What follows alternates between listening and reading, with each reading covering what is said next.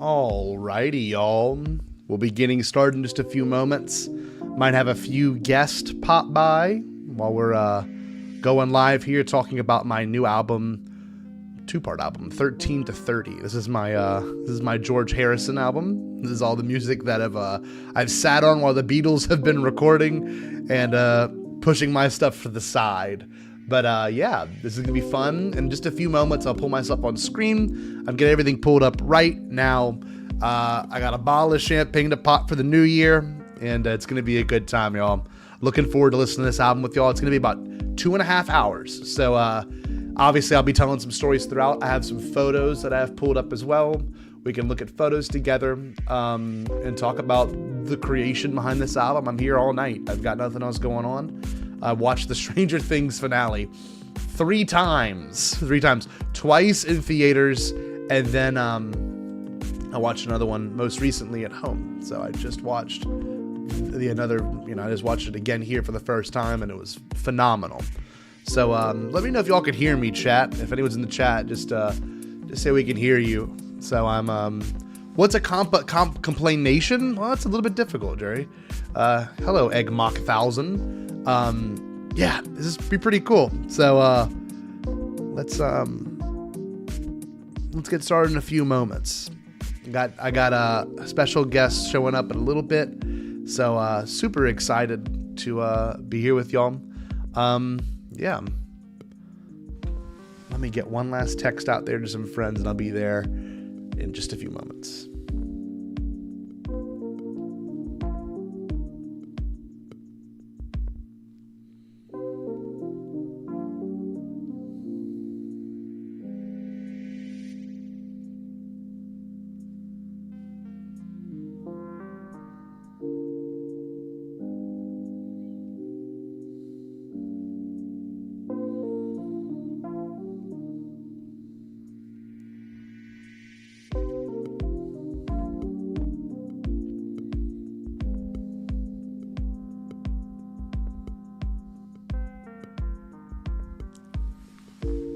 Alrighty, we got about 30 people watching. We're going to get started right here, right now. Welcome to the Bombadcast. I know this is not our normal discussion or kind of look on stuff, but super excited to have all of you here tonight to listen to this new album.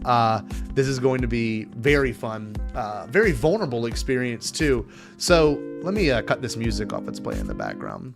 So first things first, I've had a catalog of music stored up for a very long time.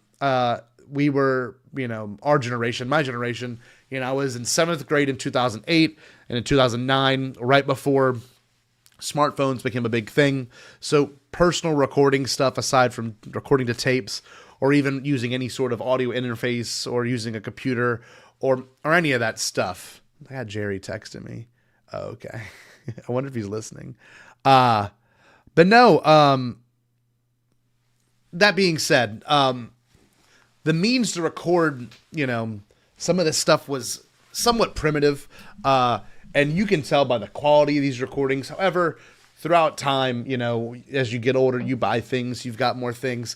A lot of these things were recorded on iPhone. A lot of these things were recorded literally with like a digital recorder shoved in a couch, just so we wouldn't, absolutely blow out the audio on it, because that was something too way to keep in mind. Now with most smartphones and devices, you have much better balance and you're able to record. Like if you record a concert video, there was like a time when concert videos were unwatchable on a mobile device, even like a flip camera, like a camera that's designed for small compact filming. But somewhere around like 2012, 2013, like audio recording got much better on these smartphone devices, and they sound pretty professional.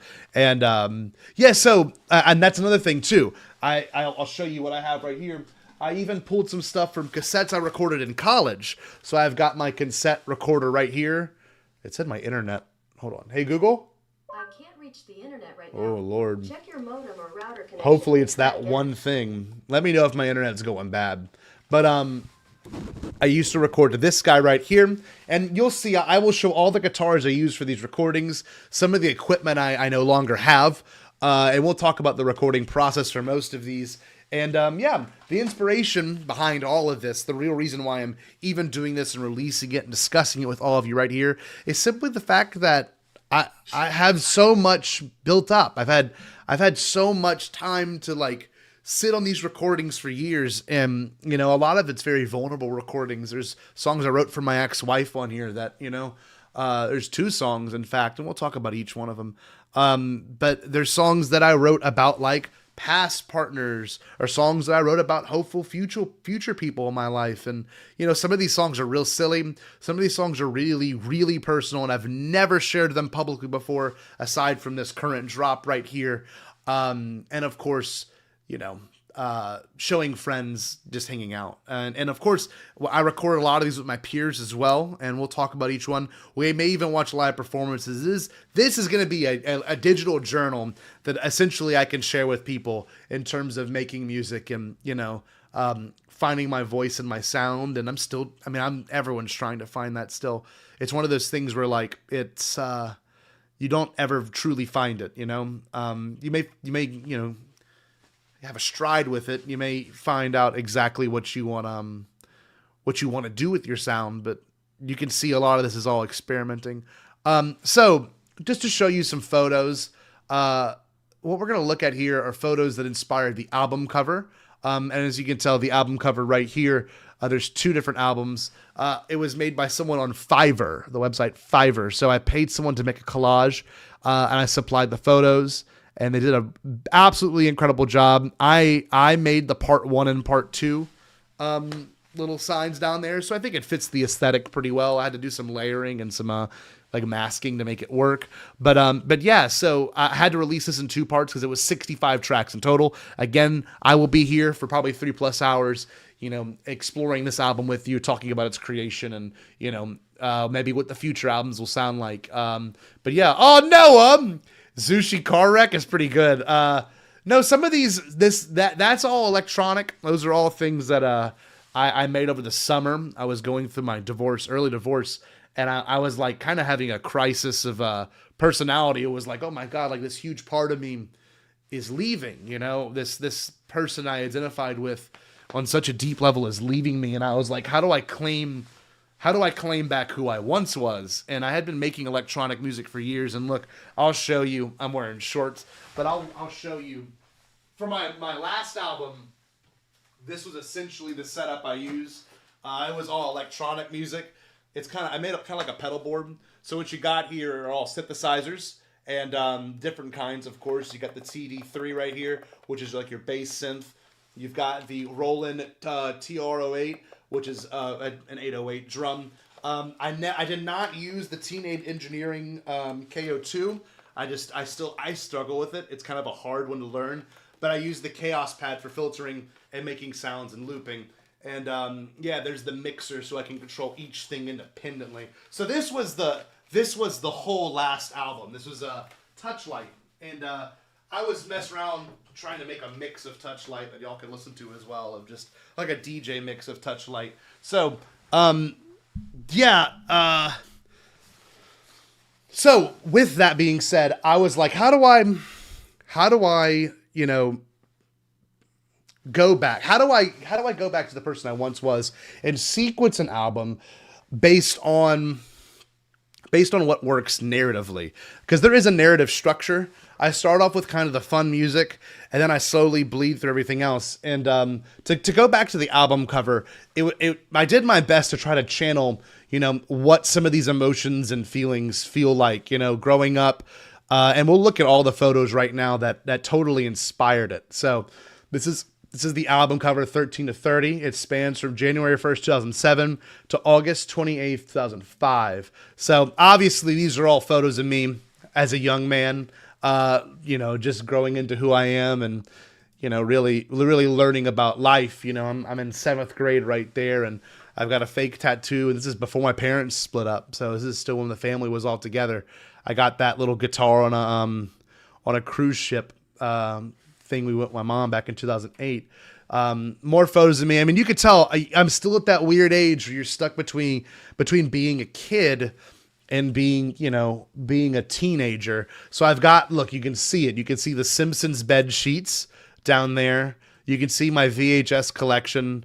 You can see like the 2008 Fedora. You know what I mean? Like it's so there. I got the Adam Sandler Don't Mess with the Zohan poster. I've got my Star Wars poster right there. I got a picture of my grandparents, and I was very much, you're coming into your own. I just got this Gibson Maestro guitar. It was for my 13th birthday, and this is also at the height of like Rock Band, and you can see my Wii Fit board down there, but you can also see like the Rock Band Wii drums. So like very, very, very, very, very much like just growing up, And yeah, the phone right there, it's so of its era. This is me in 8th grade. I thought I was cool as shit. This is end of 8th grade. I still think this version of me was so cool. He was extremely confident, knew what he wanted, was talking to all kinds of girls, didn't care, super duper confident. But yeah, I thought I ate with this outfit, and I kind of did, honestly. I've got an Aerosmith guitar pick necklace. I got this gift. I still have it. Look here. I'll show you right here. It's not as shiny as it used to be. This is from 2009, mind you. Oh, 2010. But yeah, that's the Epiphone Les Paul. Here it is still in this day. This is the only guitar that I've ever bought new. I'm a firm believer, kind of like when you get a pet, you want to make sure you get a pet, maybe go to a shelter and get a pet, right? So, however, this was like, everyone deserves a new guitar. This is still to this day my only true new out the box guitar. Christmas of 2009, and there I am, June of 2010. So, May of 2010. It's end of 8th grade. So, yeah, I love that guitar. And we'll talk about each guitar and what they mean. I got my white Vans on. So cool. What an era. And I think I have the original. That's the original knobs still. I had changed the knobs on the guitar itself. But yeah, look at that. Yeah, I was so fucking cool. Look how cool that is. That's awesome. All right, let's keep it moving. So this is also like the last day of 8th grade. You can see we like sign each other's shirts and stuff. I still want this one. It's an Epiphone with Les Paul with P90s on it. I just don't listen to blues, or I don't play blues as much as I used to. That's more of a blues sounding, kind of a gritty, kind of unhinged sounding guitar. This is cool. This is something I'm very. This is one of the best things ever to me. I mean, this truly captures who I am and what I kind of stand for as a person. I've got my Catholic school shirt on. I've got a crucifix, and I've got, I don't know, I think it might be a St. Michael pendant, and I got my Rolling Stones necklace. This is freshman year, and we can actually look at the exact date. Freshman year, October 15th, 2010. So this is like right after, like, this is like the beginning of like the second semester, the second, 9 weeks. But like that guitar, it means a lot to me. This guitar was a gift that my, what's going on, Jim? Happy New Year's, by the way. Thank you everyone for being in the chat. We're going to listen to this music in just a few moments. I just want to kind of go over, what inspired the album, what brought me to it. So at this point, I'm really songwriting. And that's a guitar that my grandmother got my grandfather for their 1-year wedding anniversary. And I believe 1958, maybe 57. I don't want to be wrong. Maybe even later. All I know is it's a Sears guitar. It is a Sears, look, I'll add it right here. Hold on. It's a silver tone. Still sounds really good. This is the exact guitar right here. And this was a gift from them for my wedding to Katie. So I never actually recorded things on this, though I probably will, at some point. It means too much to me not to. And it's old. So like some notes just don't work anymore. And it's just an old guitar. The action's really high, which means the strings are really high from the neck. So I'll need to take it to like a guitar tech and see if they can adjust it for me and make it better. But I love this guitar. This guitar means the world to me. I need to text my family. I don't know if they know I'm live right now. Let's see. There we go. I'm trying to. Oh, I got someone joining us in just a second. We'll bring them in. We'll give the full hoorah. Let me find my mom. My mom and my aunt have a group chat that we've been having for like 10 years now. There we go. What'd you say, Nathan? I can relate, Scotty. I sold my first drum kit. Yeah, dude. I love that. I love that, man. That's the thing, though. It's like holding on to these instruments really, it becomes such a big part of who you are. You know, I don't have my first guitar. I know it's somewhere. It's probably in a box that's just completely, you know, in my mom's attic, and it's melted, and I remember scraping that whole thing up. But anyway, this guitar means a lot to me. I haven't done much with it recording wise. Another one, this is a cool first act that I got. I love this first act. $50 first act, and it's just like a Telecaster. Flat, great sound. I honestly wish I never would have sold it. I sold it in college to a shop, and they must have sold it to someone else. So hopefully it's someone's guitar, and they love it as much as I did, but it actually sounds fantastic. I'm going to bring my guest in. If my guest is ready, can I get a thumbs up, guest? If you're good. I don't even know if you can hear me. Yes, thumbs up. All right, cool. So obviously when you make music and you do this kind of stuff, you encounter people all along the way, and this person to bring in was like almost a part of my life, like without me even knowing, if that makes sense. You know, like we had really close friends together throughout high school, though we were not close in high school. But for some reason, you know, post me graduating college, you know, during 2019, him and I got a lot closer just because of circumstances. I was living with his best friend, and, you know, we were both at Star Wars Celebration Chicago together. And we'll also be joined by someone else later that was also at Celebration Chicago, a good friend of all of us, really, everyone here.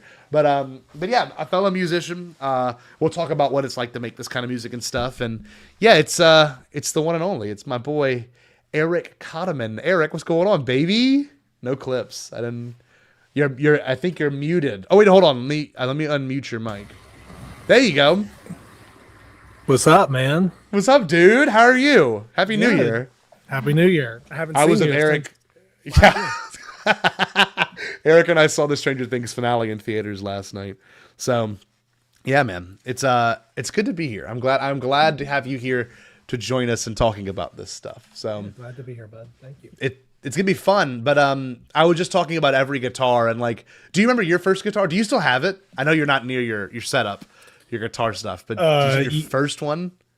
Yeah, my first guitar was a Squire Black Jazz bass, which I still have. Wow, I forgot you got a bass first. This was mine. It was one of those kits. It was the like Gibson had the Maestro kit, so it's like even cheaper than an Epiphone.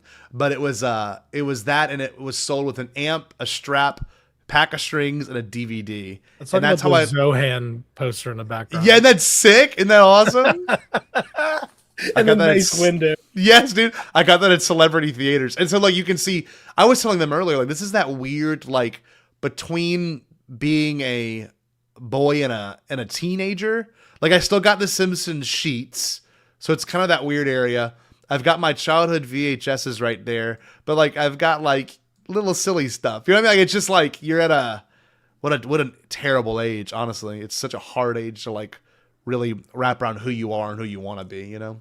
That's fair. I kind of dig the your pick guard, how it goes into the dials. That cool? Yeah, I have some guitars that do that, but like this was, I mean, like you can't even find an Epiphone that does. Like no guitar has that. That's like the only model, but it sounded terrible. The worst part, dude, was changing the strings on it because it's like a whale tail bridge, whatever you want to call it. So you have to like put the string in and wrap it around. So like it would go out of tune super fast, and it was just, you know, it was just a cheap guitar. But you look like a Stranger Things kid. I really do. Yeah, I really do. But like I was showing them, this is like 8th grade confident, been playing guitar for like a year and a half at that point, you know. And there's some more of that too. Like by this point, it's end of 8th grade. Almost, I think the same exact week. High school, I started really writing my own songs. Oh, when did you start writing? Actually, 13. 13. So like, but not well. Yeah. Of course. Yeah, I do remember the first one. Never recorded, never nothing. Never nothing. Yeah, it's actually quite embarrassing to talk about. Yeah. Okay, we don't have to talk about it unless you want to. No, I will. It was basically I wrote a song that I want it to be Sonic's the Hedgehog's theme in like a future game. You never told me this. Yeah. I know about the one Troy wrote. I know that story really well. Oh yeah. No, this was like shut the fuck up. I'll have to record. record it one day. Because Did you like come up with the melody and everything? oh, it's in my head right now. I Yeah. wrote one on a notepad. I honestly think I still have the paper somewhere, but mine was like a battle between like an angel and a devil. And I never made the melody or anything like that, but it was like one of those, you know what I mean? Like it was one of those like, can I really do this? You know? And like, thankfully, you know, in middle school, like at least in 8th grade for us, we had like a poetry unit. So like I had to learn the structure of like, you know, lyrics and poetry, and we had to analyze it in class for one day. And this is going to sound like really, I don't know, but I only know my brain, and I don't know how other people's brains work, but I remember when I was like coming up with song melody ideas, you know, like kids make up songs or whatever. Oh yeah. Like, do they hear instrumentation behind that? Because like my brain could, like even at like 13. Yeah. And I don't know how that works. So like the song I'm talking about, like even though I've never played a single chord of it, I could hear it in my head as a kid. Yeah. And like what it should sound like at least. Yes, of course. So, and again, that's not saying anything other than like I didn't have many other hobbies. But that's being a musician, dude, and I feel that because I struggle with the transitioning from brain to paper, whereas especially at that age. But now I'm not good at it now. What I can do now is, however, pick up the guitar and come up with something pretty organically, and that's awesome, Bloom. I agree. Like to be able to reflect on this stuff is super important. You know, where'd you go? Where'd you come? And the whole entire album was a practice in that, and it gets real personal and deep. This is pretty cool. I'll tell you a story about this, and I feel like Chase would be happy to hear. This is a photo of me wearing our band tee, Half a Squirrel. So in high school, my best friend and I had a band called Half a Squirrel, and our former computer teacher and our former English teacher, the Berkeleys, they had a shirt pressing machine in their house, and that was their side hustle. So they would make really cool graphics and press shirts. And so the long and short of it is my grandma made the logo on paper, like on a napkin. We got someone who made signs to make a more advanced, I mean, it looked just like this. I think Half a Scroll was written in script, and then all they did was make it more of a text, and they designed it, and then we got the PNG file, which that's the first time, that's so weird, I ever heard of a PNG file. Like, dude, I think we all have those memories of like learning those weird things. Like, it's not a JPEG, it's a PNG, it's clear. And so we got that to Rochelle and Josh. They printed it on shirts for us, and we did a photo shoot with it for their website. And I don't think their website's still running, but like you can see, I still got the acne. You know, I got my face has been picked at. You know, and this is really wild. She had found a squirrel like a few weeks before, or a week before, that like had landed in there, a little baby squirrel, and so we used it for the photo shoot, which I'm sure is horribly illegal, but it totally played into the, you know, whole bit, Half a Squirrel, which was a name that Chase came up with in a dream. We were playing on stage, and he saw the banner, he said ZZ Top Style playing on stage, and Half a Squirrel was the name of the banner. So that's where the name Half a Squirrel came from.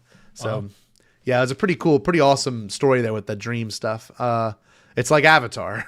It's like James Cameron.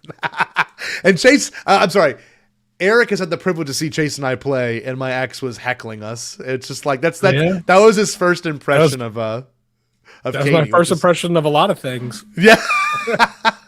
I know, it's funny, that was about 2 years before we even became real close friends. So that's that's the fun of it all. And you know, Half a Squirrel was something that's I'm still very fond of. You can see like not much about me has changed. I've got the Pink Floyd button, and it's a strap. This is all a hand-me-down guitar that my uncle gave me. It's a Guthrie guitar. So I don't know. It's almost unsettling when a person like majorly changes after they're like 17 or 18. Yeah. Like it's almost like extremely unsettling. Yeah. Not to say that like you can't do that as a person. No. But, like I have the same thing as you. Like you could look at pictures of me probably in the same year, and I'm wearing like Aerosmith t-shirts and t-shirt. You know what I mean? So it's just, yeah. And I guess everybody's got a different journey, but I think you and I were drinking the same water or something. 100%. So, And we weren't even connected at that point, which is a shame. Boop, thank you so much. It is a great band name, and it's one of those ones that people still like. My buddy Trinity Gaho, who I haven't spoken to in years, every now and then I'll get a random Snapchat of the Half a Squirrel guitar pick that I guess he keeps in his wallet for whatever reason. And those are rare. I only have one. I think Chase still has I just dropped it. Chase still has a bag of them, but I only have one, and I just dropped the son of a bitch. But, yeah, so funny enough, the Half a Squirrel pick was also an inspiration for the Bombadcast pick. I do have two. Here's the other one. Let me pull myself up big. So here is the other, and this is before we actually had the logo and everything in mind. Chase was a big marketer. He made like 100 of these, and that's what we used for the longest time. I'm gonna record a good bit of the next album with that guitar pick. But anyway, we're gonna get to the music in a second, y'all. I know I'm just trying to give y'all an idea of where I was at, what was going on, and so yeah, it's pretty cool. Some cool images here. This is me in high school.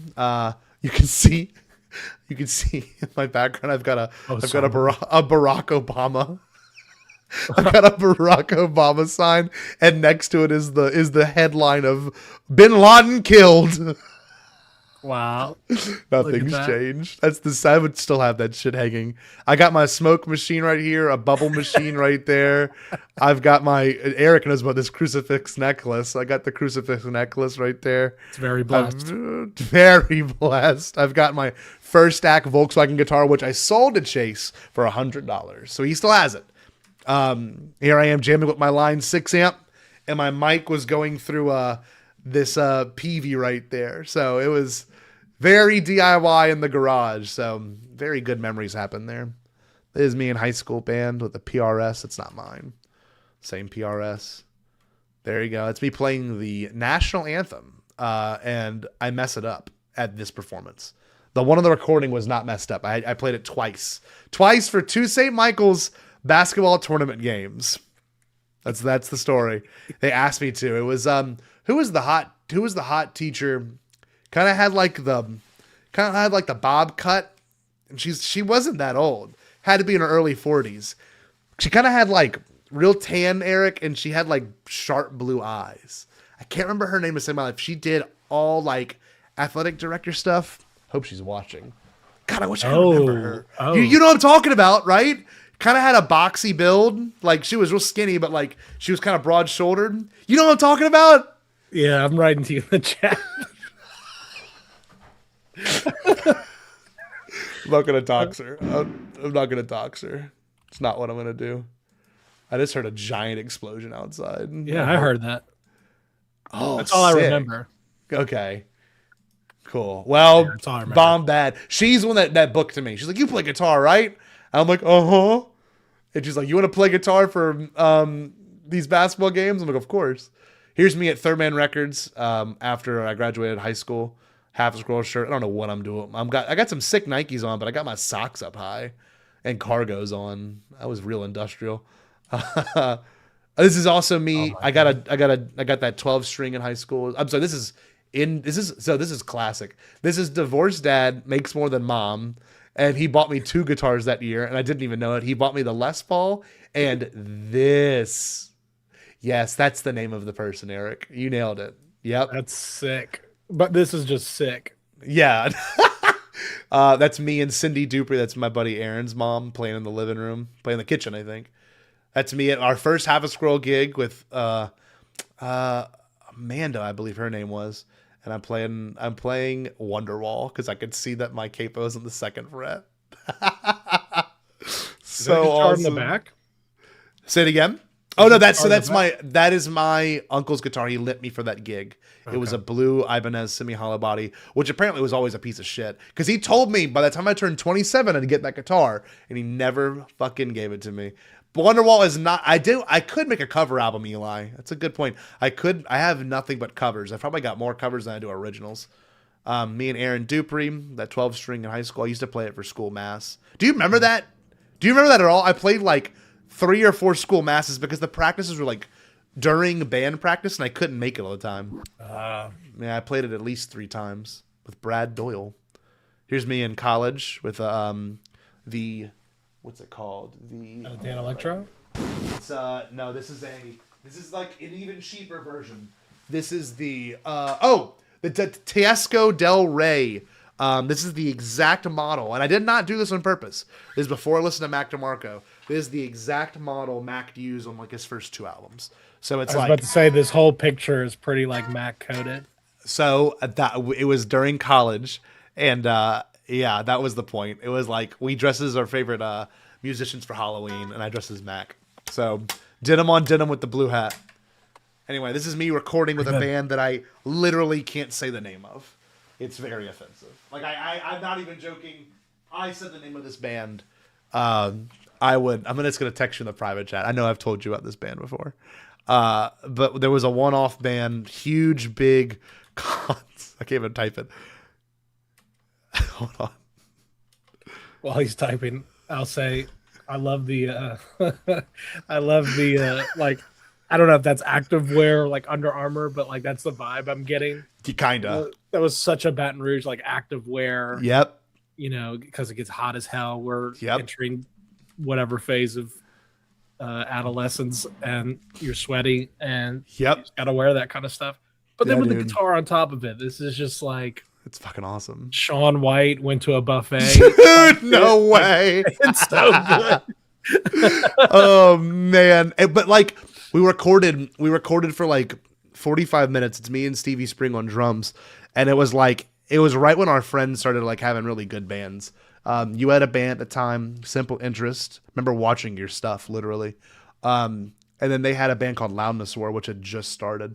And so I was like deeply inspired by all my friends. So I'm like, I want to do my own duo, like White Stripes duo, which a song from this image makes it, which we'll look at in a little bit. Also, very college, denim on denim, you know, sitting in the back of my car. I'm probably going to Southeastern, like right after this photo was taken, 12 string. This is also another cool, just college picture, man. I love this stuff. It's awesome. Me at the beach with my family. This is more recent. This is at least in the last 8 years. Me, college era as well, messing with the lights. That's the guitar I sold to Chase. This is pretty cool. This is Reagan cool. Reagan Labatt did a photo session, like a photo project for LSU when she was graduating, and she's a local photographer. And she wanted to get them with friends. She wanted to like capture people in their element, you know, in their rooms. And this is the one I chose. And I'm wearing the Kiss jacket. I'm in my shed that we had decked out with a really cool couch. And my pedal board really hasn't changed that much since that image. Some things have been moved around. But very reflective of who I was at the time. This is like the person that Katie met. You know what I mean? Like this is like, you know, avant-garde musician wants to be, you know, filmmaker, like sleeping on that couch, like literally you can see my pillows, you know. Like it's very reflective. I got my 2001 poster. I've got everything all around me. My hair's super long, wearing, it's like when PacSun was cool, so I had like everything was palm trees and shit. Remember that? That was a cool era. That was a good time. This is a vibe right here. I did lucky to walk in here a few times. Yes. Oh my god, yeah. You were here very few times, because now it's not like that anymore. Now it's kind of falling apart. One really cool thing about this image though is this is when I was recording other stuff, and I'll show you that other stuff later. Here's literally me in that same shed recording. So like that was me. Like you can see I'm plugged into my audio interface right there. I had a keyboard set up to the right of me, and I had, of course, me with my 12 string there. I remember the song I was recording when Katie took this picture, and we'll listen to it later. Here's me dressed as Elvis at a retirement community. So just to tell, my grandma used to be the manager of a retirement community, Lake Sherwood Village.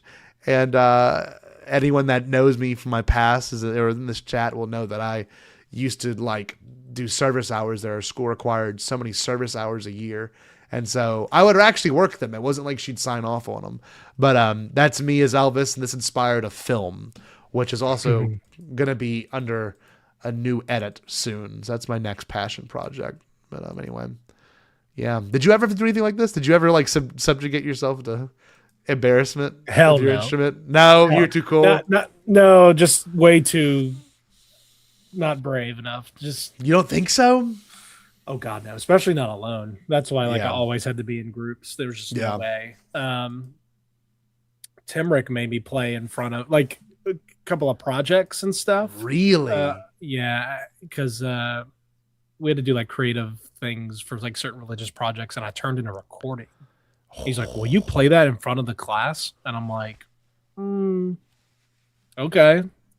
And I was nervous as all hell because it becomes like I was like, "Oh yeah, I played in front of people, like whatever." But again, not to the level I would have a few years later. Sure. And so I'm sitting on the stool in front of like 28 of my classmates in religion class, and I'm like, I don't think I can do this. Yeah.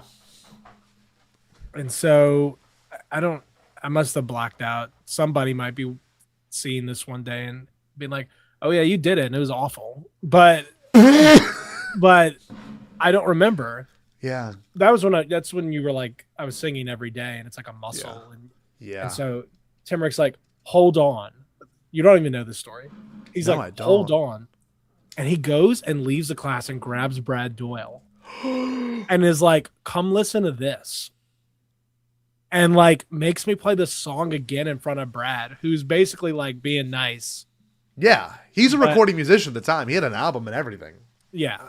And no way. I think it was Brad. It wasn't Chris. Chris Cole also had an album. It wasn't Chris Cole, but I think it was Brad. And then somebody in the class came up to me afterwards and asked if they could purchase the song from me. You gotta text me. I just texted you on this thing. Asked me if they could buy the song, and I was like, you were like, stay down, stay down.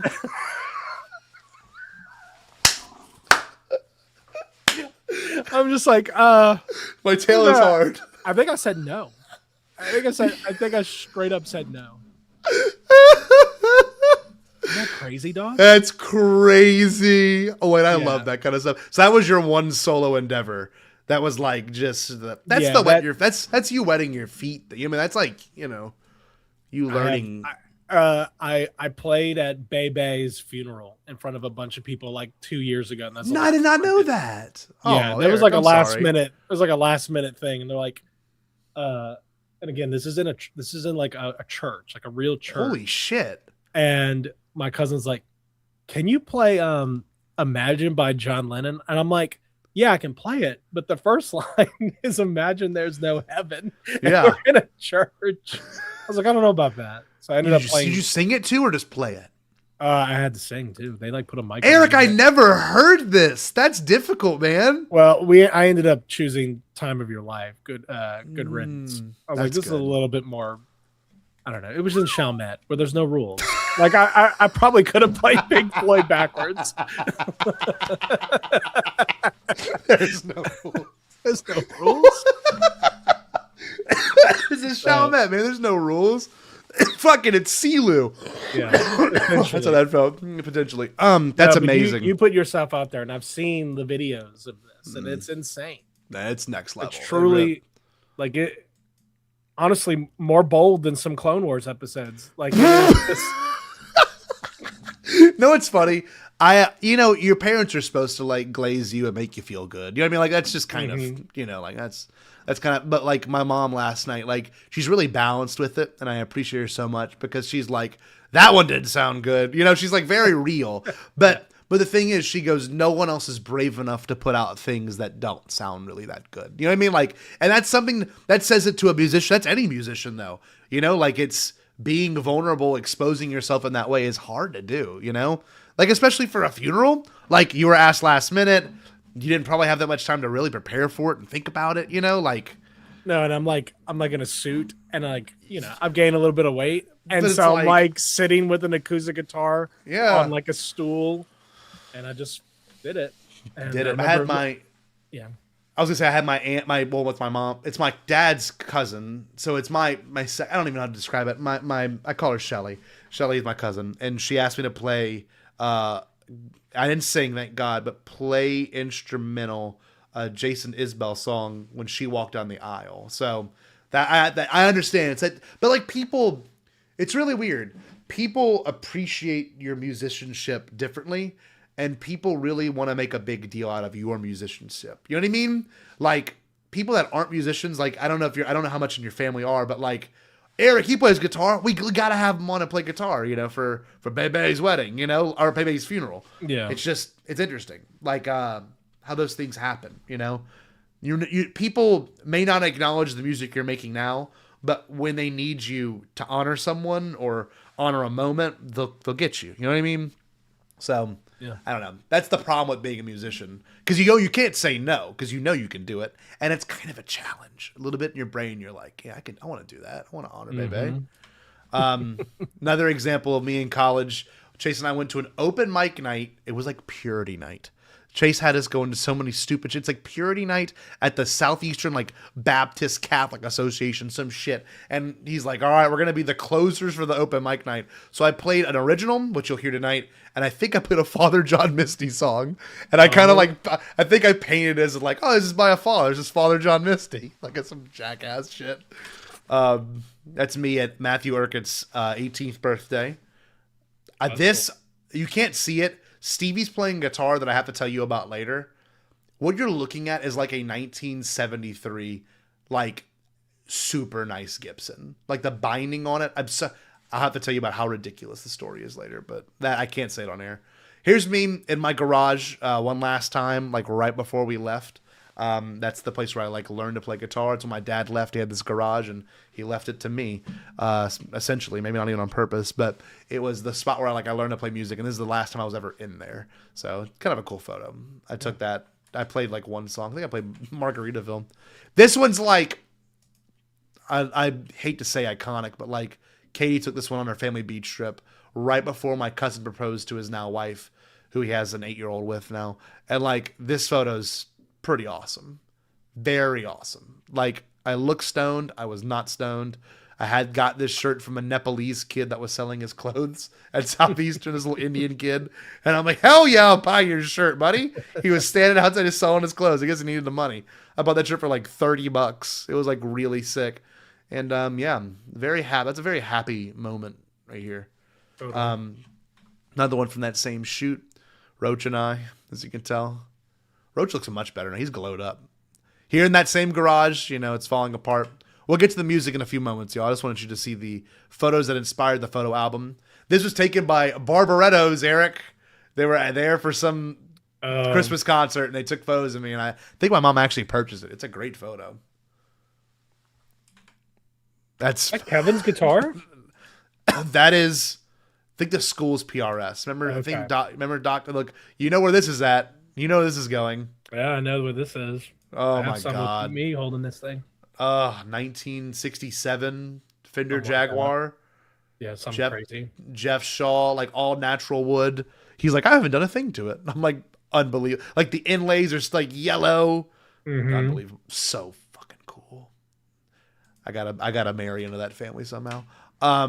This is me at one of Quinn Toll's Christmas parties playing his bass. Great cool. Bass. It's a good bass. There's Roach and I, half a squirrel. And a D-chord. Another, yeah, exactly. Another half a squirrel image. I think we're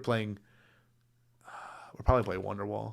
Here's me on school retreat. Me and Connor Cornett playing guitar. He's playing mine. I'm playing some really cheap one I found.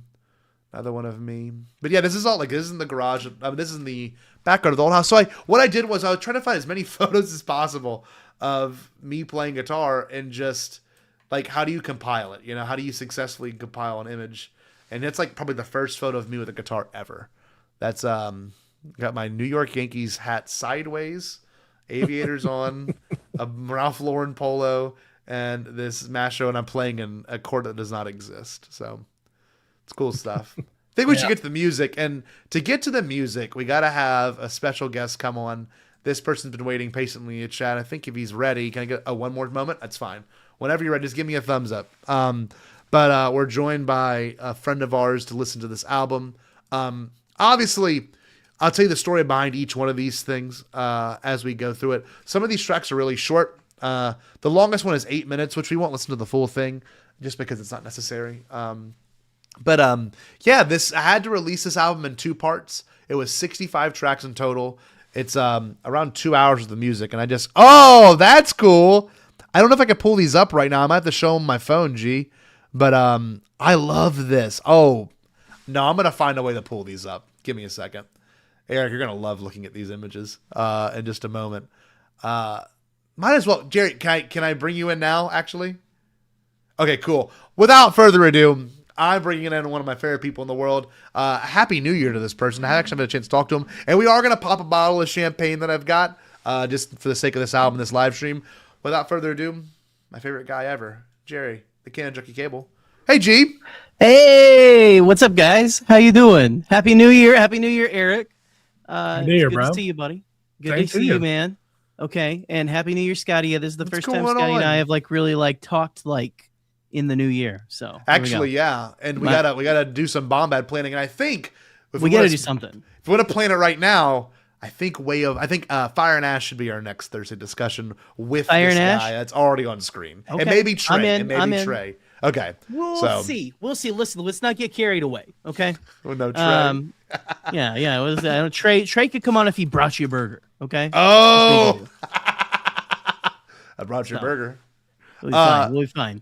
Jerry, give us some context as to why you're here, because I'm adding these images right now, so I can make sure I can pull them up. Well, that's not the reason. I saw you looking up those, and it made me nostalgic. So I was looking up while I was making my cup of tea. By the way, Nice. I'm trying to be all try to be a very liberal nice, of you. relaxed, nice, relaxed feminist. And so I was looking through some of my old Facebook photos and stuff. I tell you, I found a video of a performance, but the audio was so Yeah, dude. bad. Like not like the quality. Yeah. We were fine. Of course. The sound quality it's like if you recorded it through a potato, through a yam, through many various tubers, and then put it on Facebook. And the fact that you say that is awesome, because I started the entire thing off with like, how was this recorded? What was the premise behind it? And the first thing I did say was the fact that like some recordings were so inaudible. Just because of like the way they were recorded. Like I had a digital recorder that we used to shove in the couch to like record, because it would be the only thing that dampens the sound well enough to have it not sound like a fucking nightmare. So like, like now our phones are so good at balancing. Do y'all remember that? There was like a period between like 2011 and 2012 where like it went from being shit to like being phenomenal. Like it's like the concerts best you sounded could possibly great. get. Yeah. Yes. Yeah. Exactly. It's only gotten better. Fireworks. Too, but Fireworks still look like shit on them though. 100%. And the moon. Here is the photos that Jerry sent me. So I gotta hear about this. These are great. I don't think Eric's seen any of these. I've seen maybe two. I have or a three. feeling I know what I'm about to see. This is great. Here we go. Yeah. This is for I was the gonna audience say. at home. This is one of the first pictures. Someone else, a girl took this of me and wrote these lyrics on this in paint and put it on. That. This is how you did it back in the MySpace days, Oh, wait, Jerry, And is so- it? And those. Explain like what each line like. Is there an album? Is there a band name? Like what is the? So this is my first like band that actually I was in 4 bands that wrote their own material, 4 separate ventures. Okay. And I fronted each one of them. This one was the first official, like we're writing our own shit. This is Time in Transition is the name of the band. That's awesome. Which our drummer came up with. She thought that was just like a really cool name. And we're like, all right, we'll go with it. Those are lyrics from one of the worst songs I think I've ever written in my entire life that are on there. But people liked them, I mean, they liked, listen, we were one of those Reliant K style bands where the most places you could play in Paragould and Jonesboro, Arkansas were Christian venues, like we didn't have a lot of like bars and stuff like that. And so, and I don't think any of us would have went to one of those. I'm just kidding. I've played bars before. But at this time, though, this was just like, and we were full on punk rock, kind of pop punk. Yeah, the Jesus junkie. I was a Jesus junkie for sure. Those were this is like basically someone who came to a lot of our shows, took a lot of pictures. That's awesome. And they made like this for me to put on my Facebook. So I gotta glaze Jerry for a second. Jerry didn't sing in front of me until he was in town for the first time in like May of 2021. And you gotta think I only know Jerry at that 2 years. Save it for marriage, usually. Yes, of course, of course. But like the thing behind it was like, we had always talked about how he did music and stuff, and he always said how he was just a singer, and like you hear singers and like I sing, Eric sings. I'm not a great singer, but I still do it, and like I didn't hear that many great male singers really. Like our friend Alex Abel had an incredible voice. Matthew has a good voice. Stevie has a good voice, but like people far between. Yes. So I'm in the car with Jerry, and we were listening to Pop Goes Punk, and I forget which song it was. Were we really? Well, yes, because we were getting real raw XD, as my coworker. Yes, we would were. say. So yeah. So we were raw XD in the car getting Prairieville McDonald's or Cane's. One of those things. One of the other. Yeah. So we're on our way, Las Vegas and I don't remember which Pop Goes Punk song it was, but Jerry's singing it, and he's doing like he's not growling, but he's like bending the notes, and like he's got the intonation. Like I got the whammy bar. Yes, I got a little bit of a whammy bar. Like he's got that vibrato that's just I don't know. I could talk about it forever, but it was so eye opening. And look, here's some more high quality. Photos. Jesus, the smallest picture of all time. These look like they were re-uploaded from an iPod. They were. Some of these are good. Some of these are good. Yeah. I agree. That's awesome. That's an awesome look. I think I have a different. Yeah, I wore a lot of vests with outfits that did. That's kind of sick though. But I loved it.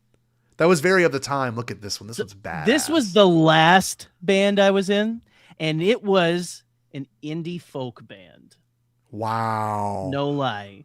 I love it though. That's your look right there, man. This was a big event that my college put on called the Barnyard Bash. They would have like basically all these local musicians come and play country.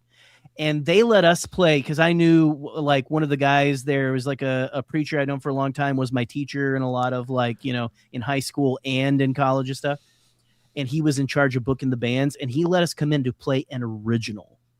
That's awesome. And the place went crazy. Old people were flipping their fucking walkers and everything. It was great. It was great. Like how old people, when they're really into it, they'll start clapping with it. Yes. That's what happened. But this was the last. So yeah, I went from punk to this because I don't know. I caught the I caught the Mumford and Sons.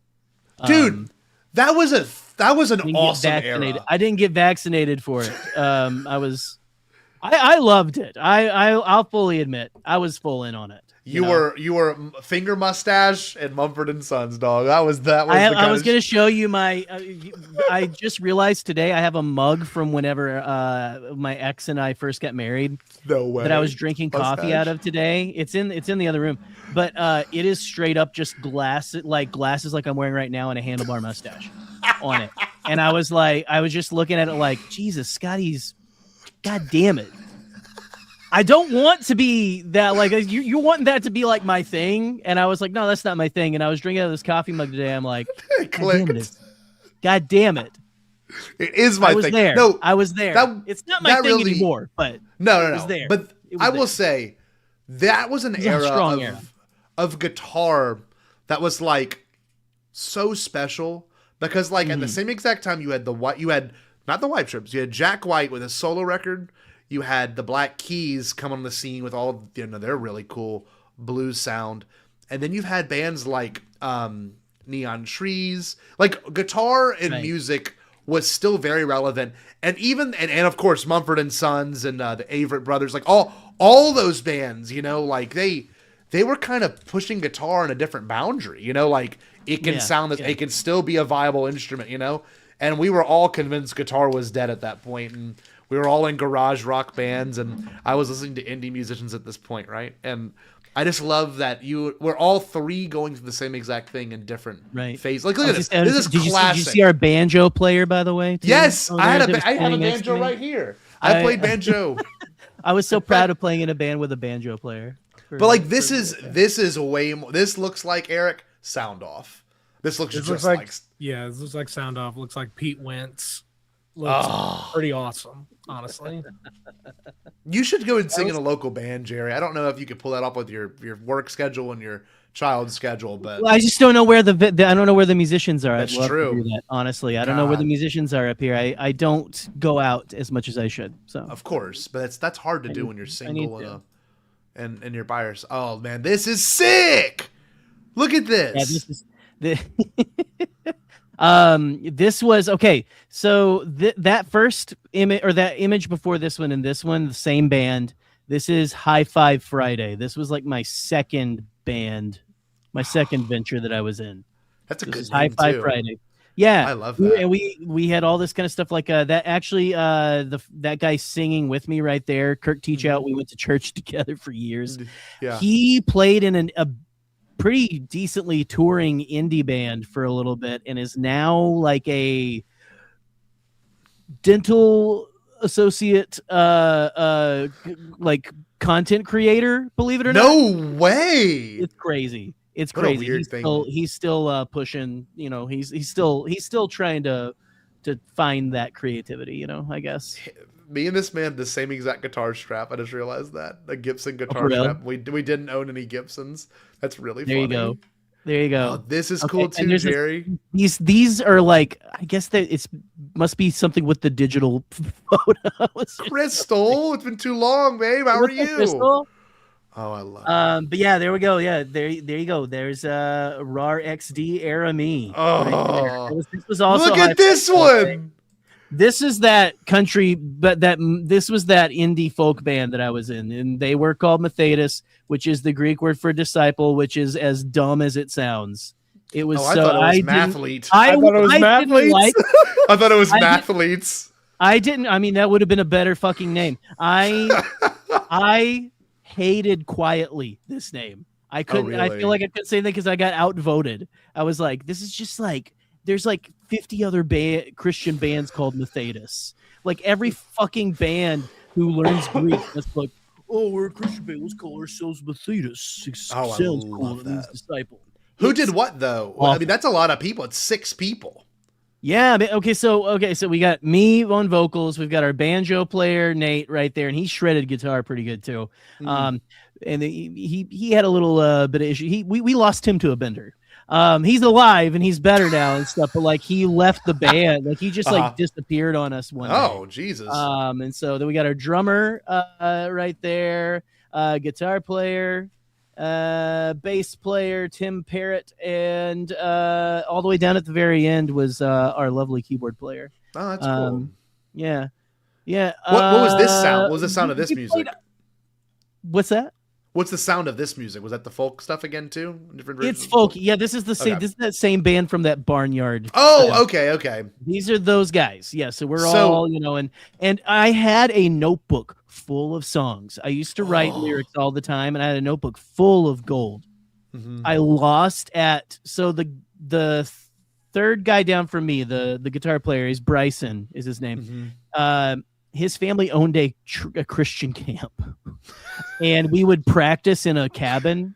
Uh-huh. And I left it there, and the band broke up, and I never got it back. They think they cleaned it out. I've lost all those lyrics. I'm like, Oh. To this day, I don't know if I have it in me anymore. Like Wow. I've written a couple, like Yeah. here and there, but I've not Of like course. filled up a notebook since. And it's I don't know, man. I sometimes wonder, I wonder if I still got it. I wonder, like you say, like I know. you've been doing it for years and stuff like that, right? You've never stopped, Well, you know? let me explain. and that is something that but that is something that I love, and I love that you did that. I love that you continued and you haven't stopped. Well, you know? this is what I was gonna say.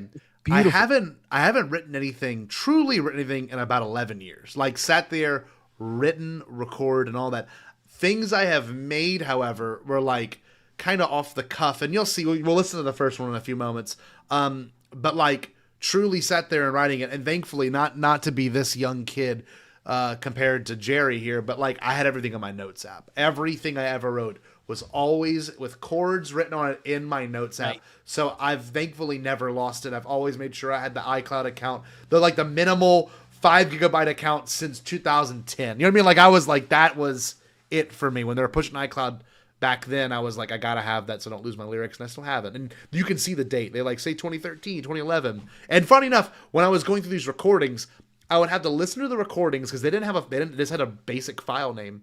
I had to listen to the recordings, type in on my phone those lyrics, see if it came up. When it did, I would then find the date, and I would put the date on the album. That's how it was digging. This has been an album that I've been working on for at least 2 years subconsciously. Like I've told Katie for years I wanted to put out this album, and these songs do feature like things about Katie on here. So it's like it's very deep and real, and It's very personal.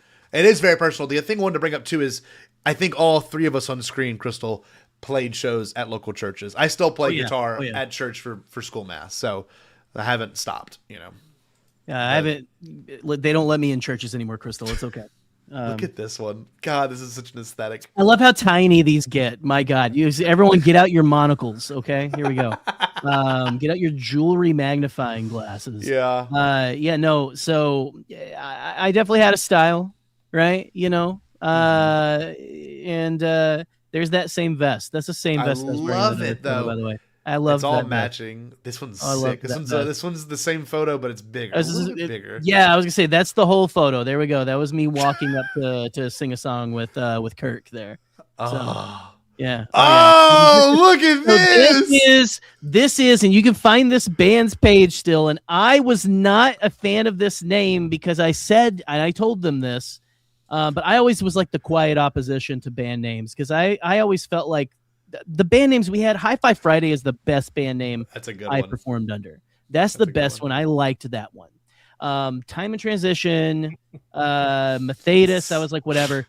This is so, isn't it? And I love the half. It was a cinema sign that was half out and said Cine. It was like so fucking great, so fucking sick. But okay, this band was Such Great Heights, which is a great name, but that's a good name.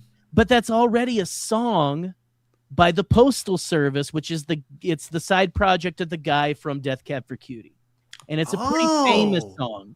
It's pretty famous. I see Eric like nodding his head, like Such Great Heights, like they will see us waving from such great heights, come down now, they'll say, and I told them, I was like, well, this is that song. They're like, no one will know.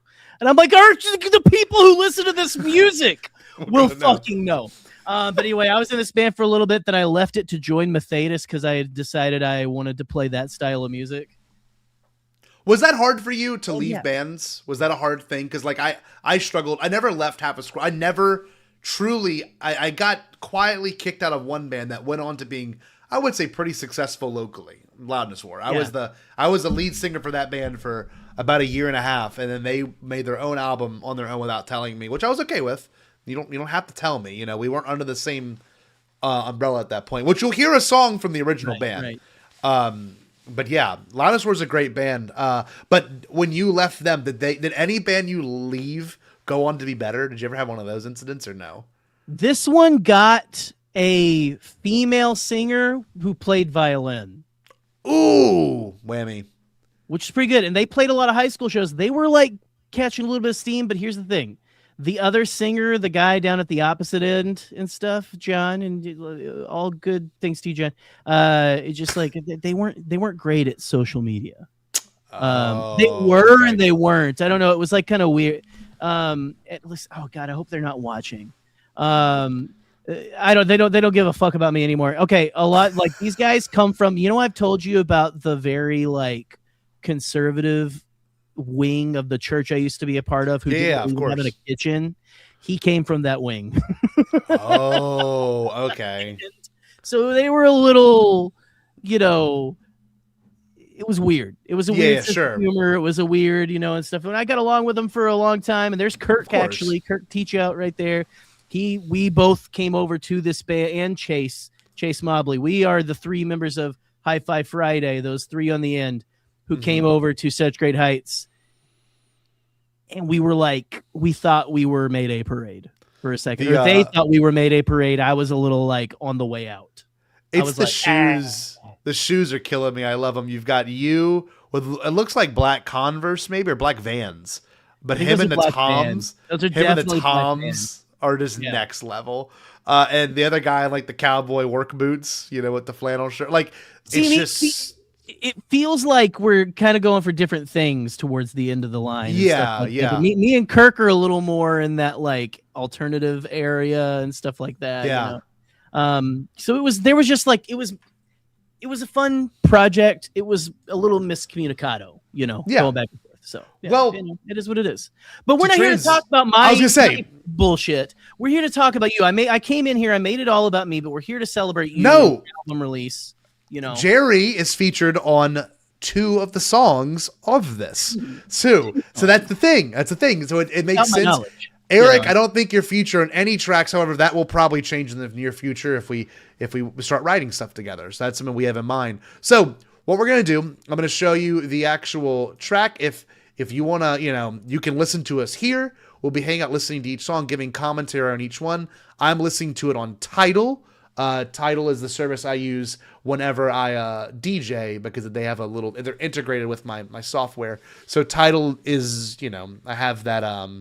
Oh look, Crystal said it's okay, Eric. I don't have a feature either. That's okay. Maybe next time, Crystal. Next one, and hey, you never know, Crystal. Okay, Scotty will come knocking at your door.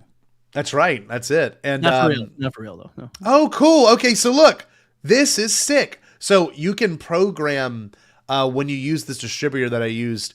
You program, you know, all the different credits. I did not realize it would show on Tidal, so that's pretty cool. So we can actually play them and look at each one of their credits. It might look small on y'all's screen, I'm not sure, but we'll start with the first one. Before we do that, I'm gonna pop this bottle of champagne. Happy New Year's, everyone! We've got about 20 of y'all watching. Thank you so much for being here. This is gonna get very vulnerable and very real in a few moments. So thank you, everyone. Thank you, Eric, for being here too. So we'll hear that pop in a second. Hopefully, it won't break anything. Here we go. Go for it. Come on. It's good time to die. Watch your eye. There you go. Happy New Year's. This is it. The Bombad New Year's here. Mandalorian Grogu. We got a lot. Shadow Warrior. We got a ton of things to look forward to. It's crazy. Stranger Things ended. Life isn't bad. This first song is called Velvet Love. My buddy and I, Matthew, we have a challenge that we do. We try to do. We've done a couple of times where we show up. We don't know. What's going to be recorded, how it's going to work. And Matthew had a pretty good setup in his garage right there by Eric Hotteman's house. And I recorded this next song. Like, I had made the little guitar part, but I recorded every instrument on here. Bass, drums. I wrote the lyrics, background vocals. Matthew was the engineer. Guitar, all that's me. Percussion's me. I used a keyboard and some of the stuff. This one's called Velvet Love. So hopefully you're hearing it in stereo. Let me see if I can make sure I can change the setting on that. But I know Eric's heard this before. Stereo audio. Yep, stereo should be on.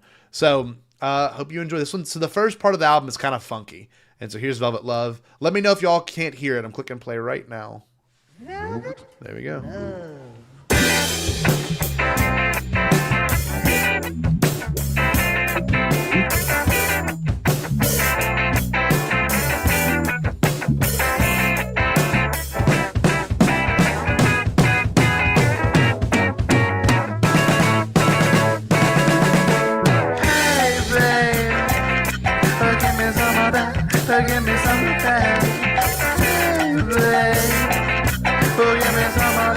Give me some of that, baby. Oh, give it to me. Give it to me. Give it to me, yeah.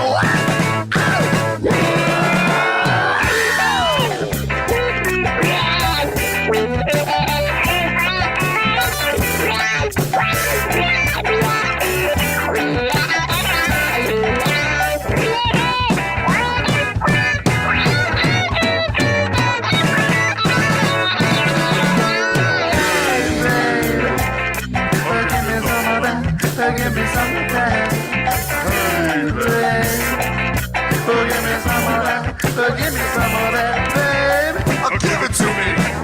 Give it to me. Give it to me.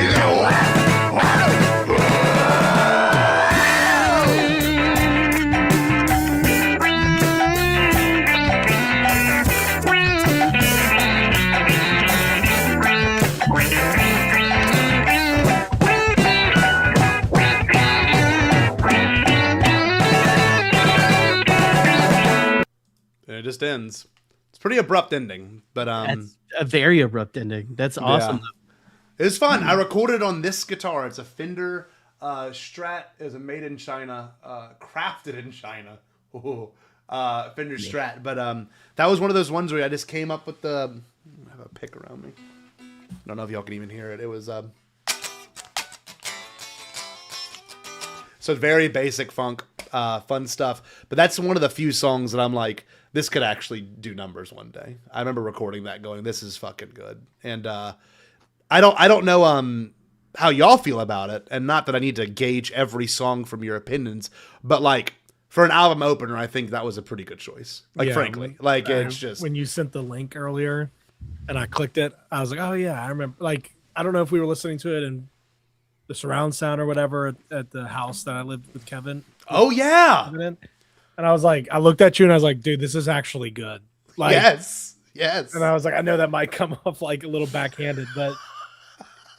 Well, you know, as a musician, like it's those things, those are precious words. You know? I was like, this is fun. This is cool. This is like loose. It was all the things. And I remember you showing me that, I guess probably like 2 or 3 years ago now. And when I pulled up the link and this was the first song, I was like, that makes sense. So one thing I will say too is every song has a year next to it.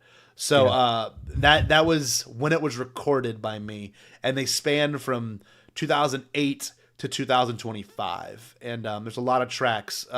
We don't have to give our commentary on each one, though I started off with the funky stuff first, so that was the one I was very proud of, and that was all me recording every part of it. So everything you hear is all me playing those instruments. Now, the other stuff, obviously, you know, when you record and you have a small recording setup, like I just have a guitar, I've got a keyboard, and I've got GarageBand. So this next song was a GarageBand recorded song, though it's pretty good. It's called, and I gave it a stupid name, a nonsense name. It made me laugh when I said it out loud, and it still makes me laugh. Charcus Mangus. Charcus Mangus is stupid. Pretty cool song though. Obviously not real drums, you know. Right. Charcus Mangus was the Bishop of Nicaea. Right? Might as well.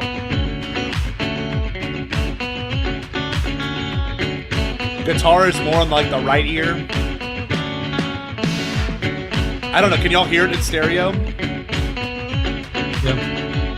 Yeah.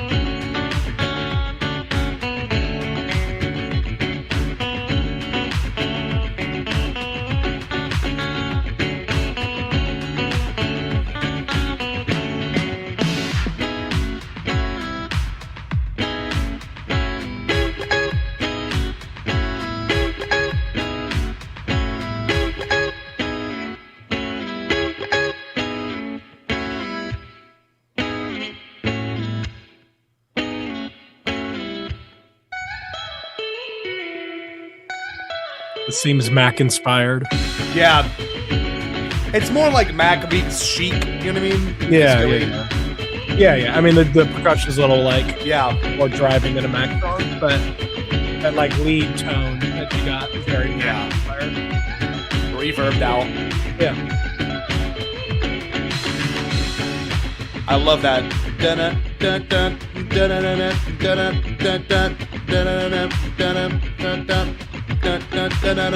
Pretty cool. Pretty groovy. I dig these. Yeah. They're good starters. Yeah. It kind of moves. It's Gungan rock. Yeah. Not the bar songs though. Not the bars. There you go. That's a good one. Next one is called Bring It In. I sing on this one. Oh, there it is. Yeah.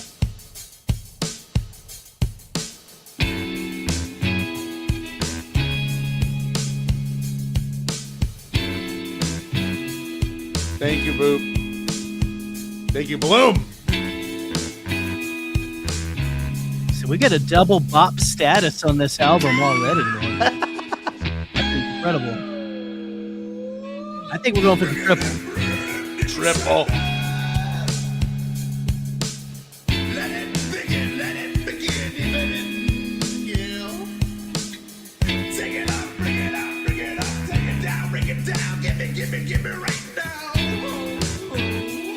I love this guitar solo here.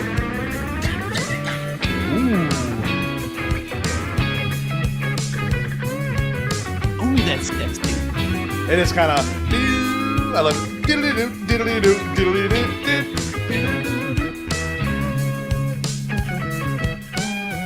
Damn, bro. It's kind of cool. That's a sick solo, okay? Yeah, it's pretty sick.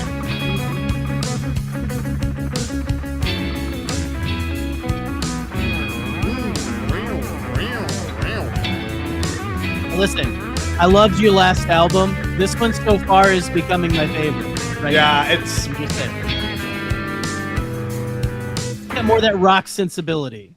Yeah, it's very rock driven. And another thing too with this one is like all these were just, let's see, 2018 it says. Yeah, so these were all like made in 2020. This is probably made during COVID. This is like when Bombadcast was using GarageBand to edit all of our audio. So like it was like I was living in A long time GarageBand. ago. Yeah, it is a long time ago. And this next one, I've never told you this, Jerry, as this is such a personal secret of mine. If Bombadcast didn't work out, I still wanted to do a YouTube live show, and I made a theme just in case if Bombadcast never worked out. I saw this one, and I was like, well, I want to know the story behind this one. Hold on. Okay. You're not gonna believe it. I have a thumb, and you know what's funny? I pitched Eric Cotterman this story, or I guess this premise years ago, and he's like, "Dude, we're doing it." And this is like, if I had got the house from Katie, or if I had bought it from her, that studio Eric and I talked about years ago would be set up in that garage right now. Oh yeah, because Eric and I had this huge like creative discussion years ago, and I had a show title. This is not even a fake. I've texted this to Alden. It is dated October 26, 2017. I had a show I titled called Anytime with Scotty J-Row. Not even kidding. Because Alden and Ken's show is Anytime with Ken and Alden. And the premise was we go live. And like I have everything written down in terms of shot list, how it was going to sequence, all of it. Like here are the bits. Here are the bits I wrote. You ready for this one? This is the bits I wrote. Let me have it. Racism from Facebook comments. I would read the racist comments and laugh about them. Let's see. Music from the record collection. Video games with Scott and guest Conan O'Brien. I really wrote Conan O'Brien video game segment. Local spots around town, food reviews, calling customer support lines. Nostalgic minute, so I guess it was something on this day in history. Top 10 rate list with Chase. The new discovery of new artist shows or music or film. Viewer suggestion music videos or art. Fan polls on Twitter. Surveys. Debates. Ethical, humorous, topical. What's your favorite meal? The Learning Minute with random facts and knowledge. Record every artist and put the performance on SoundCloud or Bandcamp. Like I thought this shit out, and this is the theme I wrote for this show. So this is if Bombadcast didn't work out, we would still be doing this. So here's Scotty J-Row's talk show theme. Anytime with Scotty J-Row. That's right. This is what I wrote it as a talk show theme. So like picture the whole like tonight on Anytime with Scotty J-Row. Like listen to that because like there's spaces and music for that reason. So right. Here we go. Y'all gonna love it. This is it. It's very much ripped from Conan's theme.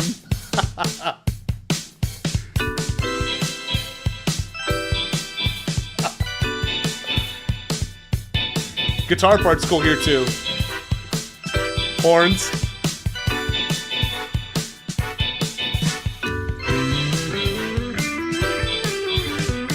Okay. Then it drops out.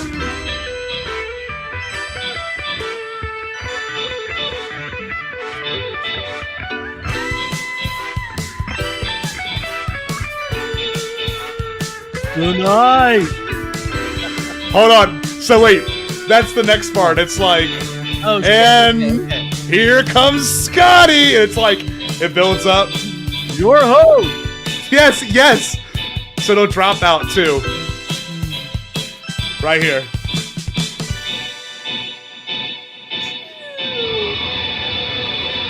And your host, Okay. Scotty J-Ro! And then it goes boom. So that was, yeah, huge fade out. Like a Hell 30-second fade out. But that was, Would you that was stand on screen waiting for the fade out to go out? Or something? all of it. I had it all written out, man. I like looked into OBS back in the day. I did all that shit. Still fading out. Hear it? Still fading out. Because I wanted it to be like as authentic as possible. So Jerry, that would be that in an alternate reality where your wife was like, you can't do the podcast and fuck Scotty Jero, and y'all stayed together. Well, she did that. Well, she did that, but she did that by leaving, so it's fine. You know, it is what it is. I think Bombadcast should have an alternate reality episode where there's one Anytime with show Scotty episode- Jero. one talk show episode, but it's when Jerry's in town and we plan it out. Dude, Jerry's one of the guests, and there's a Yes. comedian or a musical performance. Do we have to do it? We have Fucking That's do it. amazing. We're doing it. We're doing it. Have to do Let's it. try to make it happen in 2026. Look, here's the other pitch. There's a Star Wars movie coming out this year, Jerry, Oh. that you should come see with us in the theater. Hey. But also, you should work and be on an alternative reality talk show for a day. That shit would be insane. it would be insane. It would be all different. I would love that. Multicam setup. Like it would be. We'd have to do a rehersal. Like it'd have to be legit. Yeah, 100%. And let's get God, if that could be our job, like, could you imagine Be amazing. the dream, right? Okay. Be the dream, dude. I just dropped that nugget in the middle of That's the right. stream, so y'all should see what That's happens. honestly, hey, that nug, solid gold. Solid Yeah, gold. chew on that shit. You know, we gotta make Yeah. sure it's good. Yeah. Oh man, I love that. That's that. You know, it's funny. Like music obviously is meant to inspire that kind of feeling and experience, but like, you know, if in an alternate reality, I would have done it. Like really, like if Bombadcast really didn't work out, that would have been a full thing. Hello, Ava. Thank you for being in the chat. And Beck. All my students are here. This is good. This next song is called Groovid 19, which I think is a really funny name that no one gave me credit for. Groovid 19. This is also made in Very good. 2020. That's a very good name. Some songs are little blurbs. This is a little blurb of a song. This is exactly the feeling. This song portrays the feeling of like these sanitizing your throat. Yes. That's what it sounds like. Very short. I don't have to give that much commentary on it. I like it. It's easy. This next one I wrote about Katie in 2019 when we moved into our house. And you can kind of hear her in the background. I didn't write it about her. I always called her Frog. So this is me testing, like, can I sing harmonies and multi-layer harmonies? Because Eric, really, no joke, was the one that, like, showed me how to harmonize. Or, like, he gave me the basics of, like, this is what you kind of have to think about when you harmonize. And I took that lesson he gave me and kind of sat with it in 2019. I was like, this is how I'm going to make a song that uses some harmonies. So it's called Frog Song, and it's super goofy.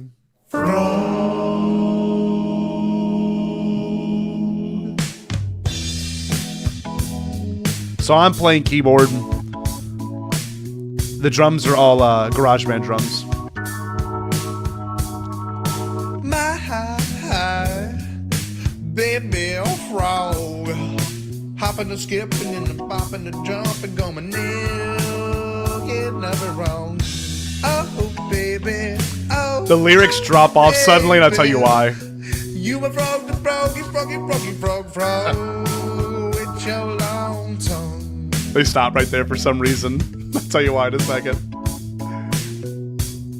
Actually, I'll tell you why now. Well, I'll wait. I'm thinking you got goose. The frog got tired. You can kind of hear Katie in the background there. Hold on, listen to that.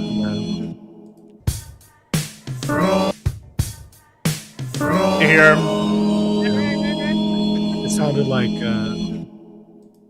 kind of sounded musically. It sounded like she went tap tap. Like that's what it's A little bit, yeah. Yeah. The lyric that I had to cut off there is like, it goes to like, it's like, stick your long tongue in my ass or something really stupid. I forgot. It's like, with your long tongue. You cut it out. Yeah, I couldn't, dude. Come on. It was like, stick it in my ass. And it was like all kinds of things. Oh man, but We all, yeah, all Art sing here, like that to the okay? significant other. Like that's Oh, just that's yeah. how you do it. yeah, you just goofy, you just joke around, and oh look, I love this. Late to the party, producer Steve, you don't know this, but you're on this album. I have not told you this yet. You're on this album, and I'll tell you how later. That's much later. We're only like 5 songs in. This next one, I am, without hyperbole, I love my vocal performance in this one. It's very goofy. The song is called I've Become a Man, and the premise is like losing your virginity. So that's the whole premise of this song. Does it have a lyric about sticking a tongue in an ass? No, but even funnier, let me show you this. You're gonna trip out. Hold on. This famous video. Anyways, my broskies, I gotta bounce. Bounce on your boy's dick. Hey, got him. That man was a cameo guy, and he doesn't do it anymore. But he has all of his. Someone uploaded like all of his videos to YouTube. This was an audio of one of his videos that Matthew Erkin and I loved. Are you ready for this? So it's kind of like a weird Bombad thing where I had these videos in the pocket forever, and we're gonna bring them back out. This is one of the ones that it's a great audio. You ready? I mean, okay, Right. I'm The here for it. tests have come back, and Scott is no longer a virgin. So here, we are all surprised, right? But we must take time to congratulate this boy and welcome him as a man. This is like very blues inspired, That's or like incredible. Earth Angel. Really, it's Earth Angel. Let me sit you down and tell you a quick little story about myself and I love this how one. It's a very Midwest emo intro, though. I've become a man. Oh yeah, darling. I hope you understand. After all these years, I've become a man. Not just a That note. 5'10", 220 pound man. Oh darling. The drum fill here is cool.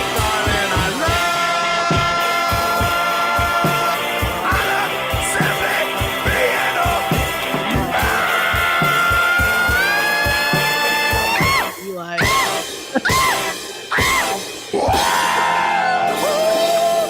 That's fantastic. Is that a good one? That's fantastic. Oh God, Ochi fan. Eli says, "What if the Lonely Island made I just had sex in the '60s?" You know, the vocals are really good. That was that. So the story behind that, Velvet Love, and a couple other tracks on this album, and that one were essentially an EP where Matthew and I spent from like 12 p.m. to like 8 p.m. recording. So like every part, we went and got lunch, we went and got dinner, and he mastered it that night, and it was like a challenge. We called it Song Day, and we were trying to get all of our friends to do it, but Matthew and I were the only ones that actually pursued it. And that was the final track of the album. So I'll tell you which other ones are filtered in, but Velvet Love was the beginning. This was the final one. And I just love the vocal performance. I had been singing all day long, and the vocals actually came out pretty good. Like it's not bad. It's not great, but it's like, it's very fantastic. So this next one, I wonder if I could probably find the video of it. I'm not going to play it. I mean, I'll play a little bit, but me and my friends in high school, like we obviously had different bands. This one's called Les But Ours, which was for the St. Michael's Talent Show, Eric. Don't know if you ever played the talent show. Did you ever play the talent show? No, not at St. Michael. No. So there's a couple of different schools in our area. They pretty much had a talent show called Songfest at one school called Catholic High. And that was a big one. Like a ton of people attended it. It was like a Saturday night in the spring, and it was kind of like a battle of the bands kind of thing. However, this was there was no winner. It was just a talent show. And me and my friends recorded this song. We wrote this song called Les But Ours, which my buddy Stevie would like jokingly talk with R's towards the everything he said. You know, he was like, "Yar, what's up, But Ours?" You know, he would just be stupid. And we wrote this song as a collective. And you can see like I wonder if I can pull the credits up, but this is for the St. Michael's Talent Show, and you can see me being the leader, hearing me be the leader here. There's videos of this. You can look it up on a Cajuns Are Cool YouTube channel. Actually, we'll just pull it up. It's Quinn's mom's YouTube channel, and we won't have to watch the full live performance, but let's see. Cajuns are cool. SMHS. So let's see. Cajuns are cool. But yeah, there's a bunch of really awful videos in this. Les Buttars. I wonder if that's even how you find it. Oh, nope. You could find my video. Cajuns are cool. That's why I didn't spell it right. Oh, man. Hold on. There's a bunch of really cool videos from here. Like Tear the Band, which is my old band, at Here Today, Gone Tomorrow. Ah, damn it. If this page is gone, I'm very happy that I found it. No, where is it? Cajuns are cool. You notice how it's been like increasingly harder to find like old YouTube channels like that? Yes. Like, I don't know. There we Here go. it is. It's a purge, right? Yeah, maybe. Oh, Jesus. Oh, I heard sad. We can't pay them anything. Hold on. Here we go. There. So look, here I am. And y'all are Prime. just, wait, we were allowed to wear whatever you wanted, and y'all chose to wear School clothes. like the Spirit shirts. Day school clothes. Yes. All right. 6'7", chat. But yeah, no, this is a real video of your teacher, Mr. Jarro, if any kids are watching this. And yeah, you can see Matthew on the further left, Stevie right there, who you'll hear music from them later. Ryan on the drums, Quinn on the bass guitar, and Richard on the other guitar. And I think we'll have to share a microphone, I'm pretty sure. And dude, the microphone was shocking us. I don't know what they were plugging it through, if it was not grounded, but you can see like my reaction to it. Or like I tell Richard at some point,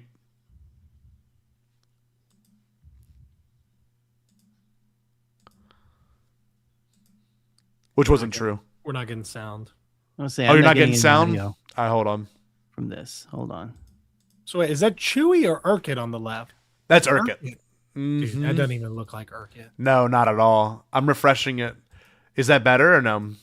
Hold on, I'll stop sharing it and I'll share it again. It's like copyright. You can't play Scotty Jarro's music. You don't have the permission, you asshole. You say, do you?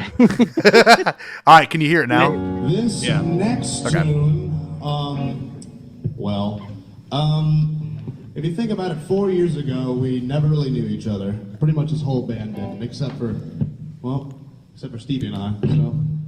They gave me the over wired the- mic, well, Matthew and Richard too. But over the years, we and they had the wireless mic. grew a friendship, and now we're playing music together. Playing through a line 4 years 6. ago now that we're doing this. But the beautiful thing about it is making music and everything is just you can't describe it, especially with your friends. So, okay, well, this next song we're playing is called Les Buttars, and it's pretty much everything about us. So we hope you enjoy.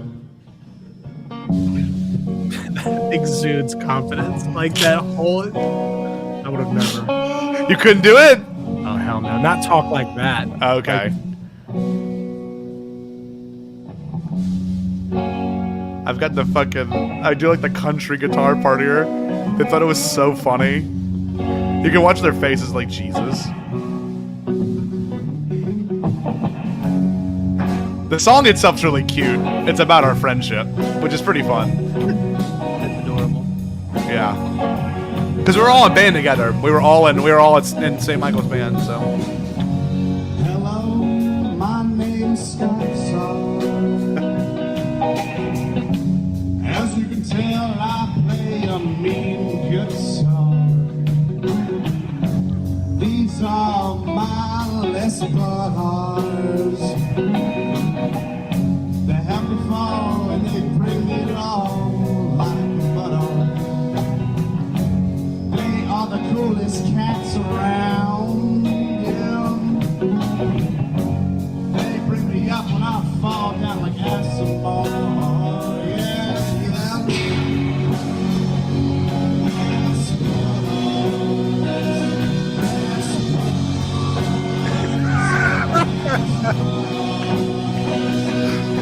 Dude, Quinn laughing in the back. I know, it's great.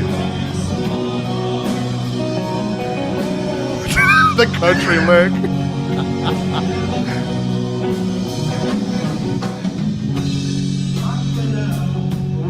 So, a few things just to pause it real quick. Not that you have to listen to the full thing. So, I'll just show you my part. But what I did was, because you couldn't hear Urquhart, and you definitely couldn't hear Stevie sing. It's just super quiet. I went and put it through AI, and I isolated. There's an AI software called lalala.ai, and you can isolate tracks with it. So what I did was I isolated everyone's vocal track, then I downloaded all of them, and then I remastered it. That was the only song I actually remastered. That's cool. And so I did that with this song and a couple others. Look at this. You will find it, Scott. Keep doing you. Love you, Scott. Heart knee. Well, thank you, knee. Knee. Lone Soul 5547. Stay Bombad. What's up, Lone Soul? I love it. So that being said, great video. I'm not gonna make you listen to the whole thing, but it's all of us have a part. We all rhyme with badar or guitar or whatever. It's so stupid. But I went and remastered this whole song, and I don't even know if they're gonna like it. But yeah, that's there's that one. Just so we can move through this track list. This next one. As a lot of y'all know, when you make songs, like if you record it into like an audio software or whatever it is, like you'll just like save it as a project. So this next one's called Project 5. And they're supposed to be sequenced this way where it slowly builds to, it'll go to Bombadcast stuff very soon. So I went from like, funk, dance through like just a little singer-songwriter, and it'll like reflow back into it. But this one's called Project 5. I like this one. This one sounds like the Romantics or something.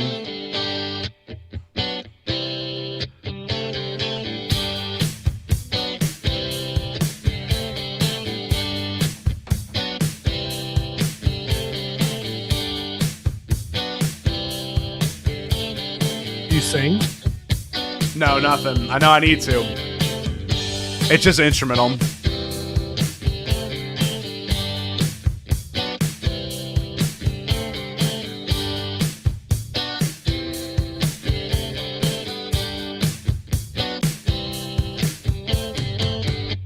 See, it's just simple. Just stuff like, there's a lot of songs just like that. This one is another nonsense word. It's called the dockant. I just made up a word and I loved it. The dochant? The dockant. It's very Star Wars. Dochant? I don't know. It's very Star Wars to me. Dochant sounds very Gregorian. Very Gregorian.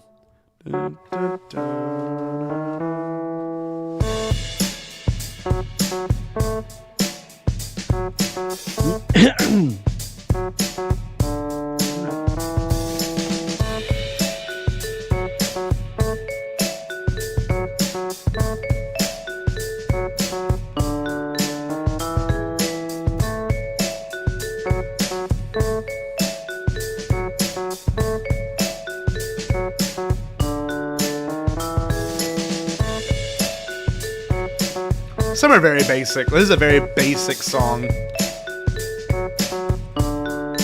Thanks, Bloom. Maybe you should. No. Dun, dun, dun. The next one's going to sound real familiar to all of you. This next one's going to be very familiar. This next one is the original recording of... If it'll play. Made it in 2019. So, real quick before I play it, I never actually told anyone... Well, I've told Jerry this. Jerry knows. This one, I made it when Jerry originally pitched to me that he wanted to do a Star Wars podcast, possibly. And it was like, I remember I was going down the elevator at my grandma's retirement community, and Jerry sent me this text that was like, hey, man, I was watching an episode of Clone Wars called Bombad Jedi. I was thinking if we ever actually did a Star Wars podcast, we should call it Bombadcast or something. Like, that was literally the text. I'm sure we could find it on Twitter. But, after that evening, I went home and I'm like, let me just make a Star Wars sounding like opening song.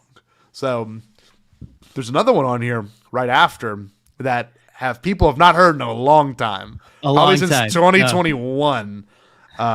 Is that when we started doing the Pizza Time Players? Yeah, we've done it for like 4 years now. I know. So this is, of course, the Bombadcast theme. Yeah, here we go. Anytime with Jerry Cable.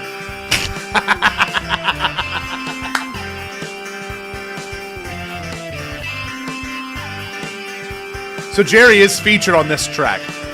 One of the ones Jerry's featured on. Right. Recorded on this guitar. Directly into the audio box. Welcome to the Bombadcast. Okay, you know what's funny? I never told you this either. This is the first time I'm telling you this. Want to hear this? I didn't love your delivery when you said the Bombadcast, so I double layered myself. You're like the Bombadcast. I never told you that. And I still haven't told you that. So what I did was I just double layered my voice and your voice. Your voice is in there. But I did a high. I was like, the Bombadcast. And a low of me, and you're the middle sound. Shit. I thought I didn't see this. Listen, this is what we got to tell each other things, okay?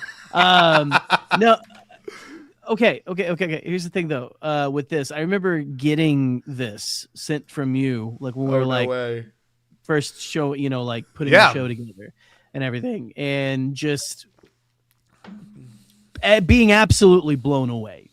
I was like, holy shit! I didn't expect this to be like this crazy, like this, this like thought out, this well done. It was, I was like, it was already like, like it was perfect. It was perfect for what we wanted to do. And we've never changed it. We've never considered changing it either. That's the one thing. The theme has been actually very consistent forever. Like the theme has not changed. However, the outro has changed, and this is an outro a lot of y'all have not heard up in a long time. Probably since the podcast days, almost, it feels like. Yeah. You ready? Truly. Let's have it. It's a different mix of the Bombadcast theme. It's good, though.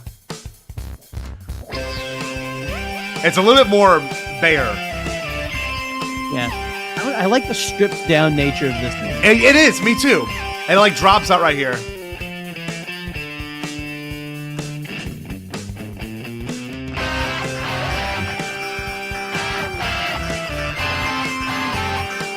So we used to have an outro video too that was like credits. Yes!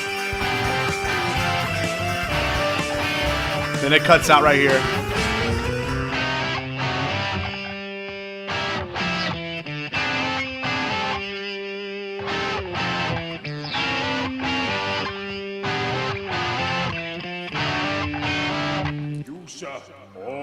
Wow.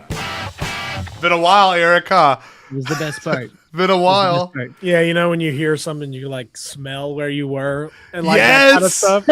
Like, yeah. Oh man, I agree with Eli though. I do prefer Pizza Time players. The best is when, insane. When we have a guest that's never been on Bombad, we do it. They're always like, "What the hell is happening?" Yeah, what's going on? Most of them run.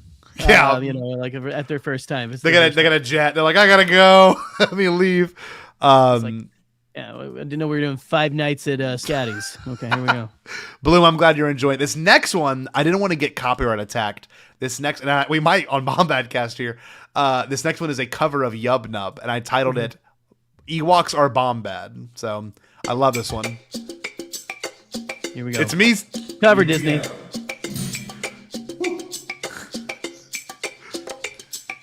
Yum num, each of the yum num.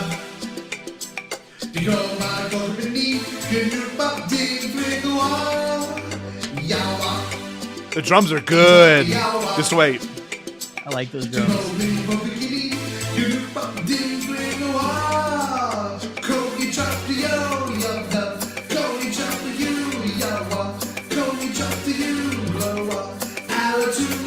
Here we go. Okay.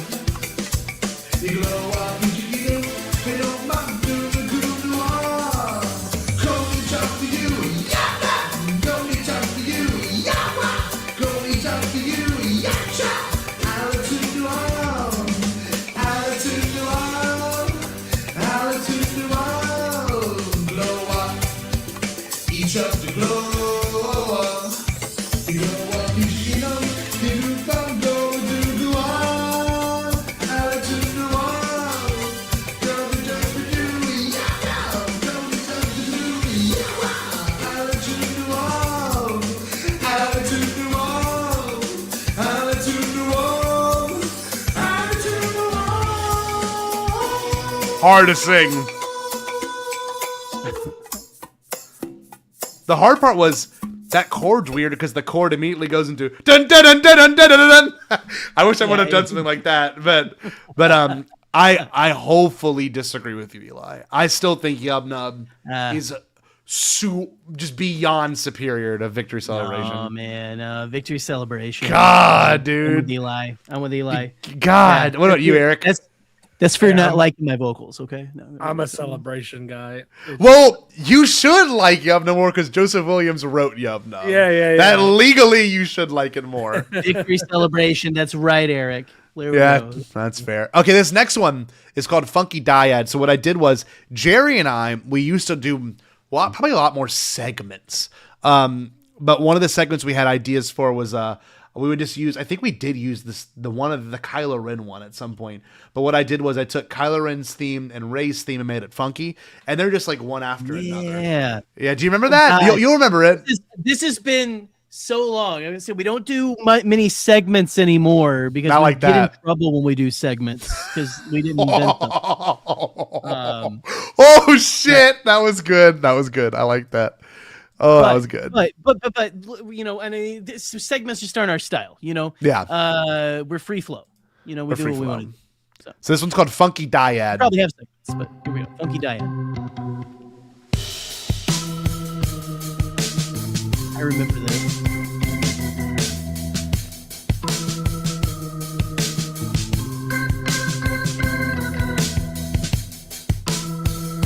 I love this one.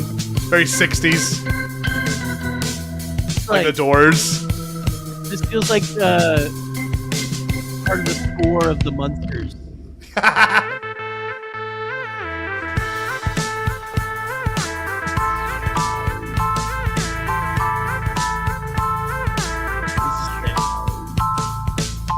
I love this part right here.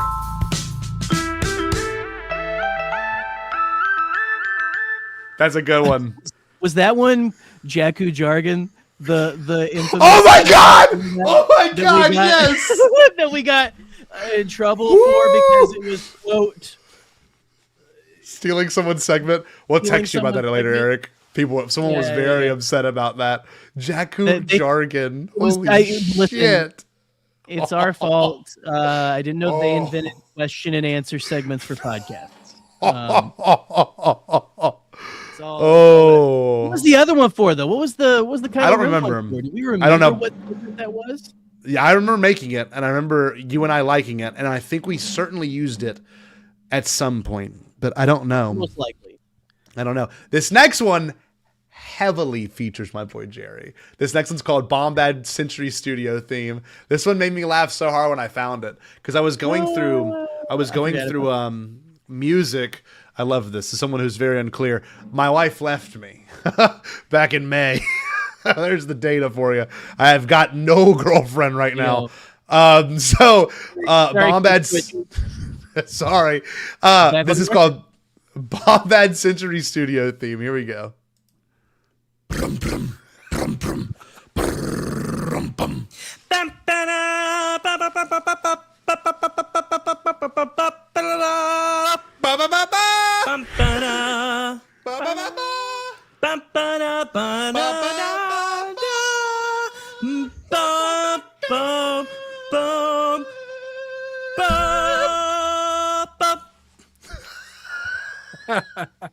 Don't you love that?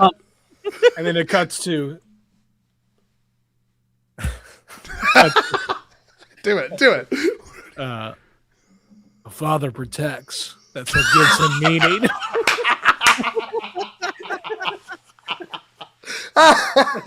Oh God!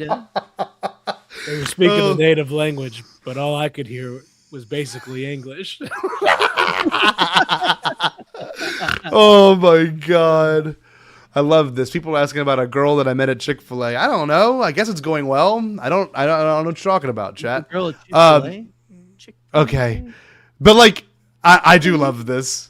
Yes, it's kind of disjointed. I didn't want to edit it perfect. Like I wanted to kind of keep it as loose as it was. But there was an episode where we discussed that theme. It was the absence of the 20th century theme and like how we liked the silence, the pregnant pause. Yes. The silence. We liked just the silence of the Lucasfilm. Yeah. Yeah, we were full on fighting the sequel trilogy wars back then. You know. Fighting We them. were heroes. We were damn We were heroes. heroes. We were generals, Bombad generals. Heroes That's just one day. that is such a, like, not to sound bad, it's such a silly thing to include, but it makes me really happy to hear it. Like, it really does. Like, I love us goofing around. Now, this is where the album takes a twist. This is where the album goes way more into guitar heavy stuff. This next one, and I gotta give a shout out, and I'm sure he's listening to it later. Jerry the Dark Jedi showed Jerry and I Neon Genesis Evangelion because he had been watching it. And I was like, I love this show. The theme is phenomenal. So I decided to give a tribute to Jared in this and call it Shinji the Dark Jedi. And yeah, so this one's called Shinji the Dark Jedi. And it's based off Jared and, of course, our sad boy Shinji. Jared just reminds me of Shinji. They have the same, like, A little bit, right? the same mentality, right? So here we go.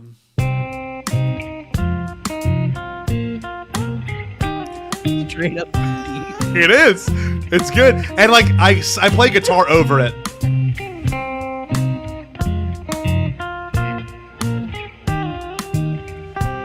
All one take too. One take. Hey. Oh, Ben Ava.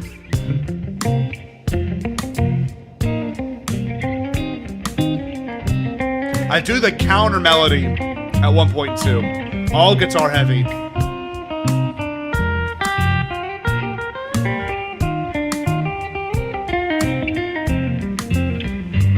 All on this one.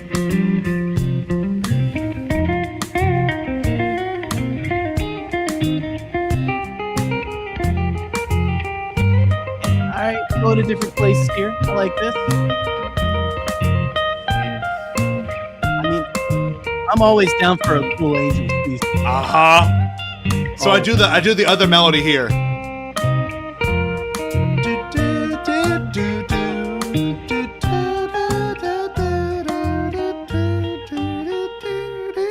So that one's a good one. That was recorded on this Fender's player guitar. Let's It's go, a young Fender. boy, and you'll become a legend. That's good job, G. Eric, you'd like that anime. We need to watch that shit together for real. That one's crazy. That's like the most unhinged thing I've ever watched in my entire life. Pull up Boob's newest comment.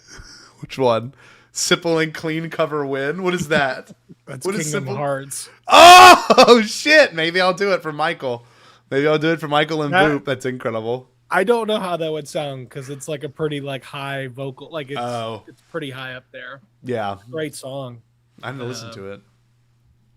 This one's my favorite off the album. Thank you. I appreciate that, Bloom. That's good stuff. This next one is literally a guitar jam, and I know Jerry's going to bow out in the next few minutes. But this this all just me. I gotta go back to work in bed. the morning. I know. I gotta go back to Holiday's work. over. Holiday's over, champ. But this next one is literally, if you want to play along at home, it's C sharp minor, E major 7, B7, A major 7 jam, and guitar solo improv. So you just all guitar part. So we'll listen to it. Kind of groovy. You can play on your phones. Don't feel pressured.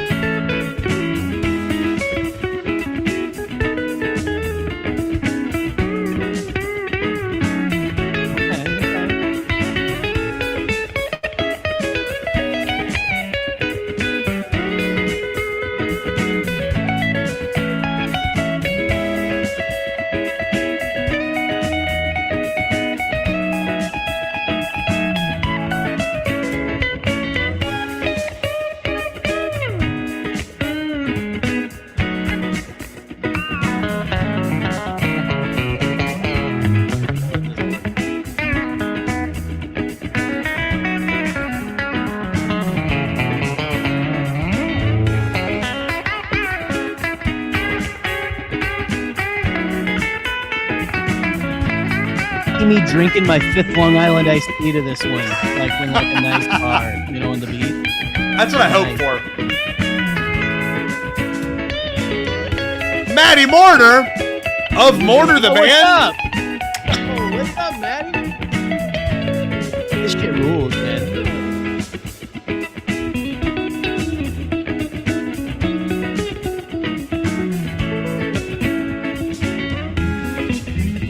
It just says orange beef written all over it. Yes.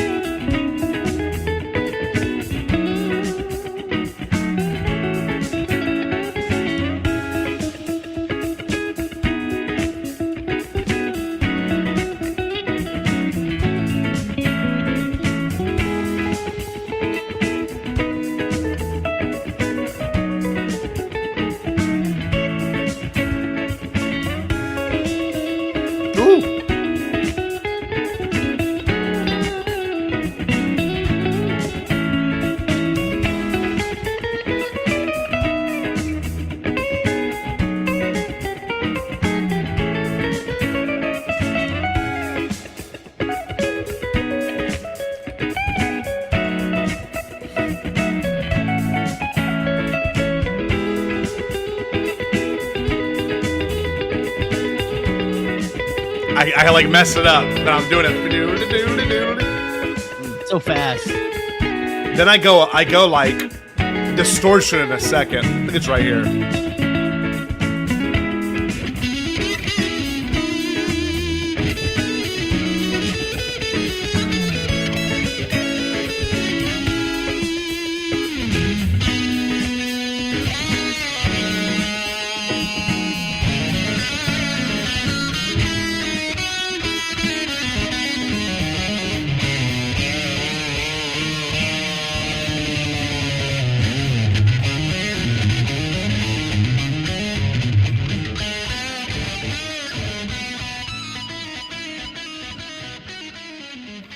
2025, probably my newest track on this whole thing. So, all right, Jerry, we're gonna let you roll out here. Let Eric go to the bathroom, and I'll introduce the next couple of songs. All right. Hey, listen. Hey, Scotty, proud of you. Just always a feat of. Again, I love that you've been doing this for a long time and that you've never given up on it. And you should never give up on it. Hold on to it and keep pushing it because, I mean, my man, 2 albums within, like, I mean, it's not even a year and stuff. You know, 6 months. That is fantastic. And well, thank you, Jerry. I love you. I love you. Eric, tell Jared to calm it down. Okay. He needs to stop sending rats to his coworkers and stuff. There you go. You know, there's a real story to this. Yeah. Tell it real quick before you leave. Are you real? Are you really his I go cousin? I go to a family reunion of my mom's side of the family, in Gretna, Louisiana. Gretna. And I thought about Scott the whole time when we were driving. This was like in July, so I hadn't seen Scott for a while, and so I'm like going over the bridge. I'm thinking about Scott, thinking about our boy Popeye coming over the bridge. I get to this family reunion, pretty low key, nothing crazy. My daughter's there with me. She's not used to like crowds at this point. I'm just trying to like make sure she's not running into like the kitchen of this venue that we had. Anyway, I get some like downtime. Go up to this like family tree from like ancestry.com from like, I don't know, 2008 or something. It was old. You could tell. And there's a little booklet underneath it. And I opened the booklet to like a random page, and there's Jared Leto's face from like 2009. So his hair's like right here. He's clean shaven, no beard. Yeah. And in like red or blue pen next to it is like won Best Supporting Actor Academy Award in 2012 or whatever. No way. So, super long story short, his mom has a variation of my mom's maiden name. It's like pronounced the same, Matrigene, but it's spelled differently. Really? And so I guess like certain cousins and stuff changed the spelling of it or whatever throughout history. And his mother is a Matrigene, but just spelled slightly different. So we might be like super distant cousins. Sure. And I always would joke with Scott, like when I grew out my hair, that I looked like a beat up Jared Leto. Like Jared Leto let himself go.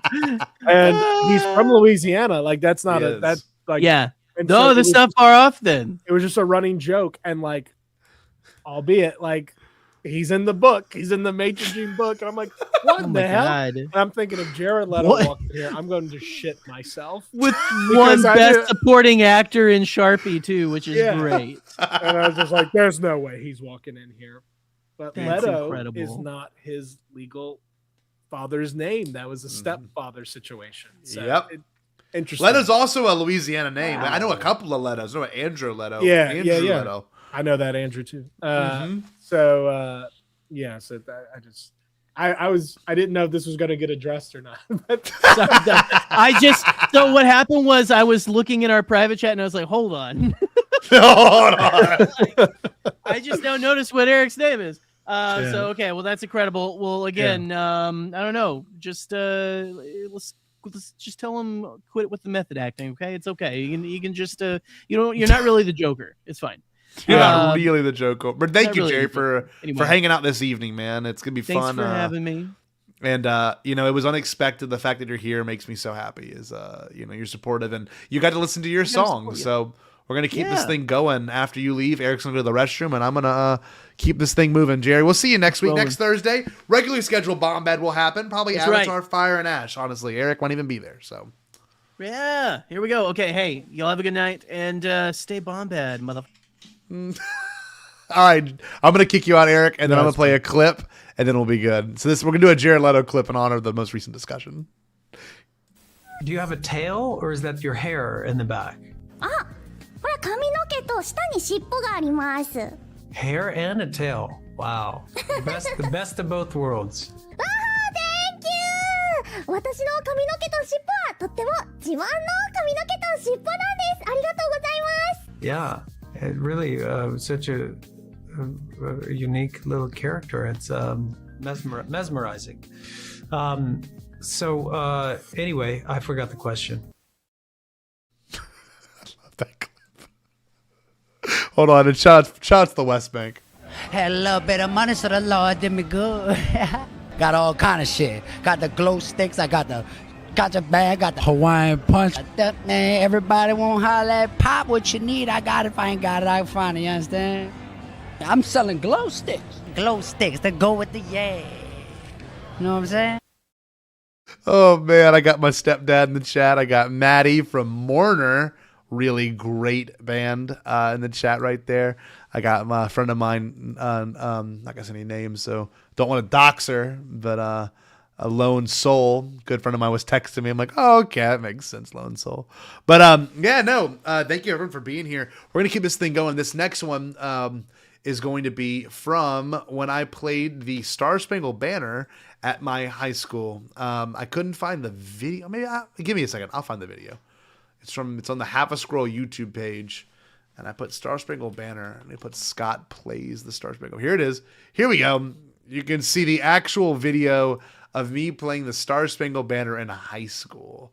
This is the one I did not mess up. So it's like a revisionist history thing. I had played it twice. One that I messed up really bad, and another one that it was butchered. It was so bad. Whereas this one was not butchered at all. This one was very much a very good recording of it. So I use this for the album. I of course put it through some software and balance it out a little bit. So here we go. Michael student Scott Jarrow.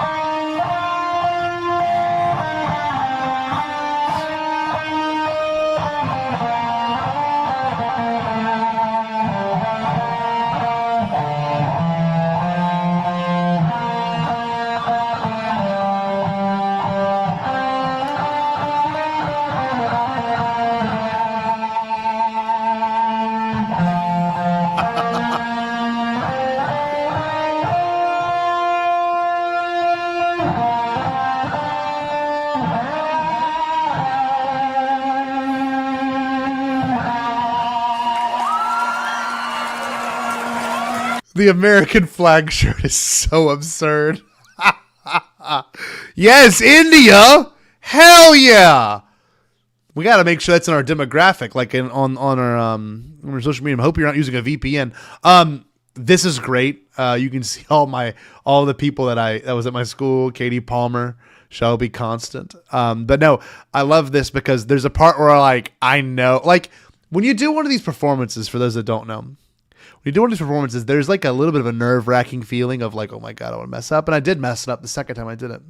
This is the first time I did it, and it went really well.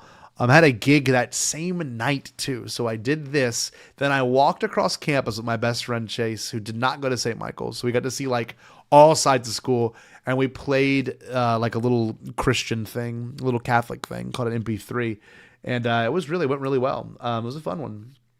All that being said, I'm wearing the American flag shirt, playing the Star Spangled Banner, and this is like the exact face where I'm like, I've got them in the pocket. Like they're all like and like I was dead nervous. You can't tell. My tone sounds really good. I was shaking a little bit right before. I had practiced this endlessly, and I really didn't want to screw it up. But there's a part where I give a look, and it's like, oh yeah, you're gonna wait till I hit this last note. You can see it in my eyes. It's so real. It's so real. And like I remember feeling that feeling in my gut, like you did it, dude.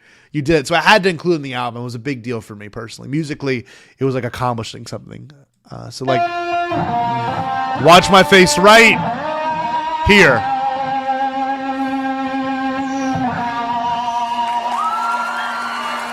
Boy, I got that big dick energy. Look at that face. I stick my tongue out. Look at that face. I'm gonna mute it just to watch the face. Oh shit! Hold on, wait. It's right here. Right here. Da, da, da. Look at that. Oh, making him wait for it. Then here we go. The B flat.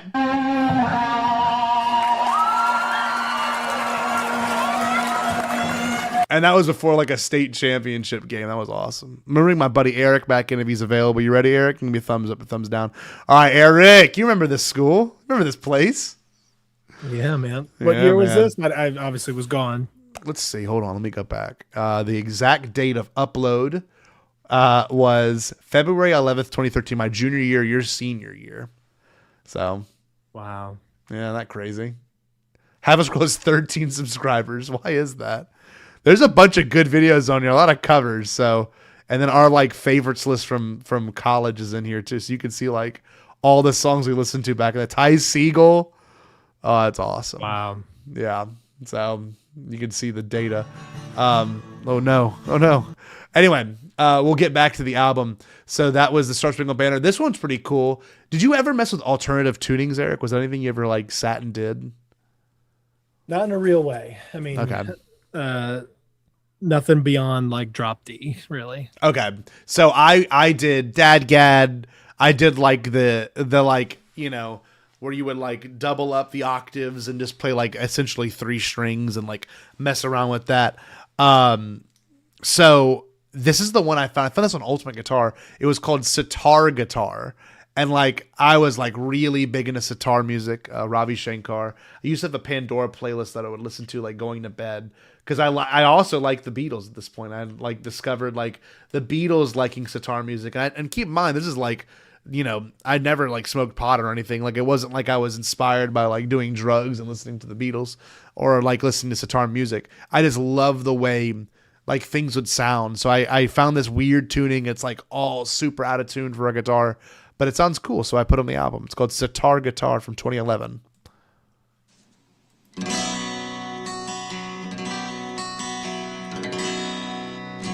I tried to emulate it as much as possible.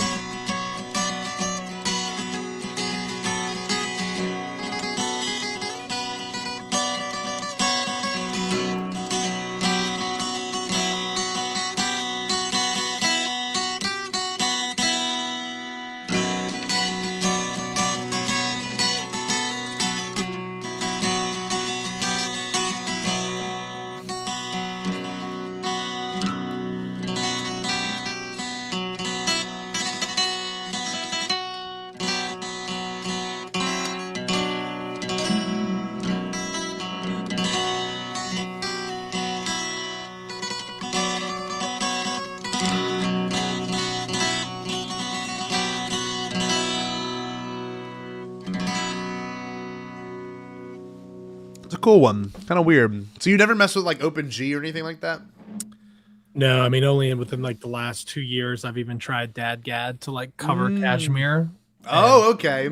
Yeah, I mean other than that, like the reason I own so many was because I wanted them all to be in different tunings. Yes. But never really got there because I've never had them like fully displayed at a single Yeah. time. So that's Yeah.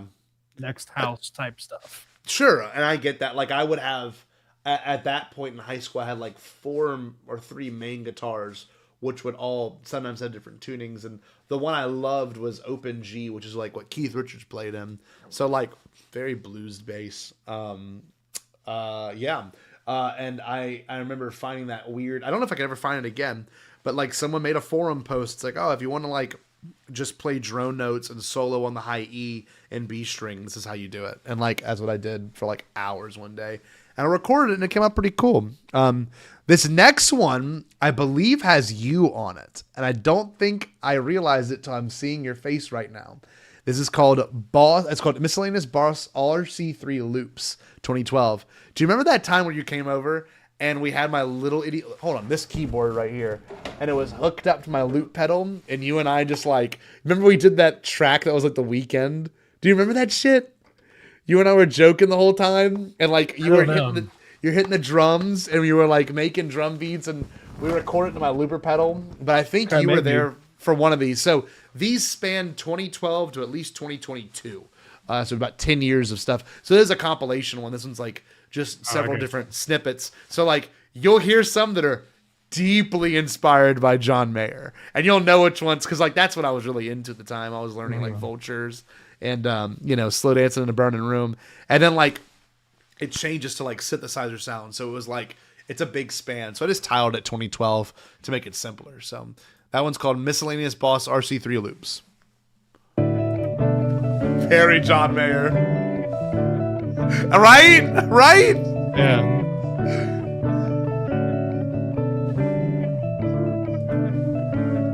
And then it'll change like every couple of bars.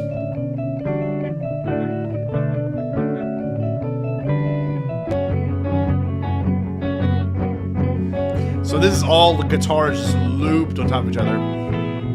John Mayer.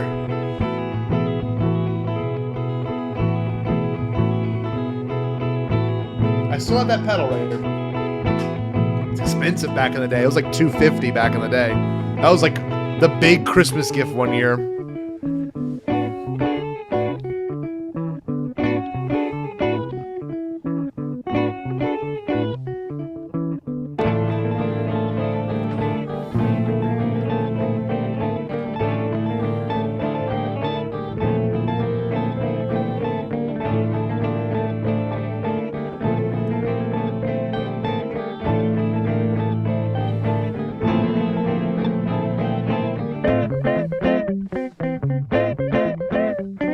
Blues bass. I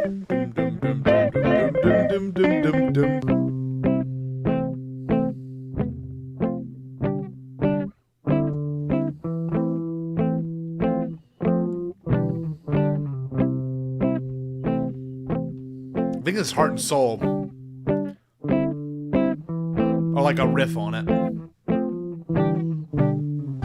So this is where it changed. This is all synthesizers now.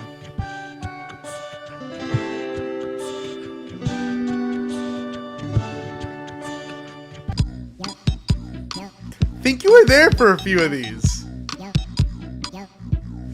Yeah. Very Mario sounding. Yeah. Yeah. Yeah. This one too. This next one coming up sounds like Mario in like an Egyptian pyramid level, like Mario 64. Hold on. It'll be after this. Yep.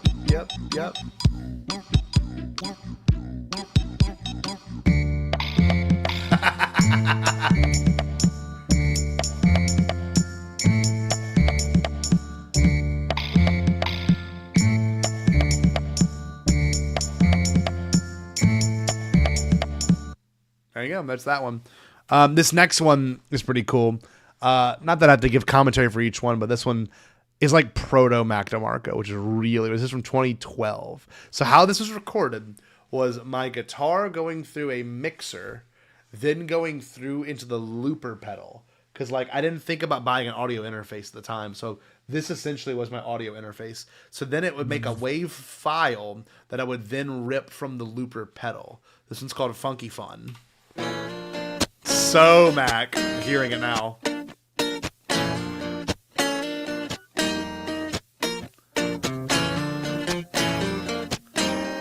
I had no idea. What was his first album? 2012. Oh wow! I know. Like the project. A little bit. I didn't know I was making it.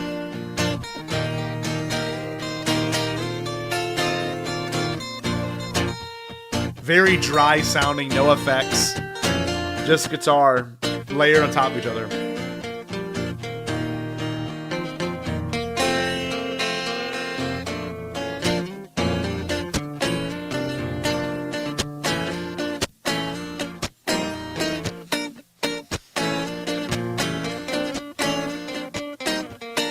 I don't even know a guitar that would have been recorded on. I have no idea. That's the thing, dude. I recorded 3 different albums and I did not like track that. You didn't like think about it, yeah. And archive didn't archive any of that stuff. Yep. You'll remember a lot of things, but like, yeah.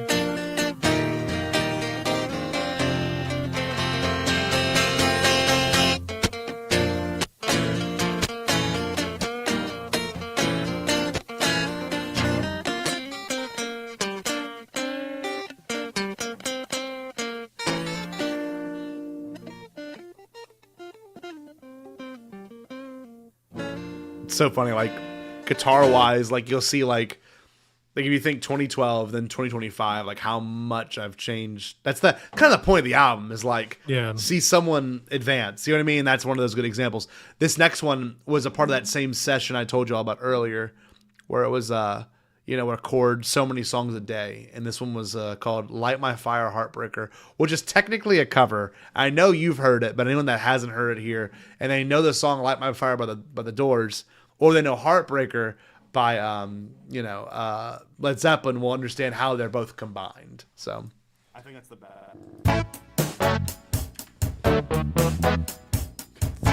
So nonsense. It's very bass and Ween. You know that be untrue. I'm pitched up. You know I could be a liar. If I was to say to you, I said now girl, we couldn't get much higher. I said now come on baby like mine. Come on baby like mine. Come on baby like mine.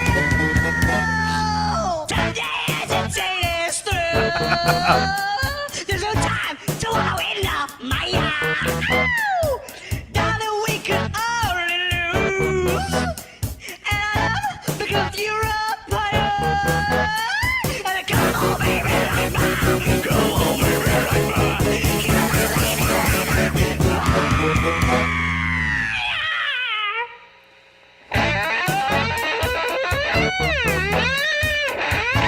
You'll know when it's Heartbreaker.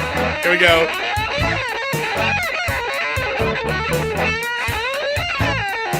Here we go.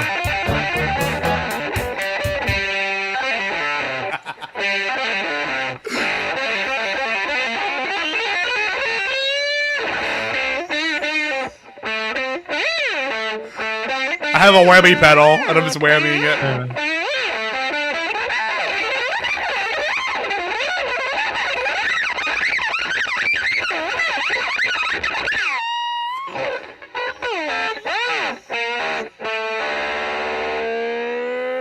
Then it builds back up.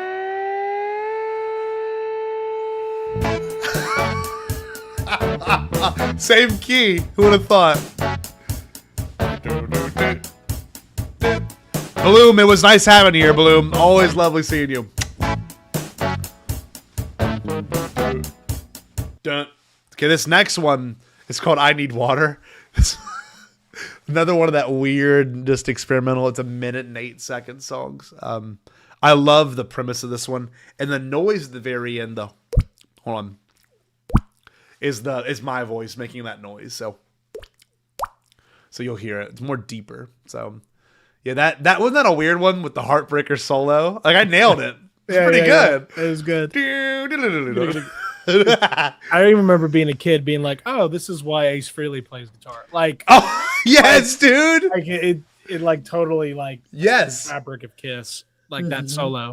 That I agree, man. It's great. It's a good solo, but it's messy. It's a thing. It's like it's not perfect. It's not perfect. It's great. Yeah. This next one's called "I Need Water." Hold on.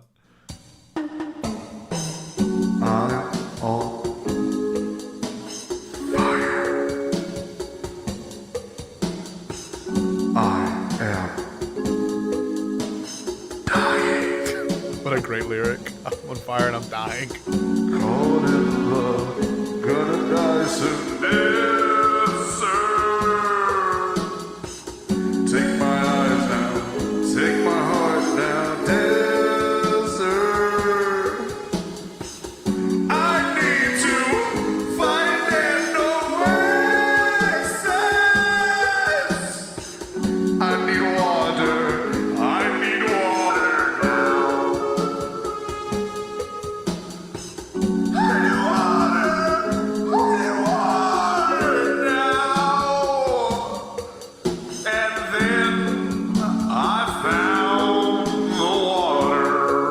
So stupid.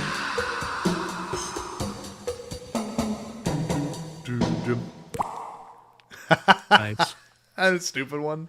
I love that one. I'm on fire. I am dying.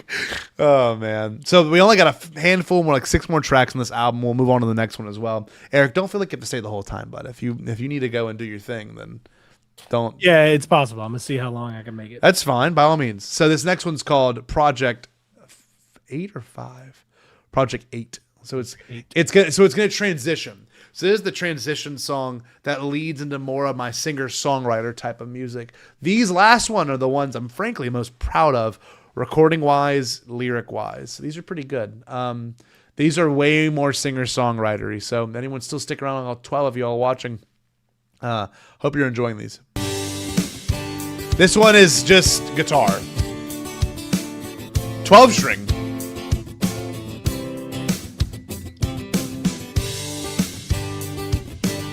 I think I play a solo.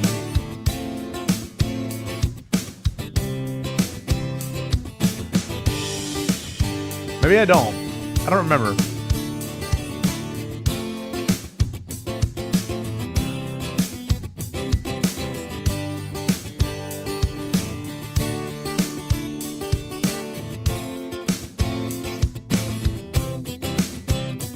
Oh yeah, I do.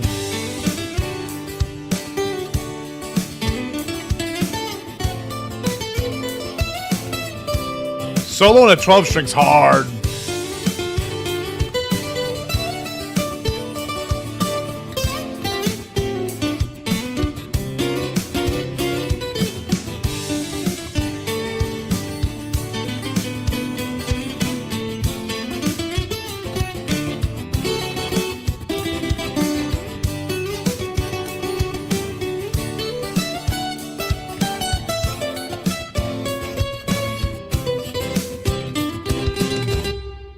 That's a cool one. The you notice I have like a little motif by accident there in one of the solo parts. I do the dun, dun, dun, dun, which is the same one from Charkis Mangas. See, I guess I hold on.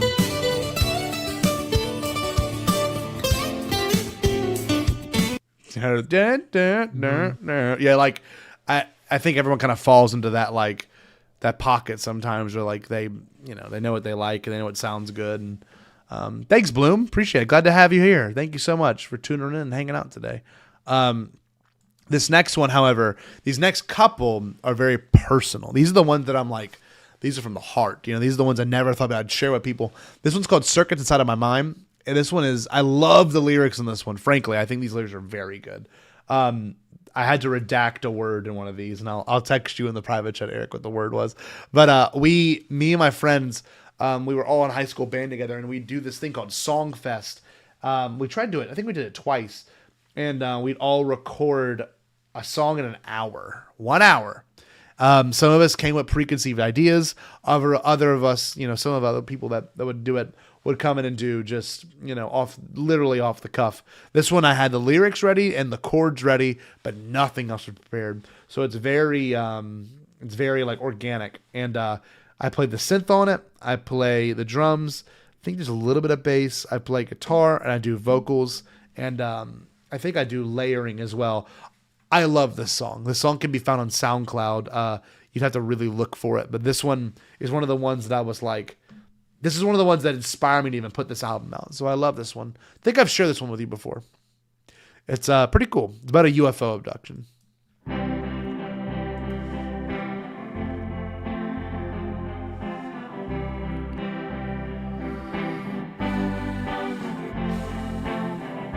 Just feel like I wanna get away. Sick and tired of this planet. Check the private chat, Eric. Hold on. Nothing left for me to do here. My efforts seem so pointless. I got my family and they're all so wise. Here we go.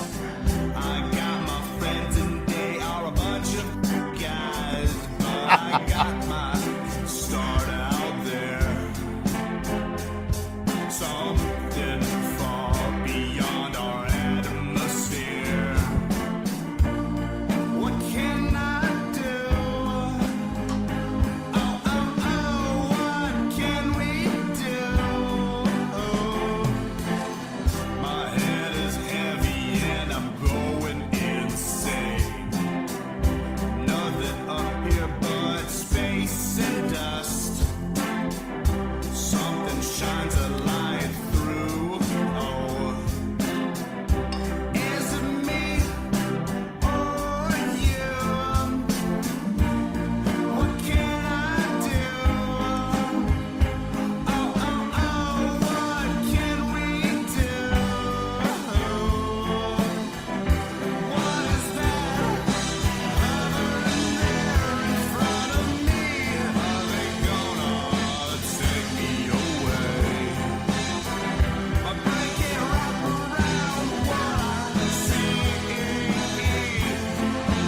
Is it real? Is it real? Probably my favorite lyrics coming up ever right here. Now I'm tired and I wanna go to sleep. All these secrets that I can't keep. 'Cause there's little circuits inside of my mind. And they fire off with every line. Oh, what can I do? No, no, no, what have I done? Oh, I feel like I'm running away again, just from something beyond me.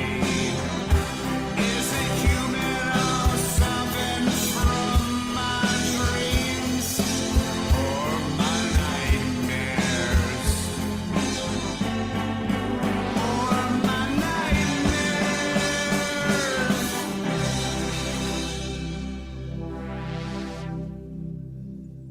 I love that one. That's like one of those ones very proud of. Yeah, I think you showed me like the first time. Years ago. Yeah. That's like a SoundCloud. Like you have to look for that one. I just love the line. Now I'm tired. I want to go to sleep. All these secrets that I can't keep because there's little circuits inside of my mind and they fire off with every line. Like that's a cool. That's like a clone, man. It's like a clone. You know what I mean? Like it's just. I don't know. I'm really proud of that one. So like the other ones, thank you so much, Anthony. Yeah, these are all of these are my songs, Anthony. I don't know if you know this is an album all entirely about me. But that one's the one I'm like really proud of. Like if I want to go back and write music again, like I have a big dream magnum opus album that I want to work on, but like singer-songwriter, that would be that one. The next couple of songs actually are very weird. But yeah, we could do something together, Eric. We could make some weird stuff, man. You know, like this kind of stuff. Yeah, like totally. Like it's just it's not hard. Literally, the chords are. And I Yeah. recorded on this guitar. I remember it was this exact one. The chord, literally, it's I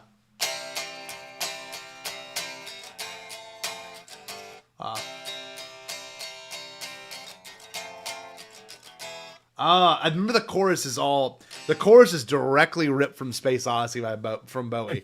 So it's I feel like I wanna get away. I don't know the next chord after that. So sick and tired of this planet. No, that's not it. But the I just running away again. Then it goes to F major to F minor. Yeah. Mm-hmm. I break it, wrap around what I see. Is it real? Then, is it real? I read that directly from Margaritaville. That's like the D7 and then the G7. Then, I wish I could remember the third chord. My head is heavy and I'm going insane. No, going insane. Oh, it's just a minor. It just goes, my head is heavy and I'm going insane. Yeah, it's weird what muscle memory does, man. Yeah, You know, like it can just bring you right back. I know you can do that with songs. You showed me, like in this room. Yeah, totally. It's a real thing. The next one was, do you remember the song by Jack White? It was the title track of the album, Blunderbuss. I wish I could remember how it actually went. But I straight up ripped the chords from that song, capoed it, and I think on the 2nd or 3rd fret, and I wrote this song. So this one's called Luck and Lost. This is weird. I don't know if it's one of those, like, your spirit, like, time travels a little bit, because I believe that happens sometimes. But, like, this one felt like divorced current version of me wrote this song. Like, listen to it's really weird. Like, I wrote it in it says 15 or 14. I wrote it in 2015, but, like, it feels like it was written about what I just recently went through. So, like, listen to the lyrics. And the recording of it's really cool. It's kind of spacey. The solo itself is really weird. It's an organ solo. I put this keyboard I had through the whammy pedal, and I like just moved it around while playing it. So this one's called Luck and Lost. This one was a demo for a long time, but I just made it official. I remastered it, and it sounds really good.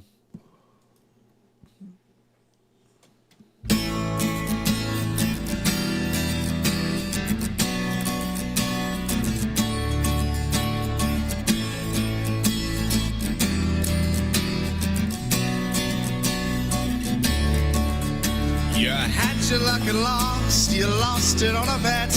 And I'm trying to find you and I haven't found me yet. You look like you sound and your sound can't be found due to your wonderful cry and the greed in your eye.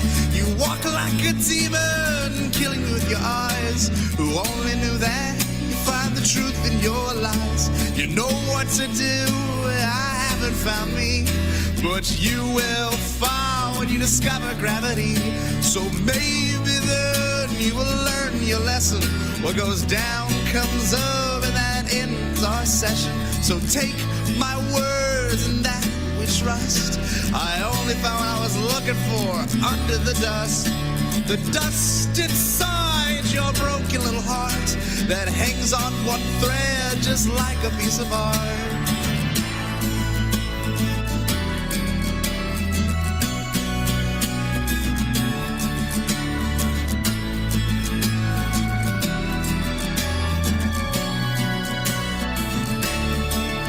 It's okay to admit it, this I know is true. You haven't found me and I haven't found you. So let's end on that, this is what we are. A broken lost cause in the center of a star. You have me like a chain around a dog's neck. It holds me down but it keeps me in check. I think too much about you and I. And this I know there's no reason why. So my last words to you can be known as a goodbye. It'll be something close to nothing, yes there's no reason why. This is not a gamble or even little bit, because you know I haven't even found myself yet.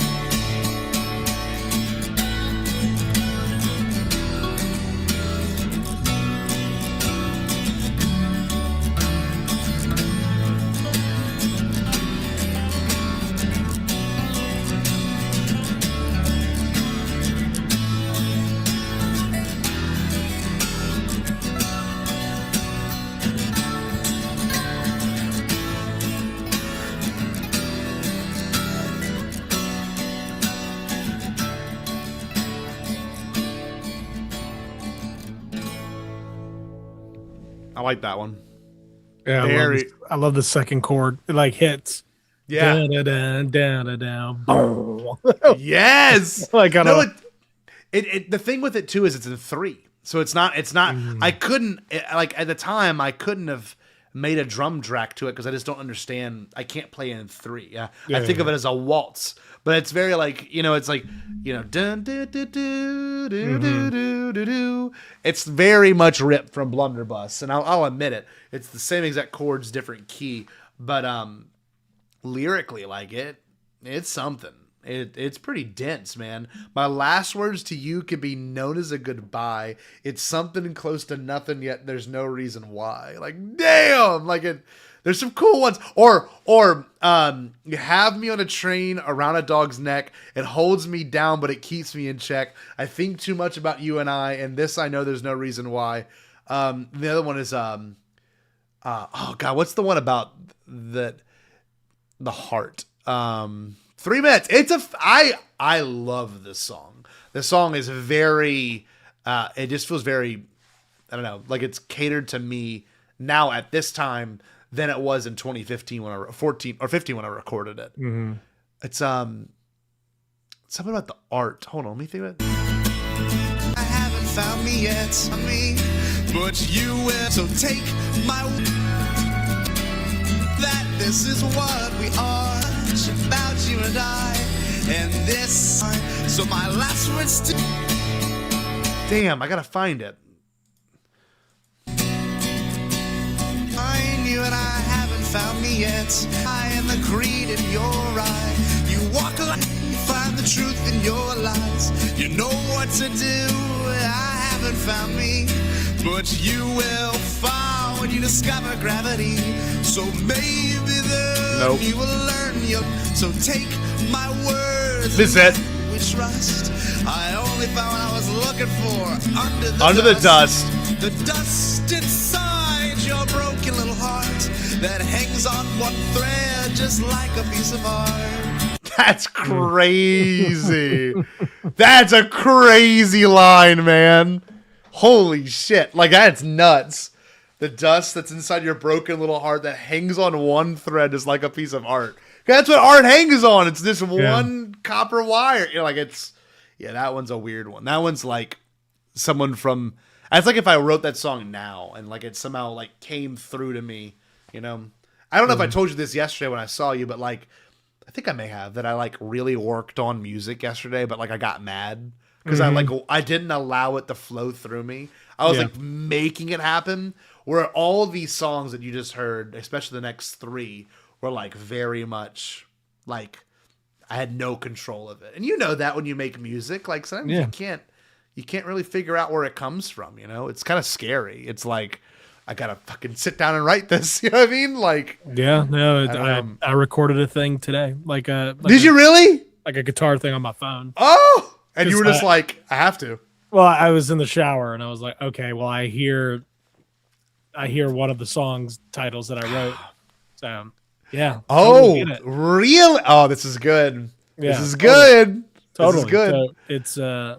So it's a thing, and if you don't record it, it's gone. Sometimes you lose it. Yeah. Forever. Yeah, no, it's hard. Like I can't imagine. So one of my favorite stories was Billy Corgan talked about writing Cherub Rock. He's like, I sat there in a taxi on the way home from the studio, like he figured, and he's like, I had to get home. Like he said, I had to sing that song in Chicago to myself for 20 minutes, the whole car ride home. So the second he got home, he like plugged the guitar and found it and like played it. And I'm like, and he wrote one of the greatest songs of all time. Like That's how it is. I couldn't imagine back in the day where you didn't have a tape recorder or any recorder on you instantly. Because you and I are lucky enough to be like, oh shit, let me go to the Notes app or whatever and just click record and just hum into it, man. Yeah. That lyric, Luck and Lost, I remember writing that on my phone like a fever. You know those feelings where you're like it's just it's coming from somewhere, It could be coming from future you. I really do believe that, Oh shit, King Julian's here, y'all. Oh hail, by decree of the crown, King of Julian! Is this a regular? I don't know. Is this good? Okay. Oh, King Julian, I hope you would like this next one. It's called, this next one's called In the Colors. This one, I don't know what I was thinking. The reverb on this is absurd. It's good though. It's kind of a cool one. It's kind of trippy. When I originally posted it, it had a picture of George Bush's dog. So I called it In the Colors in tribute because the dog had just died. George Bush's like little Cocker Spaniel or the hell it was had just died. So I'm like, hold on, let me find out. George Bush dog. Hold on, let's see. Barney. I'm like In the Colors, a tribute to Barney. And the photo was a picture of this little let's see what kind of dog he was. He was a Scottish Terrier. That's so stupid. This one's called In the Colors. This one's cool. This is very Pink Floydy, kind of trippy, but reverbed to hell and back. What a strange spelling, what a strange word. There's something in my head that I've never heard. Such a new color from the infrared. Something about yellow is what I said. I said, oh. Cool layering. I said, oh, is what I said. Oh, someday you'll find me in the colors from a picture long ago. 'Cause I feel I have no soul. You're the only one I'll never let go. I said, oh, is what I say. Yeah. I said, oh, is what I said. Is what I said. Key change.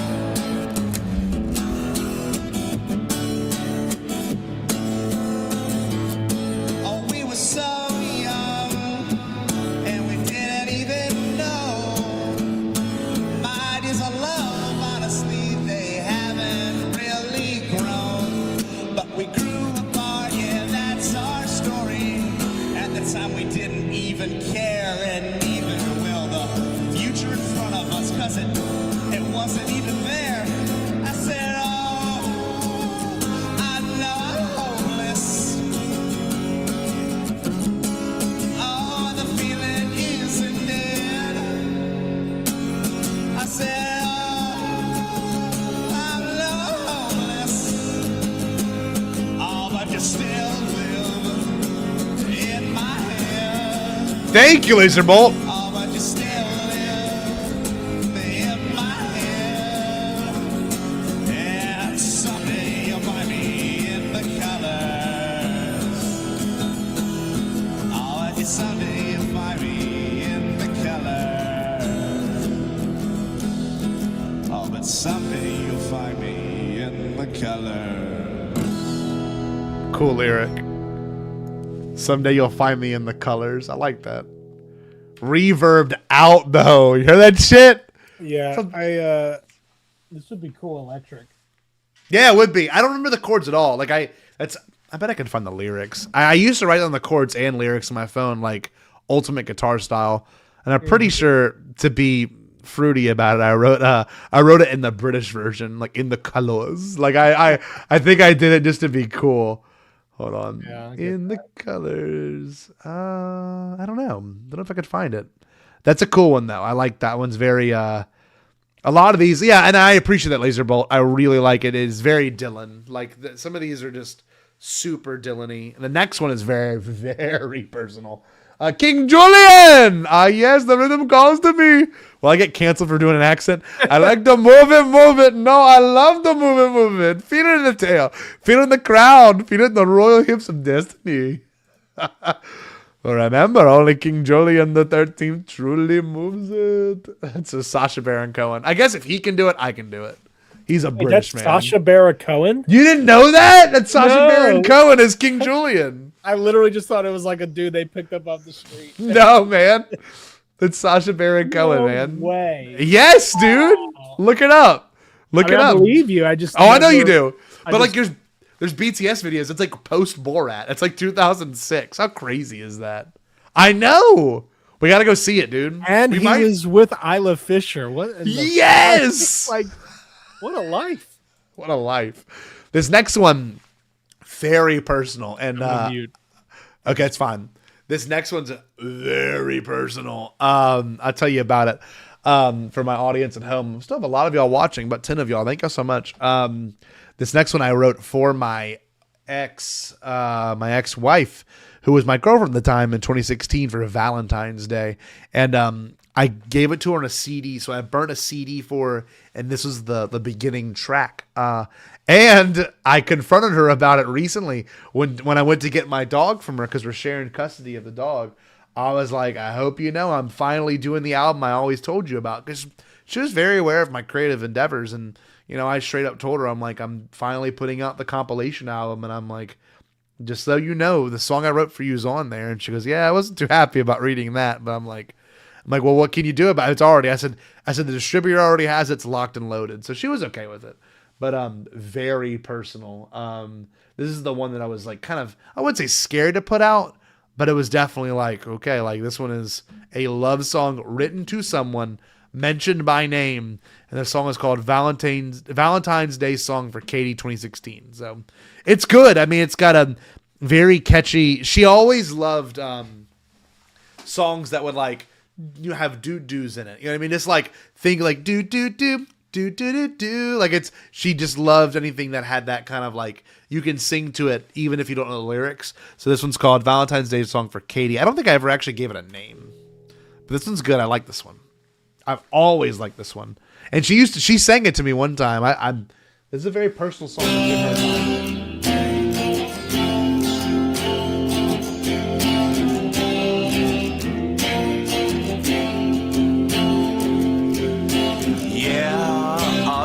Now this one's for you. Oh, my Katie, I sure owe you. You make my day so easy and free. Yeah, do.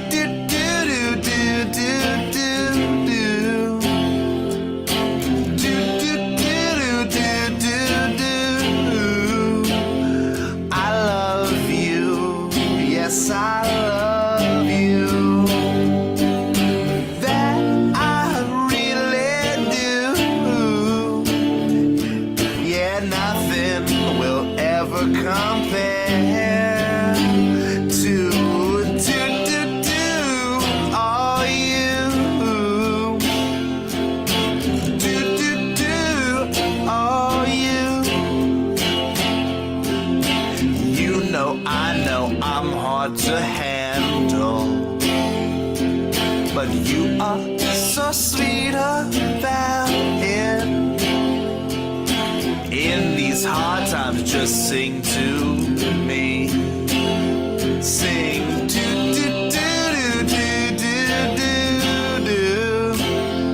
Oh,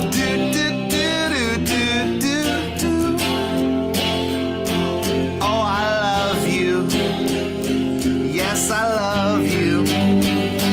That I really do. Oh, and nothing could ever compare. Oh, to do. I love you. Oh, do. I love you. Sing with me.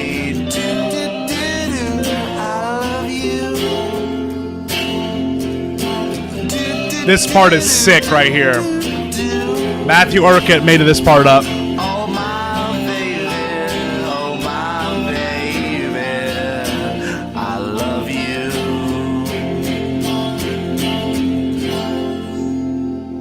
jangly guitar. It's a good one. I like that one. That one's on this black one right here.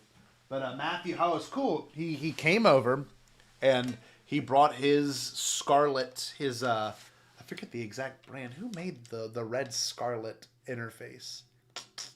Doesn't matter. But he would bring it in and we plug guitar directly. Well, I'm sorry. He mic'd it up through my amp. So I had the chorus for my amp playing. And I just played the track straight. And, I played through all of it. I kind of hummed the lyrics to myself just so I could reference it and do it, live.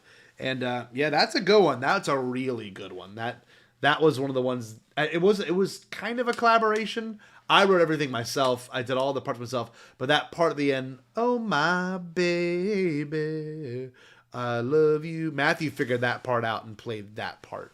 I just couldn't figure out like do do do do do do do do do do do. The doo-doos were like very on point. Like do do do do do do do. Yeah, man, that's a good one. That's a really good one. That one I hope doesn't get popular for her sake. Like, not that any of these songs are gonna get popular, but if any of them caught fire, I would not want this one to catch fire, just because it's just, I don't know. It was definitely a gift. Sure. Now this next one, which is the last song of this album, and again, Eric, if you've got to go, don't hesitate to tell me. Like, if you need to do your thing, I understand.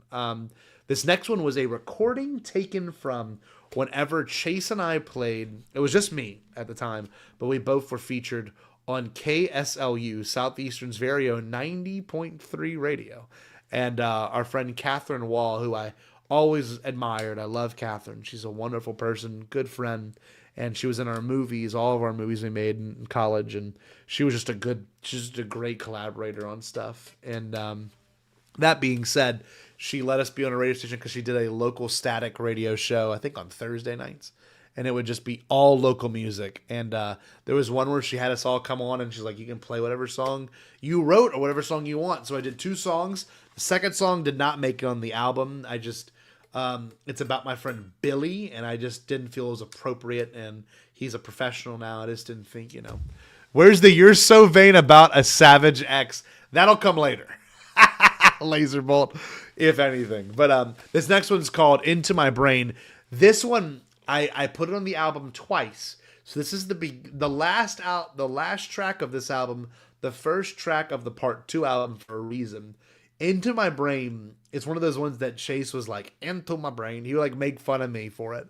But lyrically, I love it. And lyrically, you'll really dig this, Eric. I took the chords from "I Can Only Imagine." Hold on. Anyone still watching might know it. I can only imagine where my time is go, and I'd stand there. So I took the chords from that because I played it at Courtney Falcon's wedding, my friend Jolie's sister's wedding, as her walkout song. I played "I Can Only Imagine." I was asked to play it. And so I had just watched the Katy Perry, there was a Katy Perry biopic kinda, it was like a doc on Netflix, and I forgot the name of it. But I wrote this song immediately after finishing it. My mom watched it on my Wii in my bedroom in 2012. Yes. So this song is one of those ones that sat with me forever. This is the one that I feel like truly the most vulnerable ever. I would play this song at open mics. I would play this song at whatever, because this is the one that I was the most proud of. So you can hear me talking to Catherine Wall about this song here. The next track of the next album, the first track of the part 2 album, is the song, and it's pure recording. So this one's from 2015, I think. 2014. This is October or December of 2014. I forget which. But it's called "Into My Brain Live." But it's pretty cool because it's a direct rip from the radio broadcast. So I aimed it with a live recording of it. So here you go. Here's "Into My Brain." That's what I'm talking about. You are listening to Southeastern's own 90.9 KSLU, Oh, cool. and this is your local static local music party.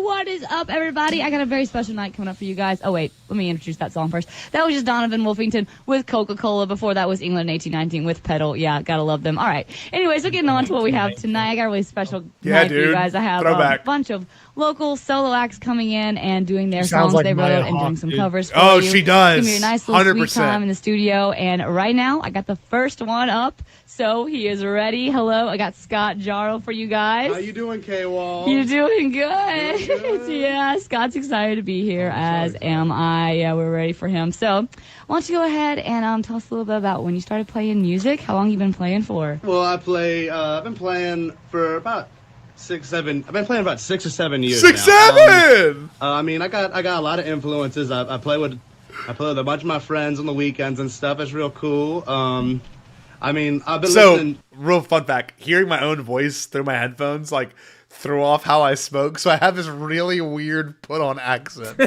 It's real cool, you know. I love playing guitar. Like it's so bizarre. Doing a Cajun Paul Stanley. Kind of. Dude, for real, because I had never heard my voice through like in that capacity. So like you could hear me putting on a show up front. And to recently, I've been listening to a lot of like Mac DeMarco or you know that kind of stuff. Yeah, you're so Paul good. Stanley. Thank you, K-Wall. Oh, yeah. You Okay, know yeah. Okay, and so that's kind of your influences, this kind of style you're going for? Okay. No, I don't know if it's a style I'm going for, but it's something I like. Okay. All right, we'll keep that in mind. If you go ahead and play your first one, you want to introduce what it is? Well, this song I wrote about 3 years ago called Into My Brain. So you got an original, all right. It is an original, Okay, sweet. yeah. I mean, what I'm playing tonight is original. Yeah. So, this one's dedicated to everyone in the group text. Everyone in the group text. Everybody in the group text. You know who Say you are. You're in his brain. All right, go ahead. Okay. Oh, All right. shit. Love you, Mom and Dad. Okay, here we go. So I dropped the accent, obviously for the recording. Yeah. Here we go. Have you ever been told something you just don't believe in? Have you ever been told something that's just deceiving? Well, neither have I, and I guess it's alright to state how I feel this evening. I feel kind of funny, it's just a feeling. I won't let it in my way, I'll make it another day. Just the price you gotta pay for a wonderful melody. And another kick into my brain, into my brain. Well, subconscious obnoxious, it's just the real thing. You know, bees are nothing without the real sting. So here's the stinger, I'll give you the finger on exactly how I feel this evening. It's just another day, my friend. Well, coming from the ghost of this real thing, it's like the bee staying into my brain, into my brain. It's like the bee sting or a fake diamond ring. It's the real thing into my brain, into my.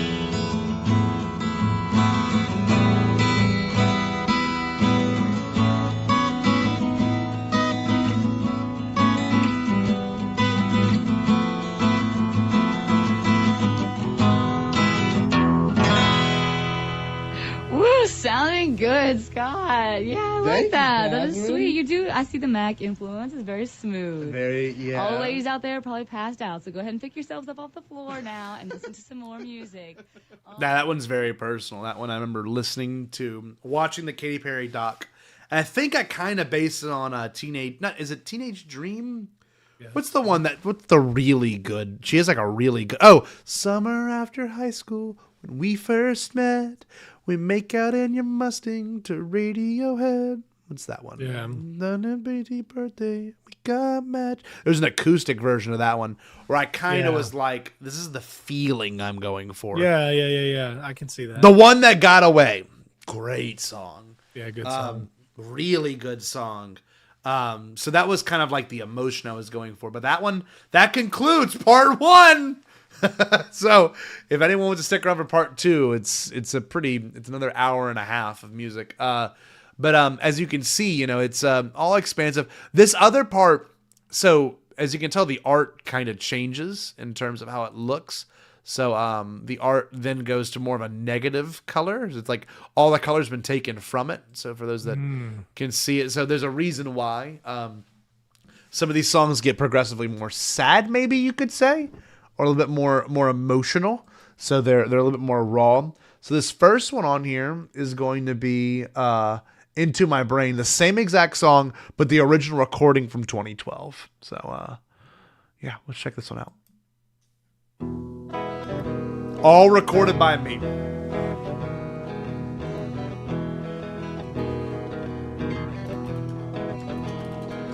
Have you ever been told something that you just don't believe in? You ever been told something that's just deceiving? Well, neither have I, and I guess it's just right to state how I feel this evening. I feel kind of funny, it's just a feeling. I won't let it in my way, I'll make it another day. Just the price you gotta pay, just for a wonderful melody. And another kick into my brain, into my brain, into my brain.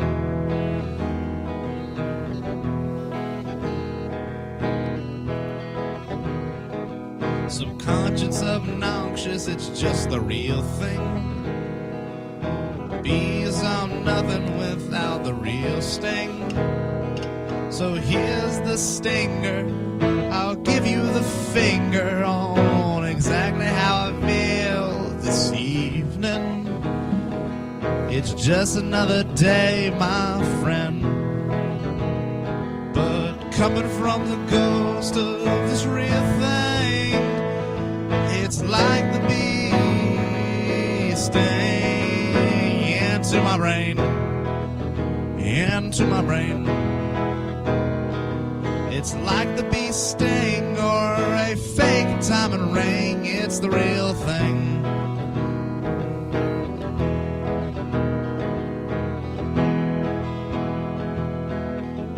It's a different outro.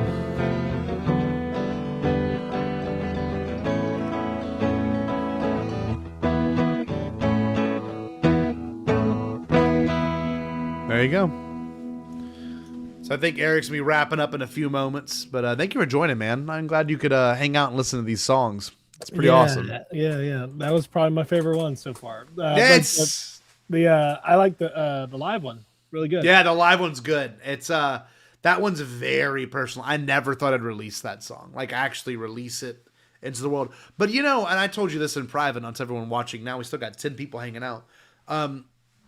This is all really just a way to clean the slate.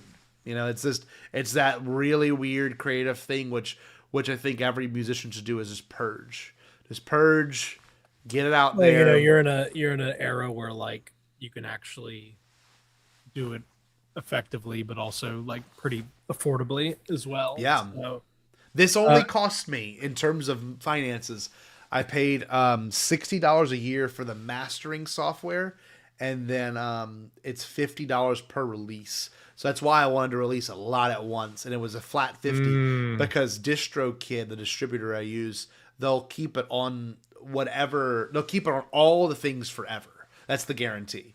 It's like it'll stay on those streams. Like, you don't have to pay a monthly, you don't have to pay whatever. So I paid $50 for this album, the first album I put out in June, and then the two parts. So I paid $100 plus 60, so $160. But and it stays forever without a recurring payment. Wow! When we put out Anyway, okay. I think. Yeah. So Okay. that's if you want to do it. If you want to finally put the music out there, you can if you get permission. But like that's the thing. All this is all written by me and composed by me. So like it was. Yeah. There's a couple of songs that feature other people, but I didn't ask for permission from them because I was afraid they'd say no. So I'm just gonna beg for forgiveness if they don't like it. But I doubt they'll dislike it. It's people that I grew up with, and these things have been on SoundCloud forever, so they're still accessible. But right. Eric, you and me next, baby. That's gonna be the. Here we go. I got a lot of It'll fun. be a stream. That's It'll be a right. stream in the future. Anyway, man, thank you for joining. I really appreciate it, dude. Yeah. And, we'll see you maybe next week if you're free. Yeah, that'd be Fire great. and Ash. Perfect. That'd be great. All right, peace out, everybody. Stay. Yes, bye. See you later, dog. Oops, sorry, I kicked you too early. All right, we're gonna keep this thing moving. This next one is so these are where it's like should I even play these? You know, these next ones. This one's called "Hey Pretty Lady." So I like the lyrics of this one. Obviously, I recorded and did pretty much everything myself for this one, but this is like very much like click record on the voice memo app on the iPhone 4 or 3, whatever it was, 2011, probably the 3. And what I did was I put it through a software later recently and separated the tracks and kind of balanced them. So this one's called Hey Pretty Lady. So really goofy lyrics, 2011. I'd only been playing guitar for 3 years at this point, and I was like, oh man, I'm going to get ass when I play this next one. Pretty cool. Very Lou Reed inspired.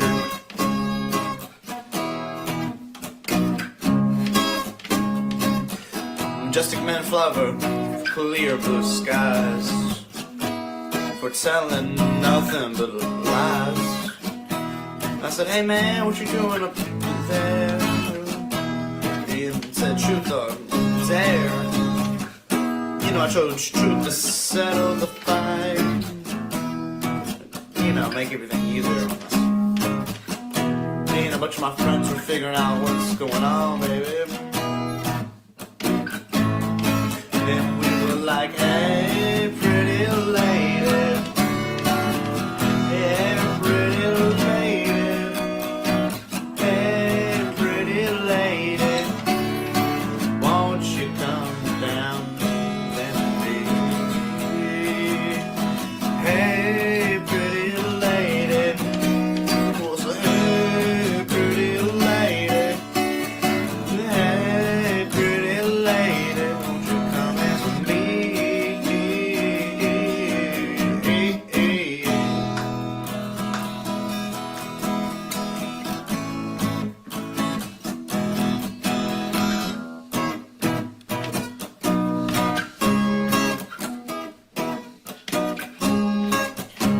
You know, I was a tad bit confused, you know, seeing all these stars, you know. Just live in the city, you see nothing but darkness. Confusion, easy to explain, but it's hard on the brain, you know. Pretty lady, oh, won't you come stand by me? Hey, pretty lady, won't you dance next to me? You know you're pretty lady. That one's a good one. That's a good 2, like a second track on that album. The third one, however, I don't know what it is about this next one. I love this one. 2013, I was a junior. So I don't know who I was writing it about. I don't know the story about it. Lyrically, pretty sick. I actually was so impressed with it lyrically, I looked up to see if I actually wrote it, which sounds crazy. But I mean, you have those moments where you're like, is this really by me? This one's called, let me fix that screen. This one looks pretty good. This next one is called Friend of Mine, which I love the opening lyrics. And I'll say it for you here. I knew a friend of mine who wrote the Bible several times, and he always knew just what to say. Kind of country. Another friend of mine collected fortune cookies in his spare time, and he always knew just what to say too. Some things they never change. I just love that. It's pretty cool. And also the recording of it, kind of sick. I don't know what it is.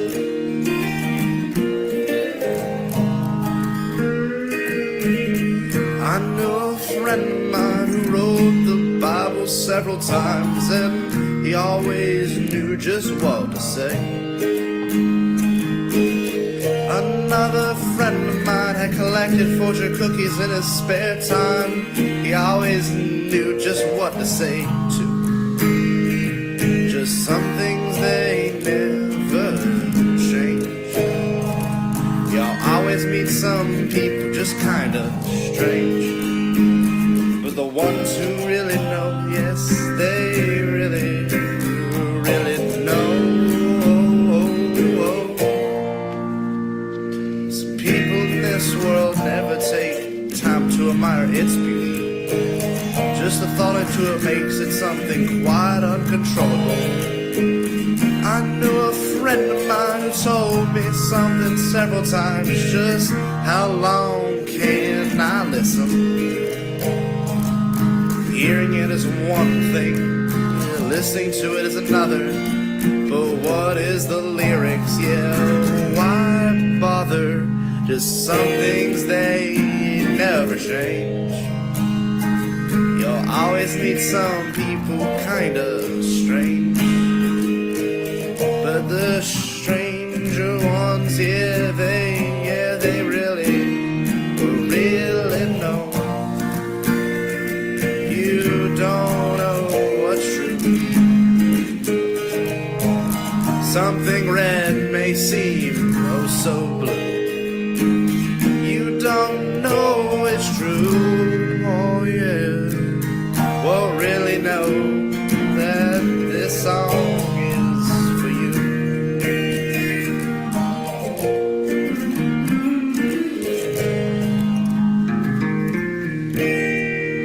I have a feeling I know who this is. I have a feeling now because of how you spelt that last word. Well, one of the words. Warm night, slow music, that sweet, easy vibe dripping through air like brown sugar. That's one of my friends from high school. It's got to be Kevin. Anyway, that I love the lyrics of I knew a friend of mine who wrote the Bible several times, but how long can he listen? I just have do do do do do do do do do do do do do. It's good stuff. The next one is one of those ones I recorded like I thought was so deep. You know, you're 16 years old. You're like, this is deep. 2012. So yeah, I would have been 16. No, I've been 16, 17 years old. But it's just like you're very proud of it. So this is recorded through a mixer into the looper pedal. Very dry recording. It's good. I like it. I have a sandwich that I'm making right now. I got the croissant toasting. So I'm going to go grab that and eat it on air while I hang out with y'all. Thank you everyone for being here. This is called Little Angel.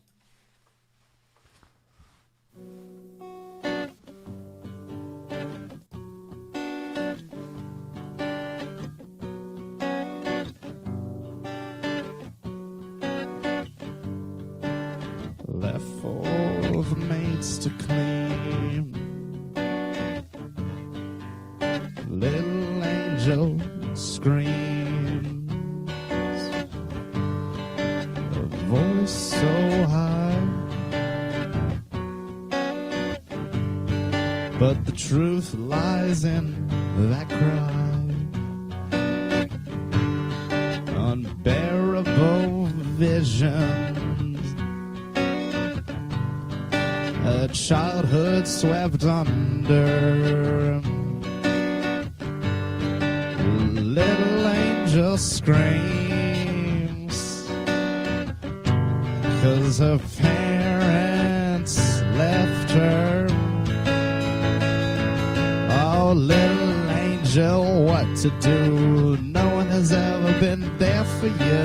Little angel, who to trust? All your memories fade to rust. Little angel, I'm sorry your parents abandoned something beyond great, but it's heartbreaking to see you wait. Oh, little angel, mommy is gone. Little angel, daddy said bye. Little angel, please don't ask why. 'Cause in your screams the truth lies, and everyone wants to see. Everyone wants to see. Everyone wants to see. Wants to see why.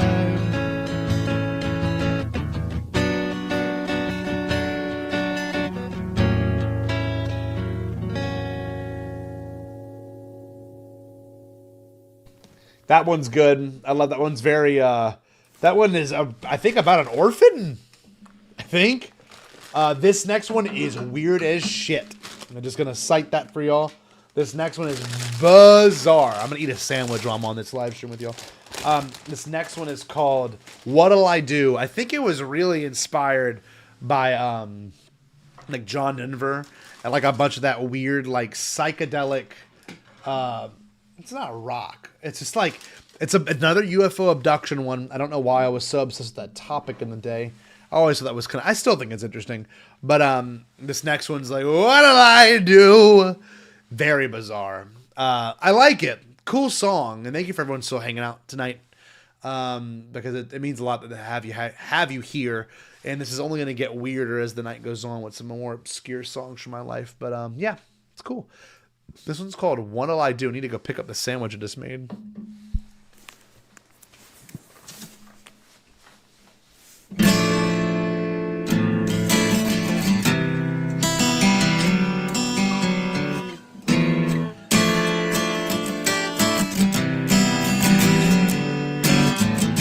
Lost in a world that no one can find. My oxygen levels all low. My space station has crashed to the ground, and I'm running out of time. This wonderful world I feel upon, a view to see, but I won't make it till dawn. The sun sizzles, the radiant burn, yes, as this strange planet makes its turn. Oh, yeah, what a lonely God, I live this long. Yes, what'll I do? Yes, what'll I do?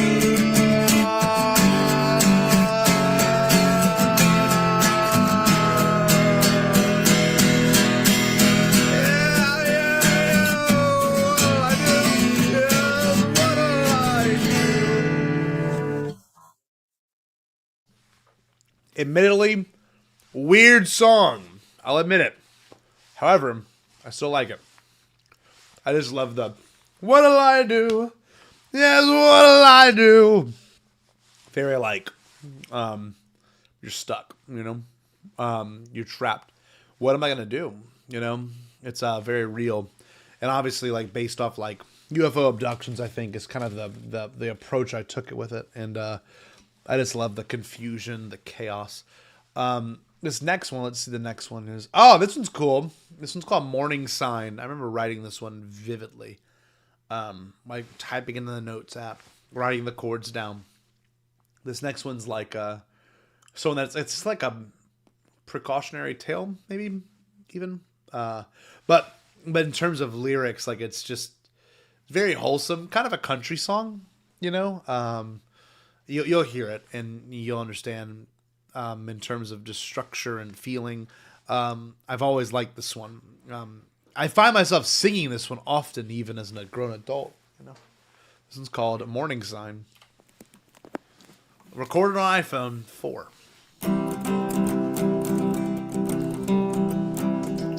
Every morning I wake up and pray. I ask for a sign today. So as I'm walking out my front door, I see a new car I've never seen before. In their car there was a note, and it said, "Hey Scott, I bet you wish this was yours. But always think twice and say good advice. But please don't break into cars anymore. I will walk down the sidewalk to be surprised to see a fine young lady staring at me. She said, hello, sir, how is your day? I said, ma'am, it's been kind of strange. She said, come inside and tell me your problems. As she opened up her door slowly, then all of a sudden there's a big dog and it's already keeping her company. So I started to run all down the street in this now storming day. I can't believe, can this be what I said for when I prayed this morning? This sign is unusual, blinking red and green lights as I run across the street. Then boom, bam, the car goes slam right into my legs. Well, now look at me, I'm broken as can be. I guess that's just life playing a game. Or could this be that same sign I asked for on this morning? So it's around 9:30, I got home early from the good old hospital. And there's a present on my front porch, just waiting for me. I opened it up and there I saw a brand new song, nicely written for your company. This is all that you need, and you listen to such a song, so I hope you will be set free. Just remember, my friend, don't ask for much, just ask for a sweet melody.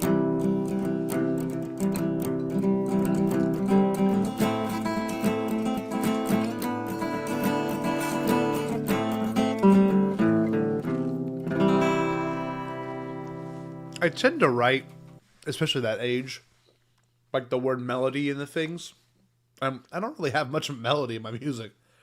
It's all very singer-songwritery in the sense of like Bob Dylan, maybe even Donovan. It's like it's not very melodic, you know? And that's just, that comes with the turf, you know? That just comes with like learning how to write songs for the first time. And I loved Bob Dylan, so maybe that's part of it. Maybe that's like something I struggled with or just something that I had to learn to overcome. But yeah, that one's very much written that way. This next one, oh my God. My best friend Chase, who I formed Have a Scroll with, God bless this next one. I was convinced, and I showed my grandma this one, that this song would be like the anthem for Baton Rouge. I called it The City of Baton Rouge. A little cringe now. Just in terms of like, you know, what I expected of it. And I never put it out. I probably should have. But here I was 16 years old writing this one. And I like it. The chords are really cool. The chords are this. I still remember it vividly. The chords are, it's... Actually, I'm sorry. I can't do it anymore. You thought I were... It's really weird. I think it's Welcome to the City of Baton Rouge. Hold on. Anyway, I thought I could do the chords, but I don't remember it. However, song's very catchy, just in general. I do like this song still. Welcome to the City of Baton Rouge. Not very good. But I still like it. It still means a lot to me, and Chase will give me hell for it if I didn't include this on the album. So this one's called The City of Baton Rouge, and it mentions my high school band. It mentions a local musician named Kirk Holder that I loved. Still love Kirk. He's a great guy. He's a great solo guitarist, instrumentalist, singer. But I wrote it very much from a very vulnerable place. I'm like, I wrote this so it would be played in the news one day, which it never did, of course. I'm sure it could have if I really submitted it and really like pushed it. But the melody's very bluesy, very Dixieland, sounding. So here we go. Hope you enjoy The City of Baton Rouge. This one Chase will love that I included in the album. So here we go.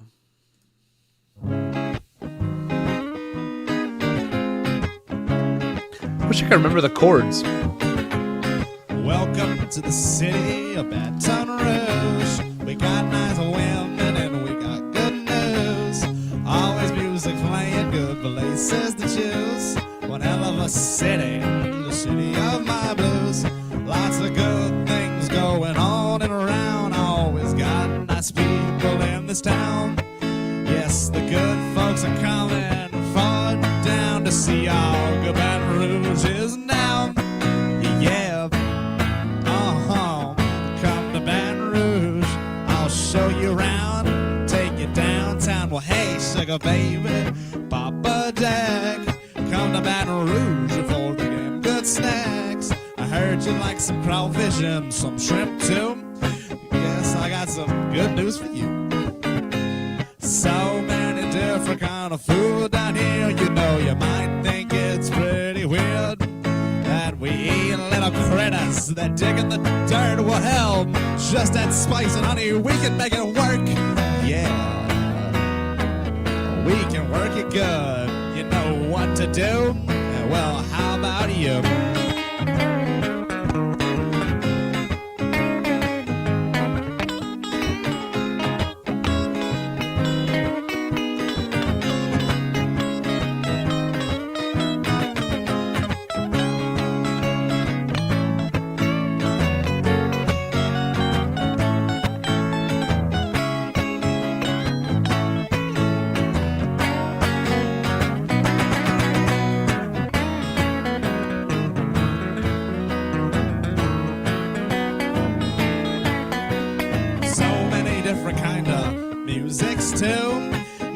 Country jazz and the good old blues. We got Kirk ought to have a squirrel in St. Michael's jazz. Makes you wanna party, put on your Mardi Gras mask. Riding on the throats, throwing beats to the crowd. Screaming, throw me something, mister, so loud. Great feeling to be up there with them. Makes you feel like a king, the king of Baton Rouge. Oh, I feel like the king all the time, Baton Rouge.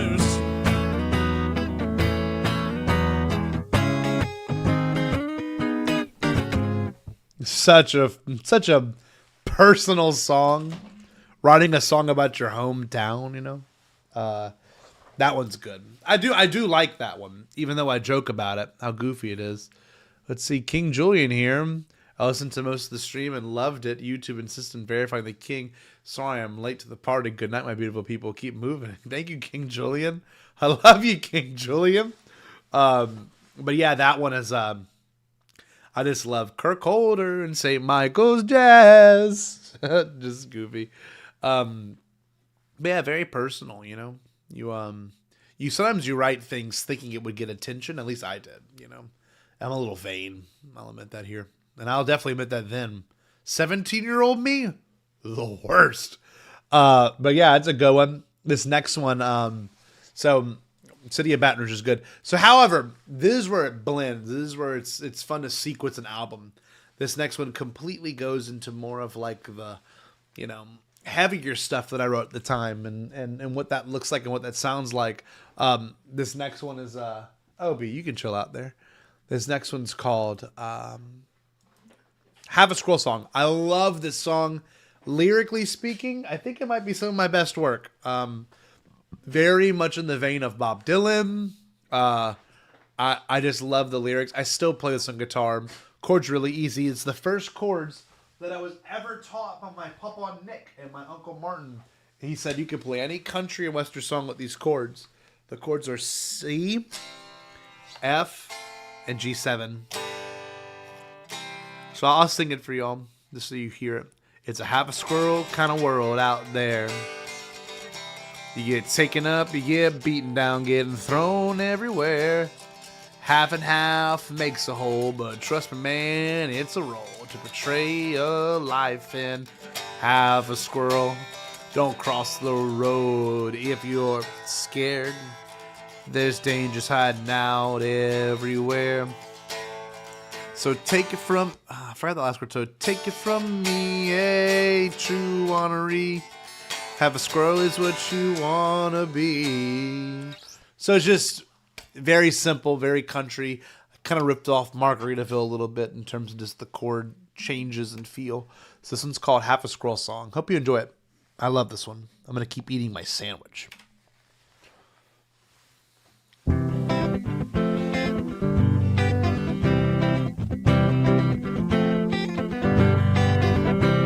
It's a half a squirrel kind of world out there.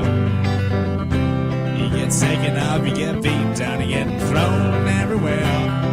Half and half makes a whole, but trust me, man, it's a role to portray a life in half a squirrel. Don't cross the road if you're scared. There's dangers hiding out everywhere.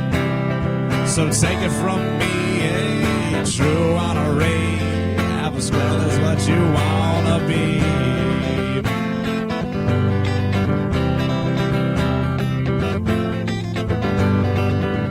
Well, learn a lesson, ace the test.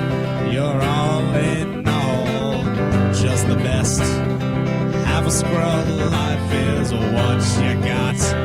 Don't miss it, friend. Yes, make the shot. Watch the people you let into your life. Don't be scared of love at first sight. So trust my word, a true story. Half a squirrel is what you wanna be.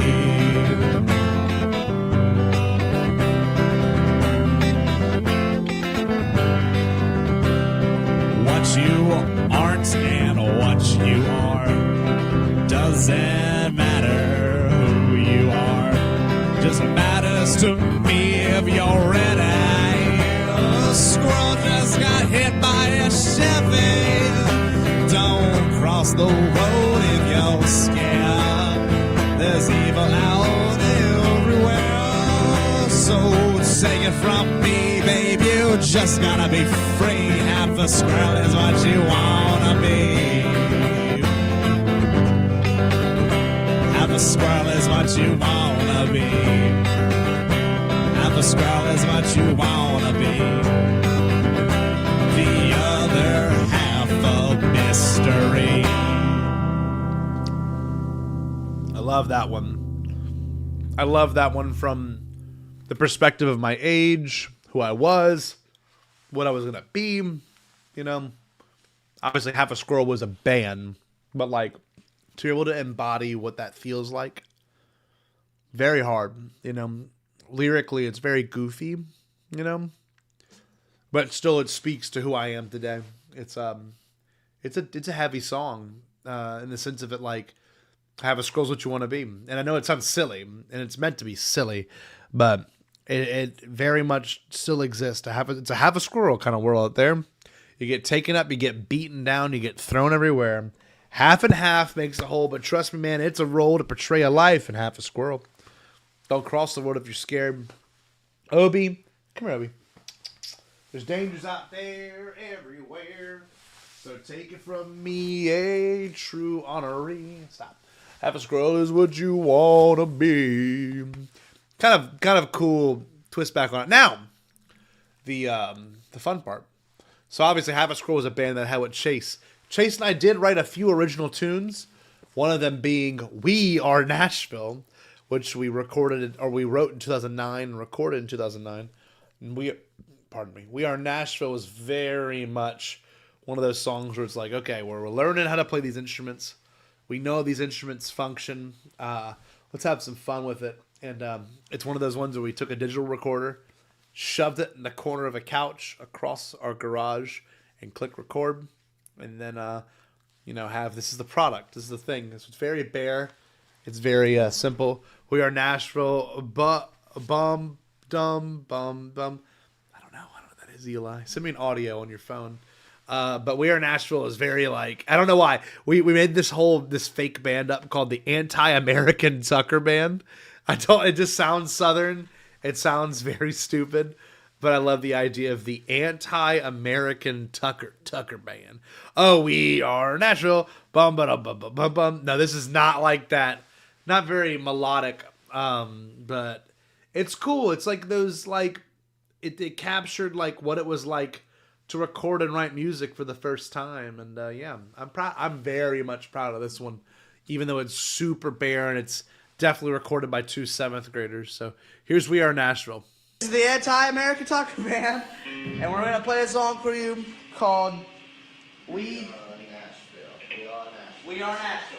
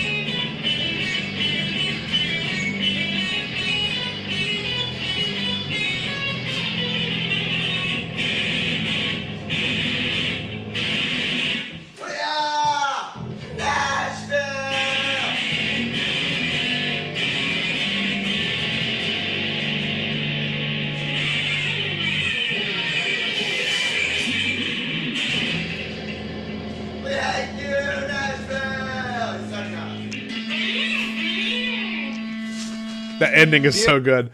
Thank you, Nashville. We suck nuts. No, me and Chase always talk about this song. It's like Foxy Lady. Dun, dun, dun, dun. You know, it's just super, you know, written by teenagers. Like, clearly written by kids. So, this is where the album takes a little bit of a twist. Flipped it. This next band is called Tear, which I was the frontman for.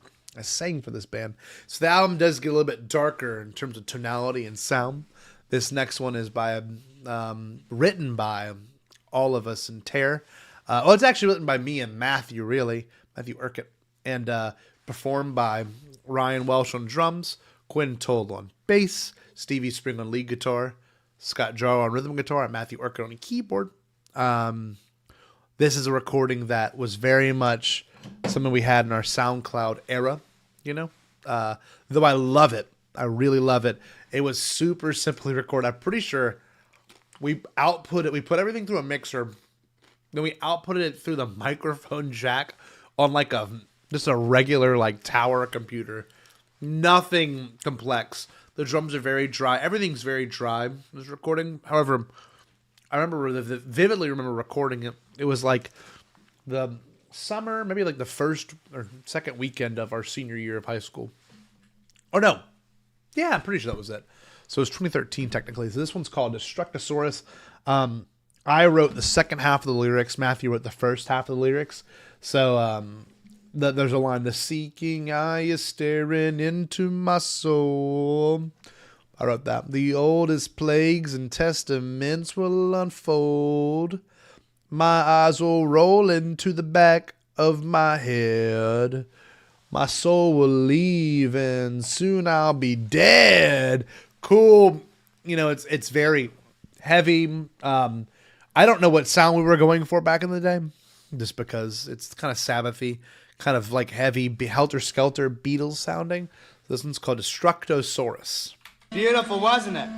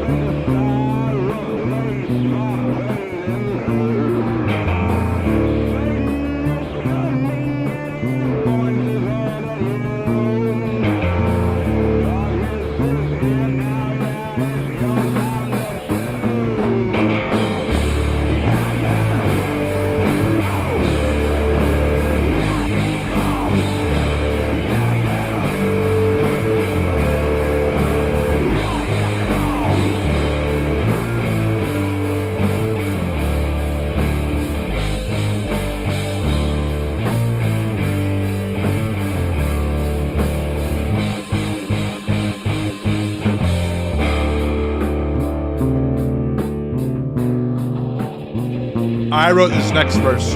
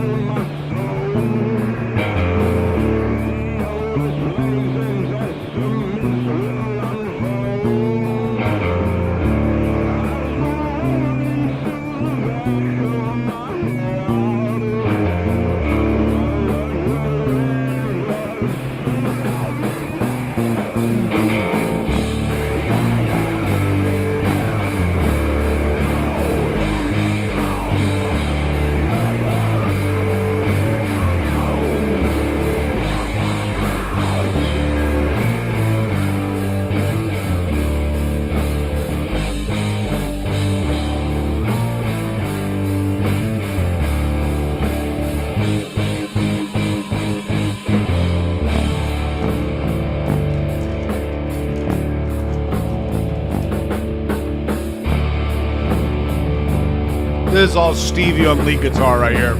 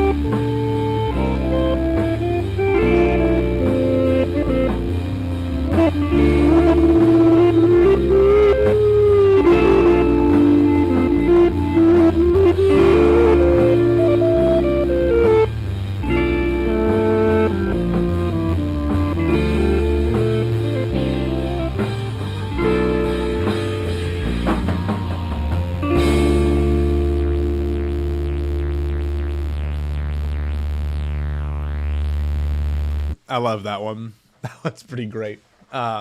Destructive Source is such a cool name. I picture like, if I'm not mistaken, there was a Simpsons episode where there was like a robot dinosaur that like ate cars in like one of the stadiums, I think. So I picture that in my head, even to this day. This next one was called Drugs. Okay. Now, back in 2014 or 2013 in high school, never touched drugs. So the actual progression, the chord progression, was really funny because my buddy Seth and I were hanging out one time in middle school, maybe early high school.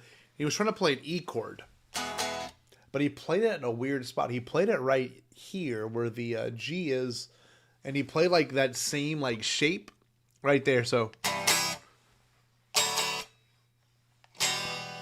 I like kind of took the riff from him, and like we never really, I don't think he did anything with it, but like I've always liked the dun-dun, dun-dun. So technically I brought the riff to the band and we recorded it together. I don't know if I was even really there other than just like recording the basic. And then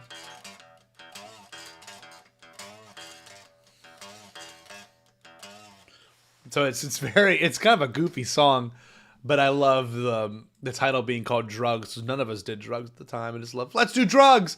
That's our buddy Chase Constantine screaming in the background. So I hope you enjoy Drugs by Tear.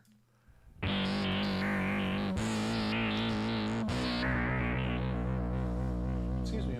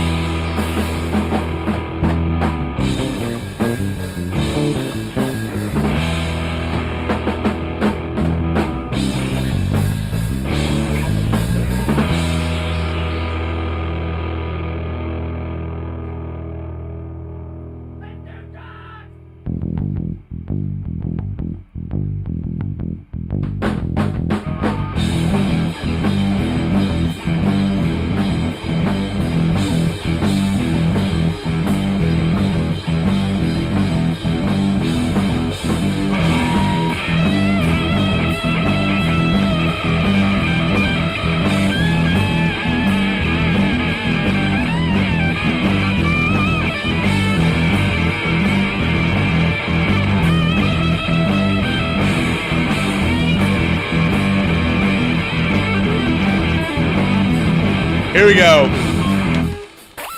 Matthew Urquhart, baby.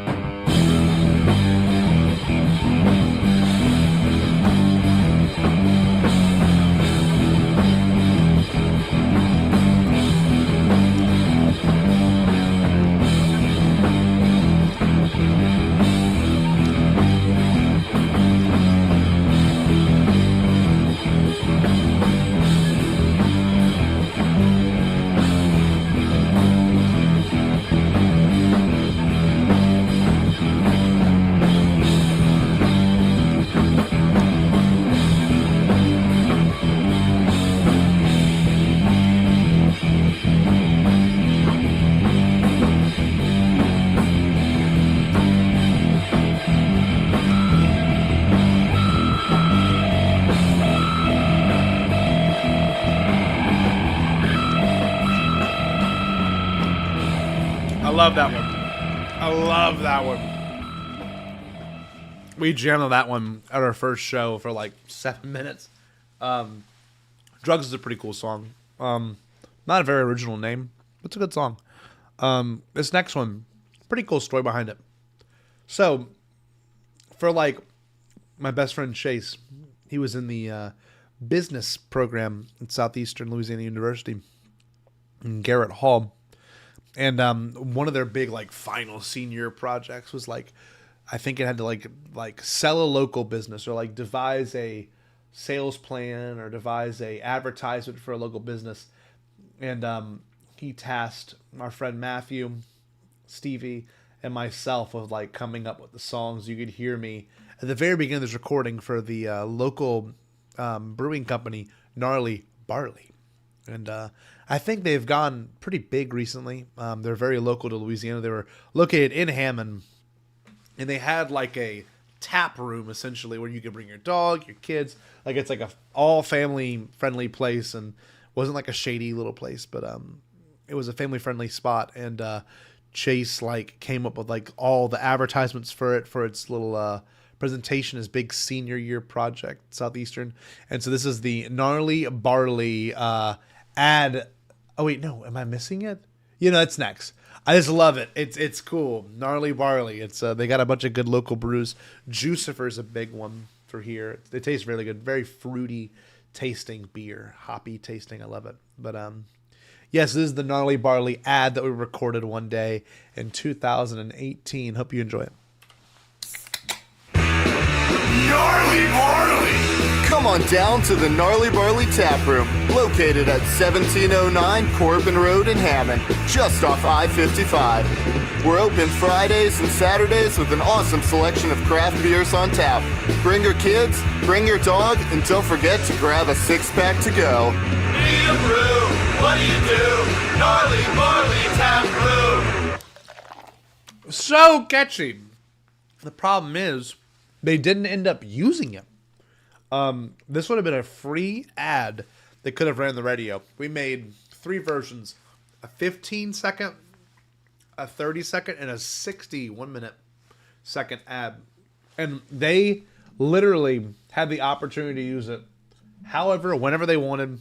We wrote it, and they chose not to use it. And that is a catchy ass. Need a brew? What do you do? Gnarly Barley Tap Room. Brilliant. Matthew Urquhart came up with that one. Absolutely brilliant. It's a shame they didn't use it. Next one is called Ray Gun Fuzz.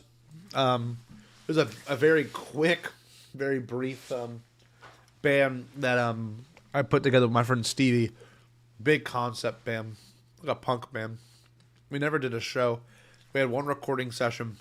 And this one's pretty cool.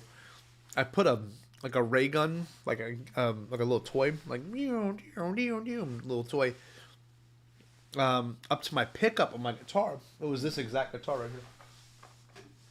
And this guitar is super. This pickup here is very sensitive. If you're loud enough, you can yell into it and it would pick up your voice. But I put a electronic to it, battery powered sound making toy into it, and it like distorted it, made it sound really, really cool. And so what I did was I put that through a pitch pedal, so it like make the sound high or low, however you want it, and recorded it. And I use it as the basis for like the drum beat. Boom, down, boom, boom. It's really cool sounding. So I had to include it on this album because I really love the way it sounds. This next one's called Ray Gun Fuzz.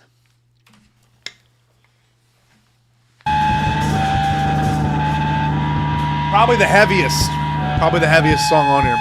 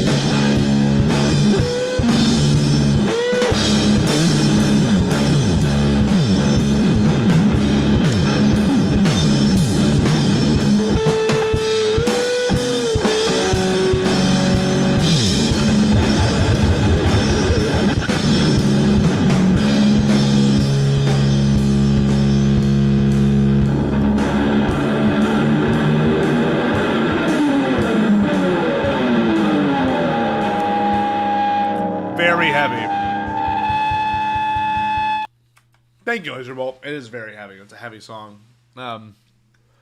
It had lyrics, but I can't play them. They'll get me in trouble. But yeah, very cool one. I love that one. Very just jammy. You know, you're like sitting in it. This next one's called Casa La Vida Casa. This next one's got a funny lyrics. Casa La Vida means the house of life in Spanish. There was a restaurant that we went to for a very long time, me and my family, the Jarros. We go to Casa La Vida every Friday. And I don't know why, like seeing this song back in the day, I was like, Casa La Vida Casa, Casa La Vida Casa. Very heavy, very cool. The breakdown, dun, dun, dun, dun, sounds like Communication Breakdown, I'm pretty sure, from Led Zeppelin. There's just there's a breakdown in this that's very similar. I didn't realize I ripped from it. But yeah, Casa La Vida Casa. Cool song. It's like me really practicing my like dark singing voice, so hope you enjoy it. Cool bass line.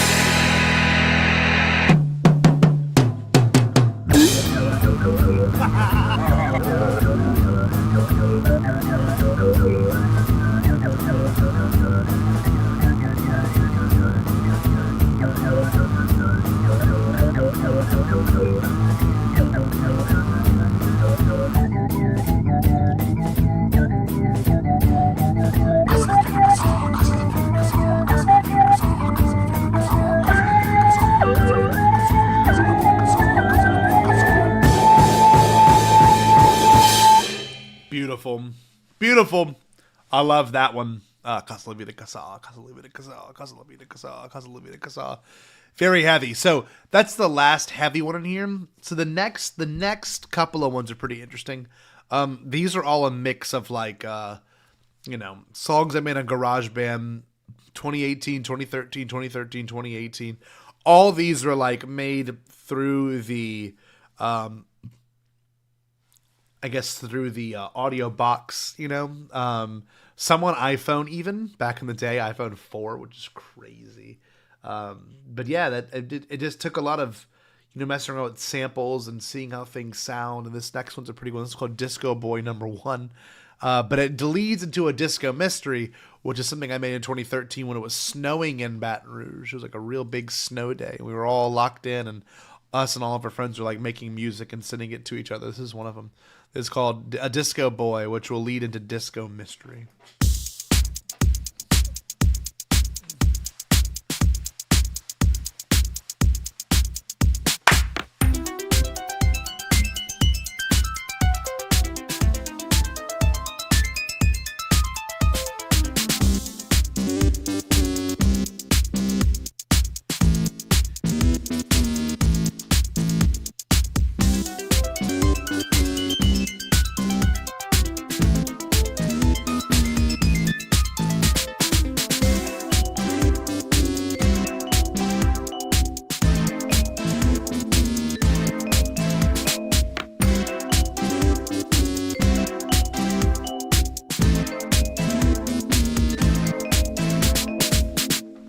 That's a good one. Next one's called A Disco Mystery.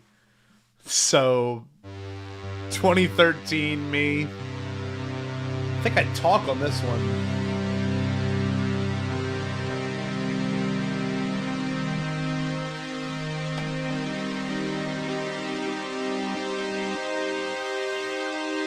As I am fleeing from the thoughts of trap me in. Time beats like the heart of myself within. This is that cannot be this. All I am is all we miss. Time is lost in the travels of our feet. All the goods have come to fit. I cannot find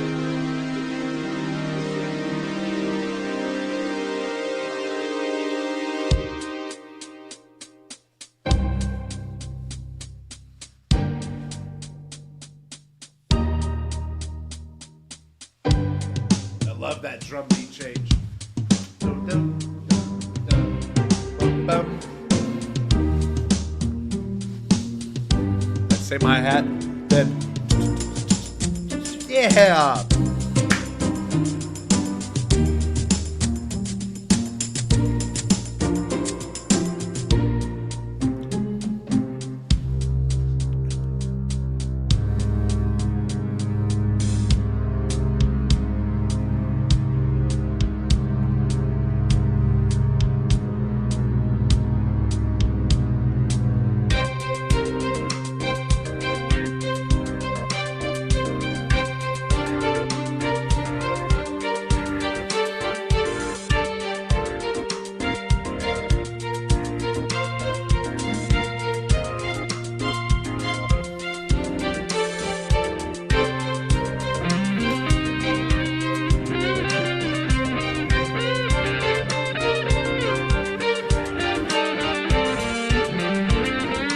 Cool guitar solo here.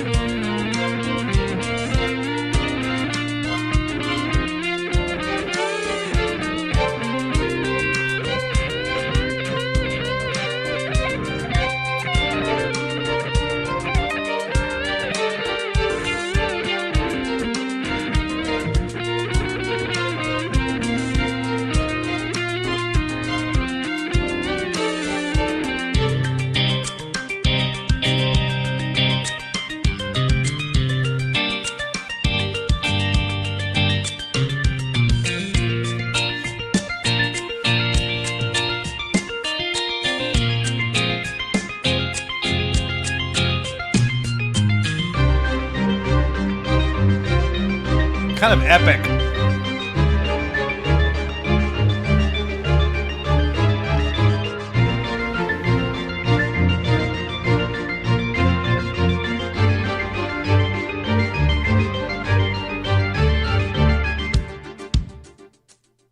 I love the drop down then organ.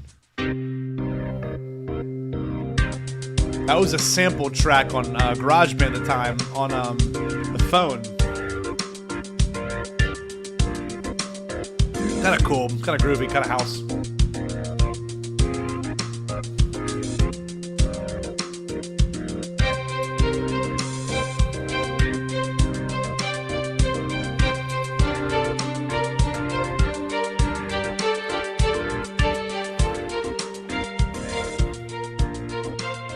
Yeah, that's a good one. That one's very basic, very simple. I like that one. The next one is The Annual Secret. I love this one. There's a guitar solo here my friends used to make fun of me for, but I always loved it. Kind of pulsating drives. Good driving beat.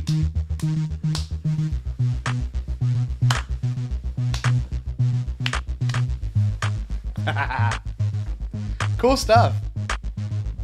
This is from SoundCloud. We upload all these to SoundCloud. Didn't really mess with the mix that much on it. Kind of kept it the same from 2013. This is part of those snow day songs, so yeah. I like building rhythm. I really like building a rhythm. You look and listen to that. Every 2 bars it adds something. Kind of goofy sounding now, like Owl City, you know? I like that. Beep, beep, beep. I like it still.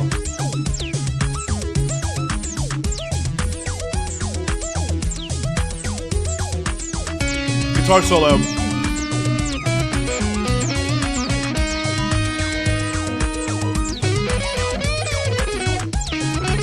very dry.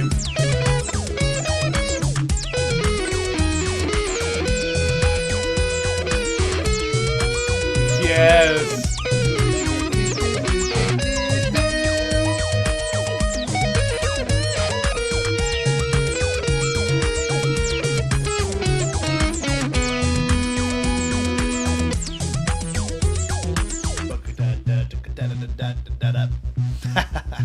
I love this one. This one's got a good just groove. This reminds me of that Kelly Osbourne song. That like.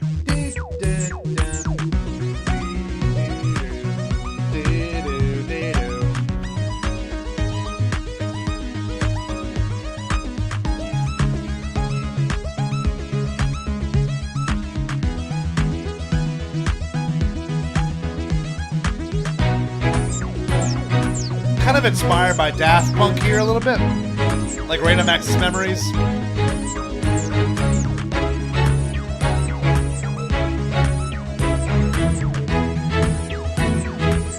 I love this part right here.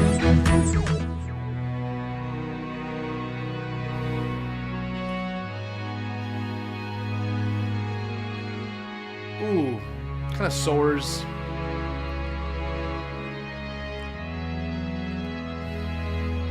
So even though these songs were recorded like 5 years apart, the next track kind of inspired by the same tone and everything up until like Funk-O-Matic is where it kind of changes.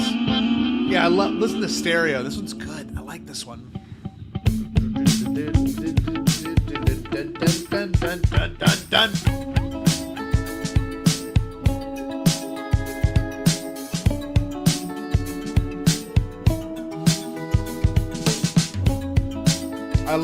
I love this one. It's tremoloing like left to right in your ears. Here we go. Oh no, right here, I'm sorry. It's the next part. Here we go.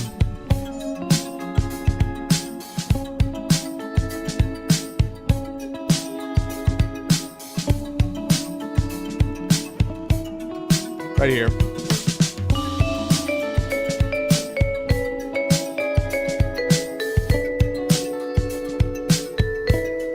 Yeah.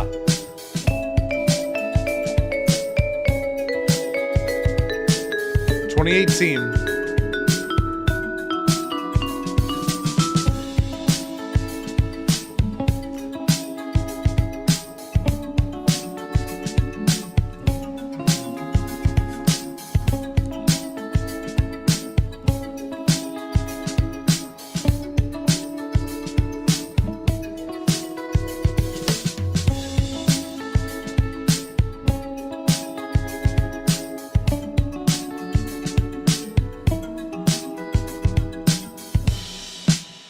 Yeah, that's a good one.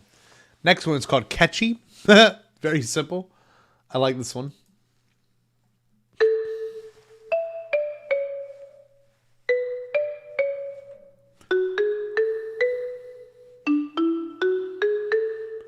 Bing, bing, bing. Such a little, cool little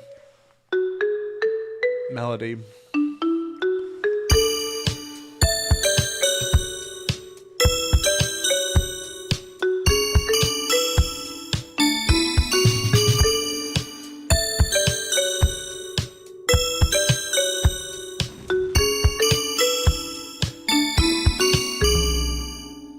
Simple. It's quick. Catchy. 2017. Ooh, yeah. Kind of synth heavy. I do go very synth at this point, honestly.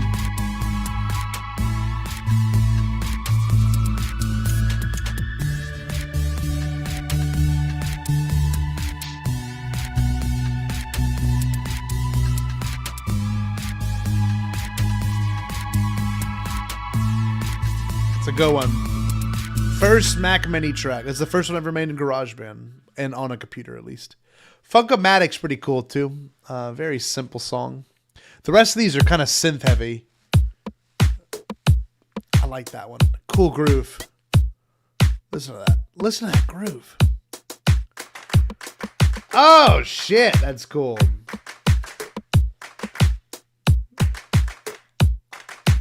Pretty much drums.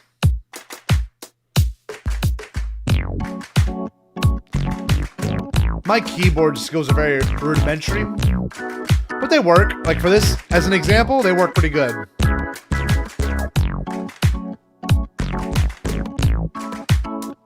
Yeah, I like that.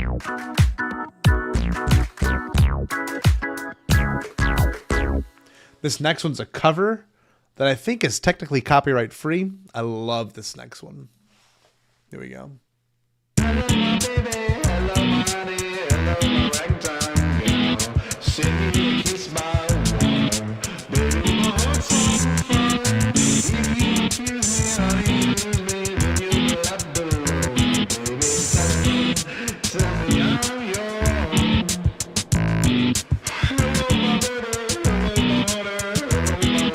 Yeah! Michigan J Frog.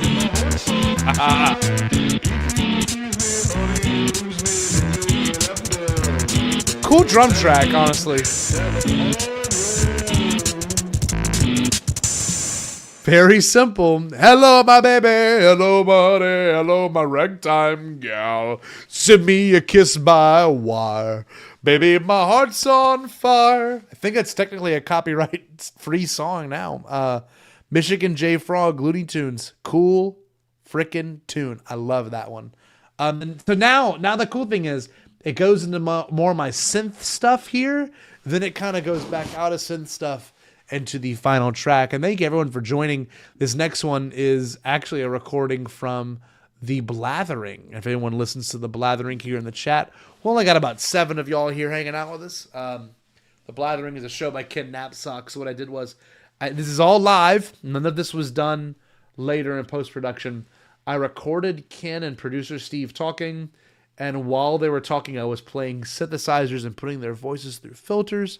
But yeah, look, hey, Michigan J Frog, Laser Bolt. You can go hang out with Jerry. Jerry lives in Holland, Michigan. Maybe hit up Jerry and you can hang out with G.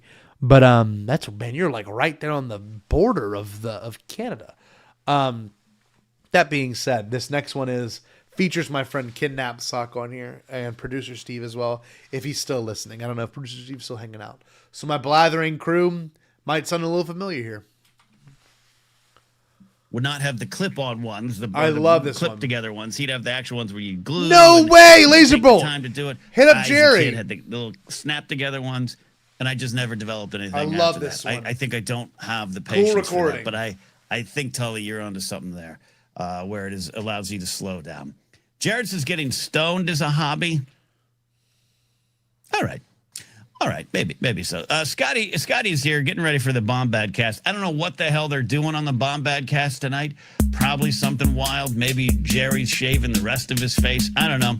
Scotty Jerry says, I got too many hobbies. DJ, guitar, synthesizers, archiving documents, Fortnite, gardening, collecting, preserving vinyl. Ooh, Scotty, I just brought out my record player. I need to text you. Also, I went to buy 2 records today. I went to buy, I was like, I'm going to get Chaperone in LP vinyl form. I'm going to get Gaga's Mayhem. I didn't realize they're that expensive now. Thanks, tariffs. I don't know. Anyway, Scotty, I have vinyl thoughts because again, maybe that should be a hobby. Because CD collecting music used to be a hobby till I turned it into, I don't know, fascinating stuff there. Forrest Gump, Cold War Doc is spectacular. History is linear. We are still dealing with mid-level management Vladimir There you go, Mr. Putin Bolt. at the KGB office in Dresden. Going, why is Moscow silent on the fall of the wall? Kind of a We're still cool dealing sound. with that, and could be dealing with it still in a major way. Shout out to Ukraine for pulling off that stunning attack on the at least 40 planes or so. But that's gonna bring back some more. So we're still in that. History is linear. All right. Let's find used. I got 2 used records around here, but I used to buy used CDs. Which, by the way, you're not. Remember, I think Garth Brooks said don't do that because then it doesn't go back to the artist. But I get it in my head. I don't like used things when it comes to like something like an LP. Does that make sense? Like, if I'm gonna get a Gaga LP, and I already have a couple on LP, but if I can get one, like I want the cellophane to come off. I want to smell. But I have used other things, so I'll probably head to one of the used record stores and see what I can pick up. Cool track, honestly. 8 says, my hobbies are collecting retro games, transit exploring, coffee. Okay, yeah, coffee culture. Okay, there you go. They were about $40 each. $40 each. That is funky. And I was like, let me go online and go to shop direct from the artist. Still, with shipping, would have been close to 50. All right, let's do this here. Let's get producer Steve on the show. Producer Steve, what are we doing? Good evening, Ken. Hello. We can start there. My face, yes, my face is also burning. You know why my face is burning? I don't. I did a mask this afternoon. I had a little extra time. Hearing a little echo on your set. Are you hearing an echo on my set? Okay. I put on a face mask, and I love it. Oh, I love it. I love peeling it off. But there's a light burning, Steve. So I changed the So tempo when you say here, and I like bring it a up face higher. mask, it's like you did Doesn't like change their audio. cucumbers on the eyes kind of But thing. it's Like, or like- you didn't. Oh put, like, no, a helmet on. faster. I need the cucumbers. No, yeah. You take a little package, and it like and then you put it on your face, and it dries. And after about 30 minutes, you do the little peel. And look at this skin. You know, I'm a caveman, Ken. I don't know about these things. Thank you for educating. Yeah. What if I was to send you one? I will do it. I will do content. I'll make content. Good. We need some backstage. If you send me a face, I will do a whole. I'll make a whole thing. They're so relaxing. You peel it off, and your skin's so smooth. Oh, it's so good. I've done the nose strips before, so it's like a giant nose strip, right? Yeah. That's what it is. Okay. That makes That sense. bass You drum. just find one that doesn't make your face burn. Well, yeah. What's your maybe we biggest start hobby? small. What's your biggest I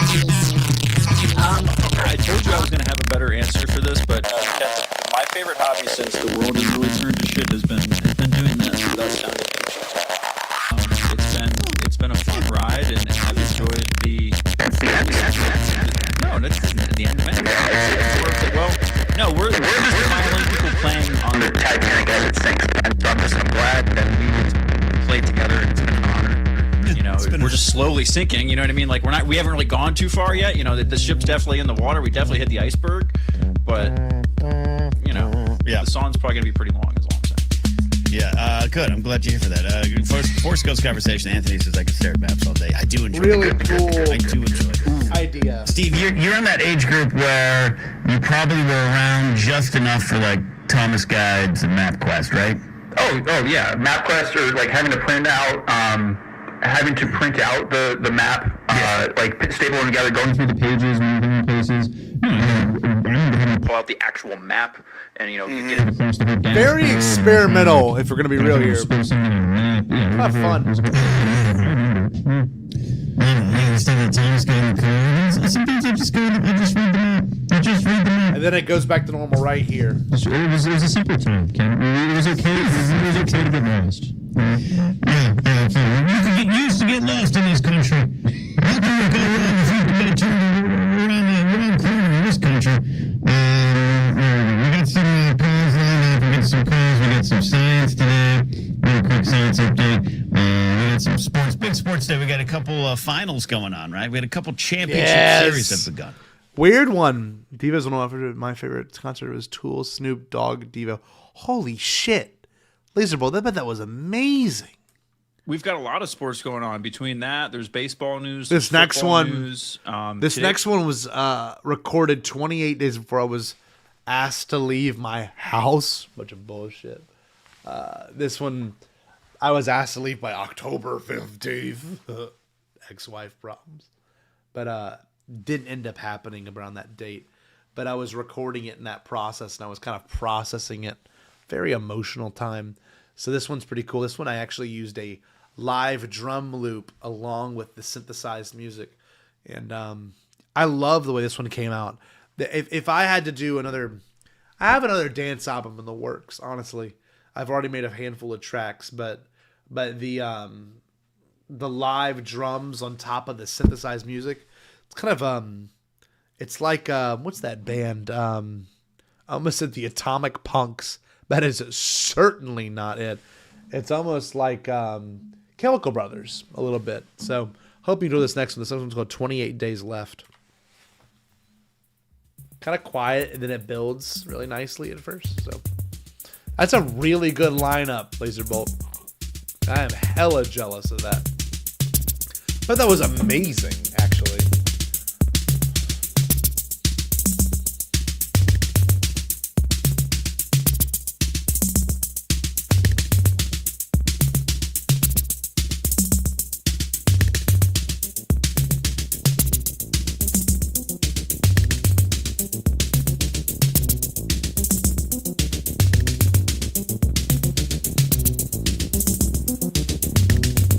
I like synthesized parts, but then you'll hear the real drums kick in. It's a loop. It was hard to sync this up perfectly. Yazoo, wow.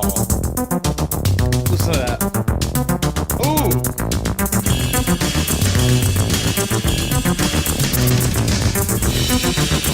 Very Chemical Brothers.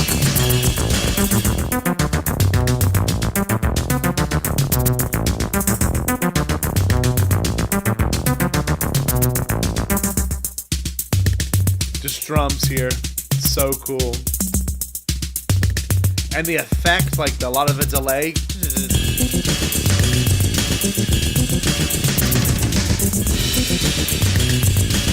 Yes, Prodigy.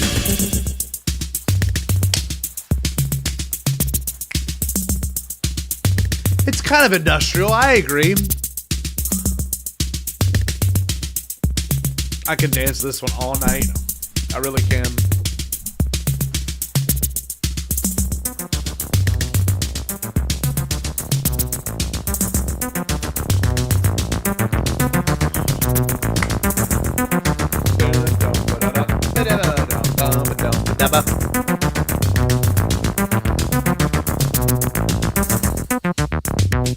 All the effects taken out. Very basic.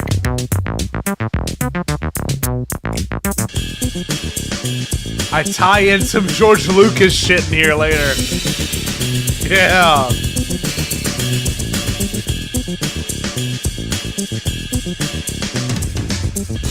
Good deal. I love that.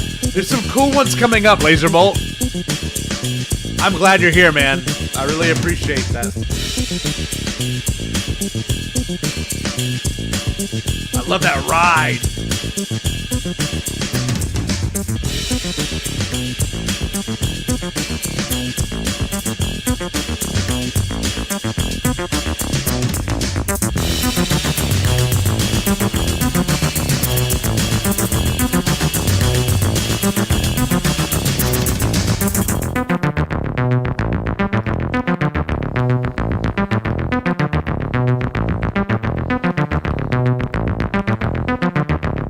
Yeah, I love this shit.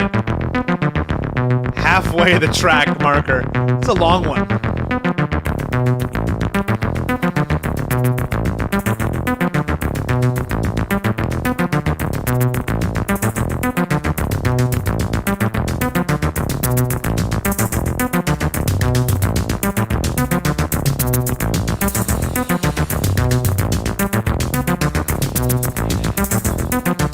If you listen really closely, you hear George Lucas.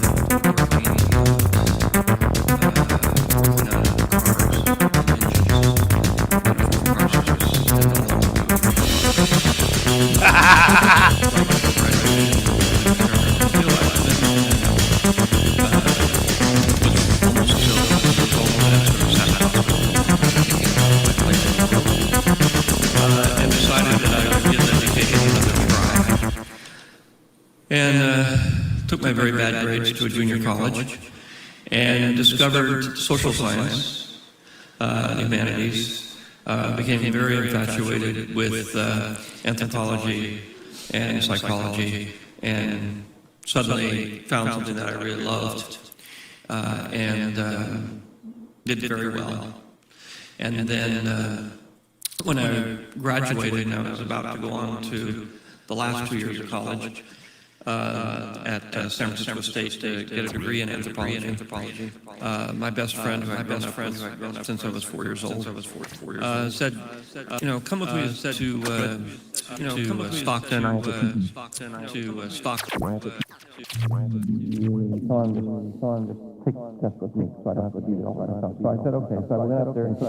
So weird.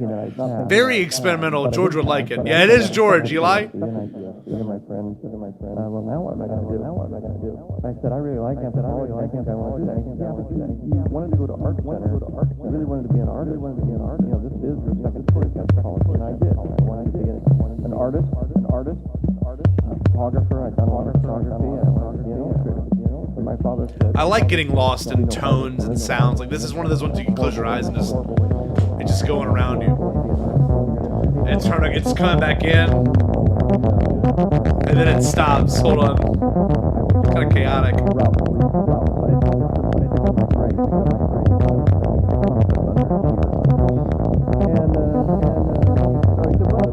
I see they've got a department there of photography. Yes. I said, oh, that sounds good. He said, it's easier than PE. You'll love it. I said, well, okay, maybe I'll do that. So I went down there, and it wasn't a school of photography. It was a school of cinematography. And it wasn't actually a school of cinematography. It was actually a school of cinema. All done live. Nothing pre-recorded. Then it stops. I never heard of such a silly thing. Yes. This next one's called Depeche. Very inspired by Depeche Mode. God, this one's cool. Kind of short.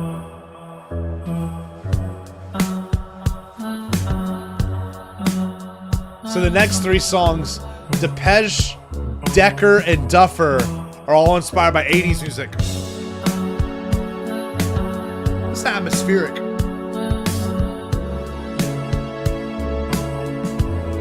Yeah.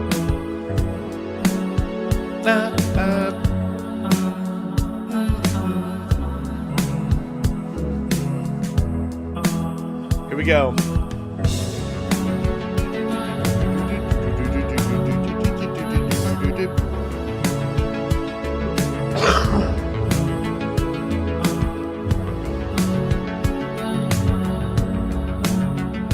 Yeah.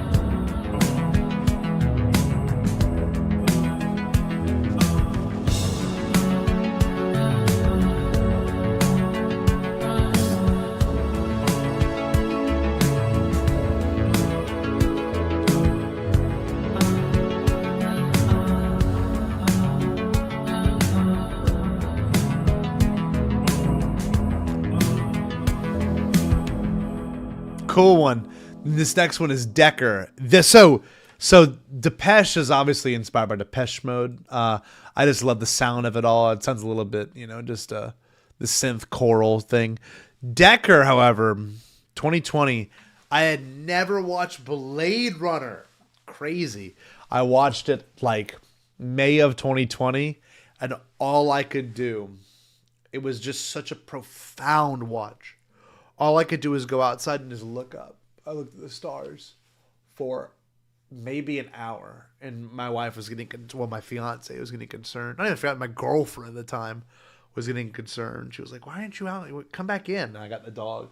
The dog is sitting on the couch right now, but we were outside. I just couldn't believe what I watched. I loved Blade Runner, but that's cool. OMD for power. I never heard of this. I love this. Tell me more. I need to look this up. Lose your bolt. But this one is deeply inspired by Blade Runner and Vangelis's Vangelis. I don't know how to say it. Soundtrack for that album. So it is instantly just like mood setting. It's just heavy. The drums are heavy. Enola Gay is dope. Bombad. I love that. This next one's pretty cool. I hope you enjoy Decker, which is named after Decker, the detective from Blade Runner. It's one of those ones you can just close your eyes and just like picture happening in Blade Runner. Here we go. Just close them. I love this shit. This is cool, man. I'm very proud of this one.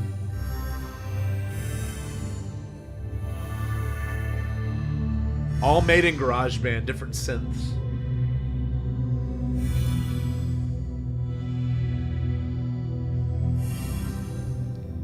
It like flows from your right to your left ear too. It's cool. It's kind of like doing like an S shape in my head.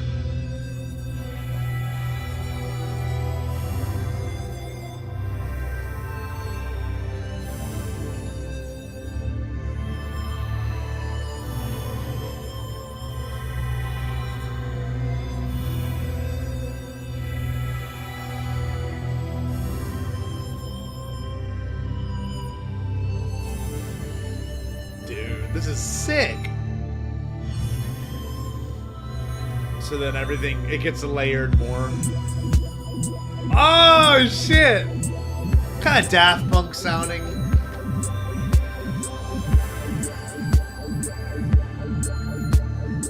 Oh, laser bolt. You gotta put it out there, man.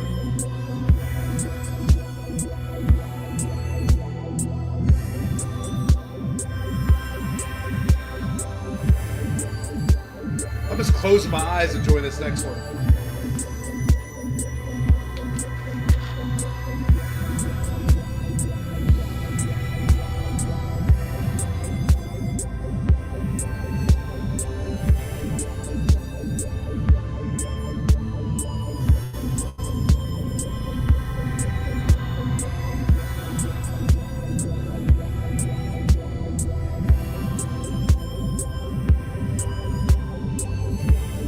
Oh, send it, dude.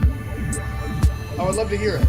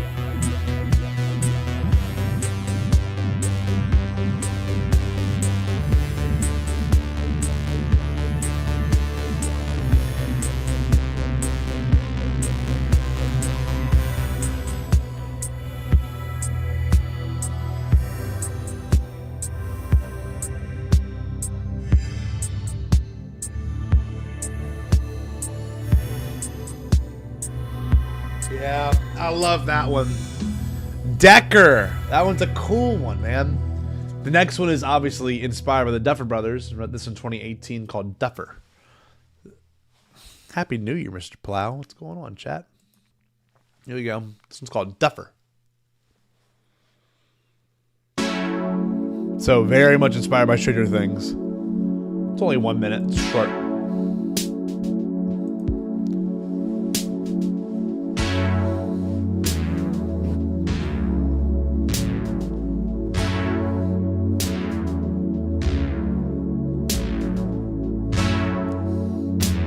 Yeah. Haruto! I love you, buddy! Haruto's my friend from Japan, Laserbolt. We're still live 4 hours and 39 minutes later. Oh, listen to that. Stereo. I love when it drops out. After it drops out really nice.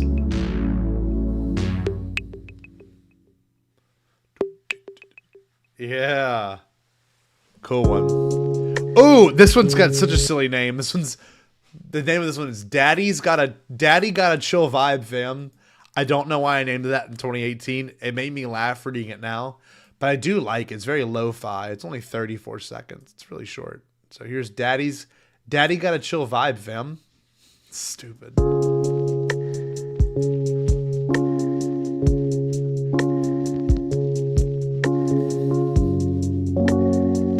I love that. All on me on keyboard. Probably one take.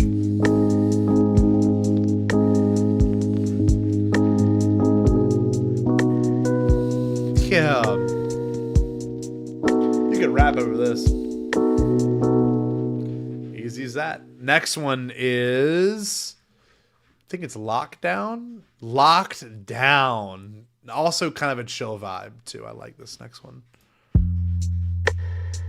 Ooh, this one's cool. Forgot about this one.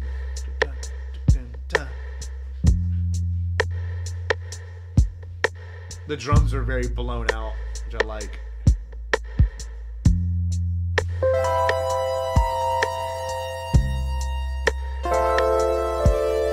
Kind of Nintendo sounding, you know?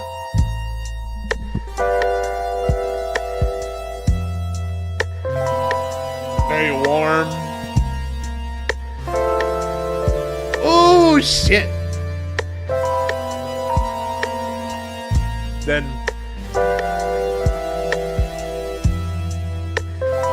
some dissonance in that bass. Probably playing a real bass guitar there. Yeah, I definitely am.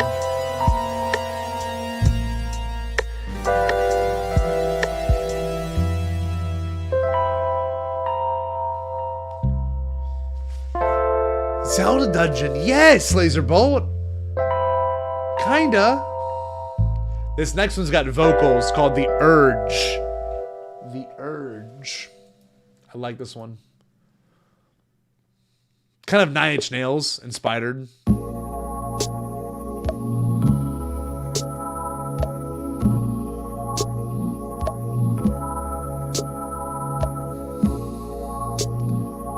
It's short too.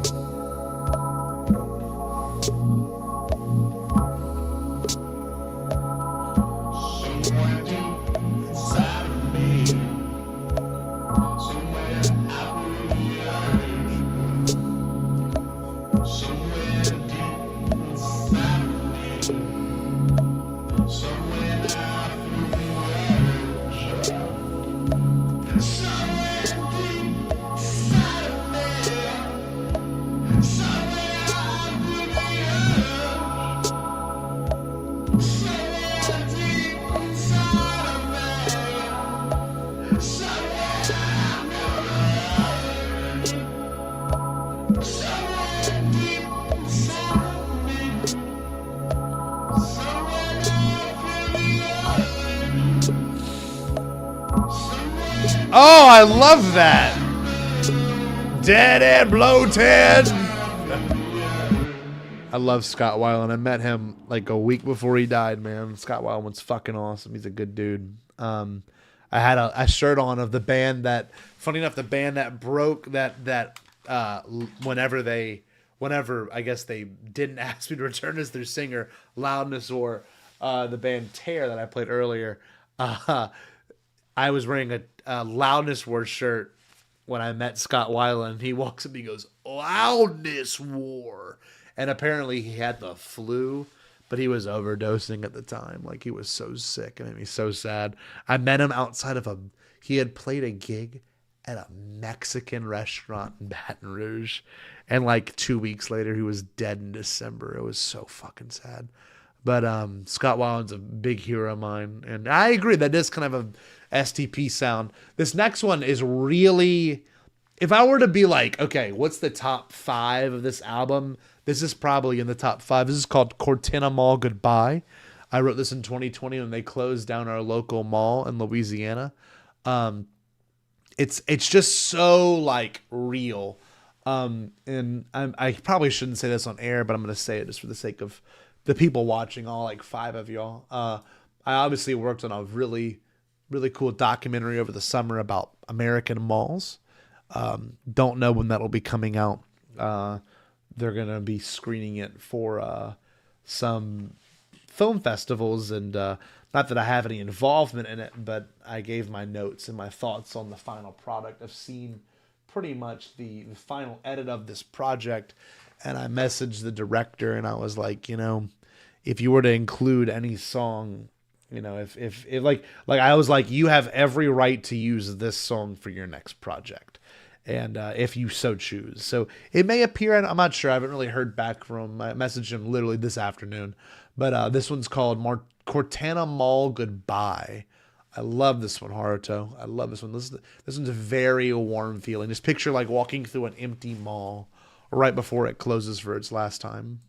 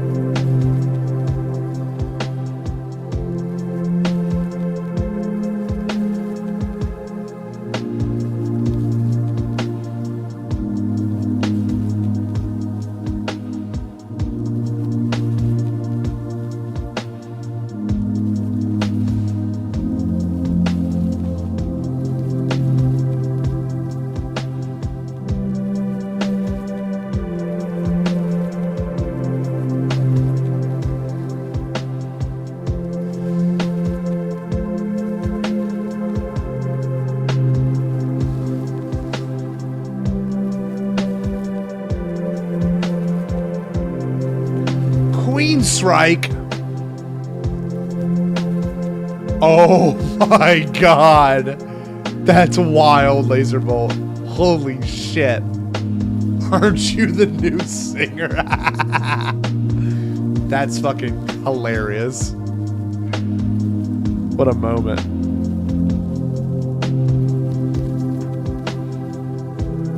This will always remind me of that mom. That's insane.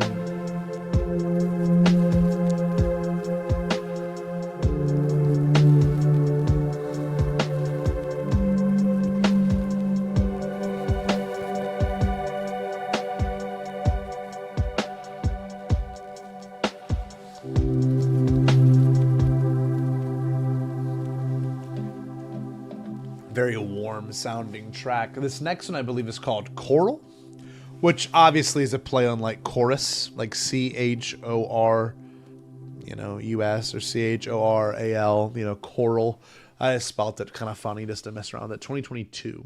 So I've always liked it. Like, it's so low. Like, listen to that. It like totally wraps around your brain. It's like close your eyes. Oh.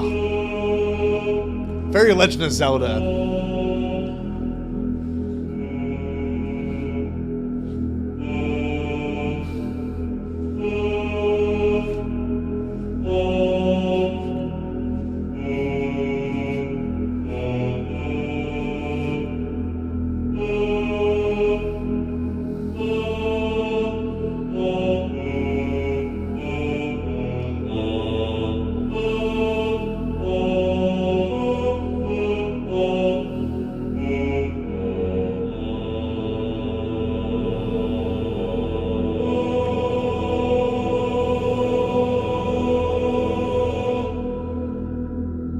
Weird one. This next one's titled Eyes Closed. So you have to close your eyes and listen to this one. I'm going to do it with y'all.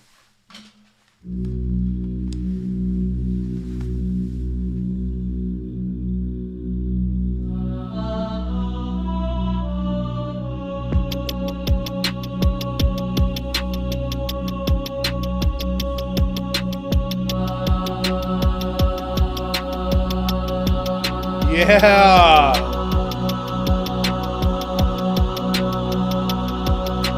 This one's really cool.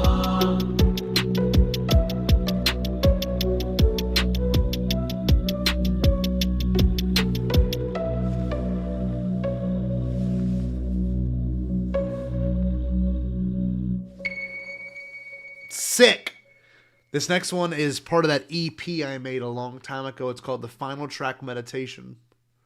I like this one. Ocean waves.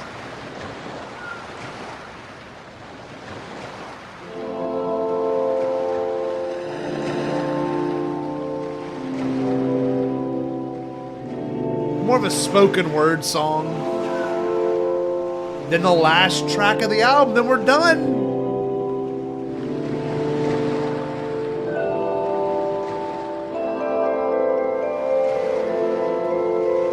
The sounds are kind of muffled on this one. Not my best recording. My buddy Matthew recorded it, but it's just not as... It's kind of loud.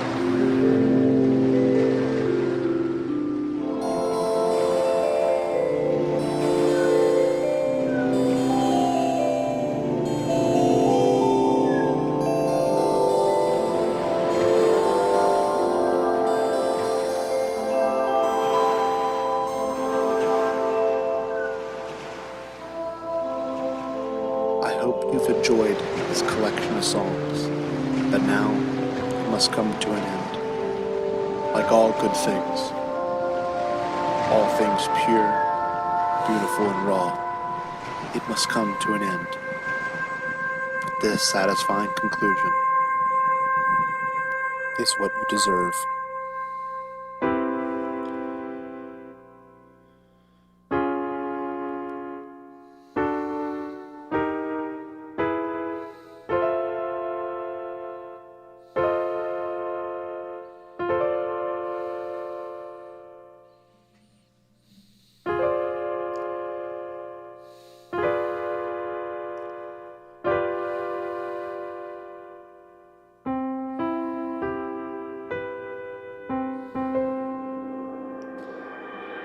Cool track.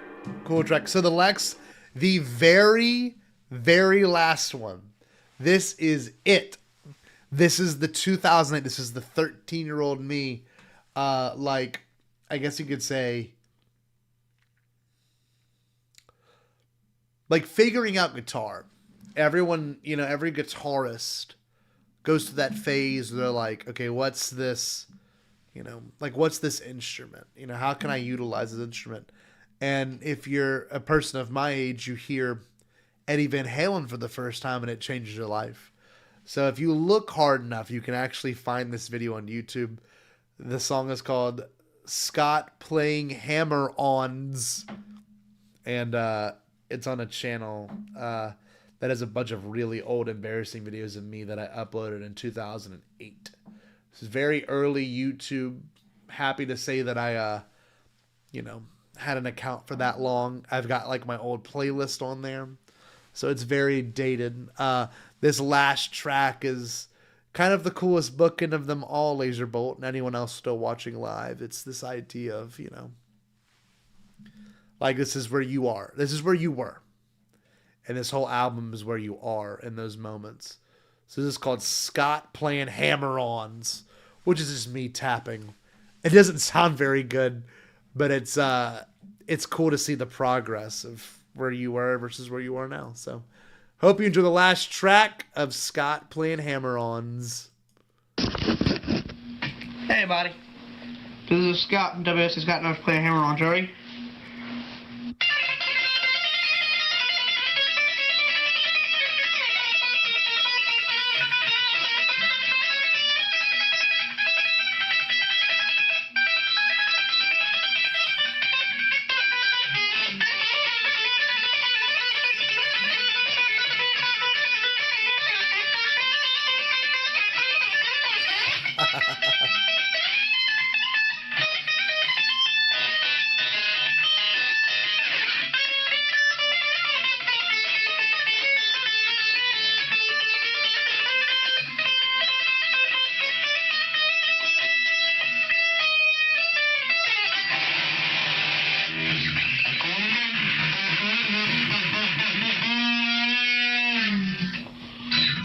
Adios. Have a great day.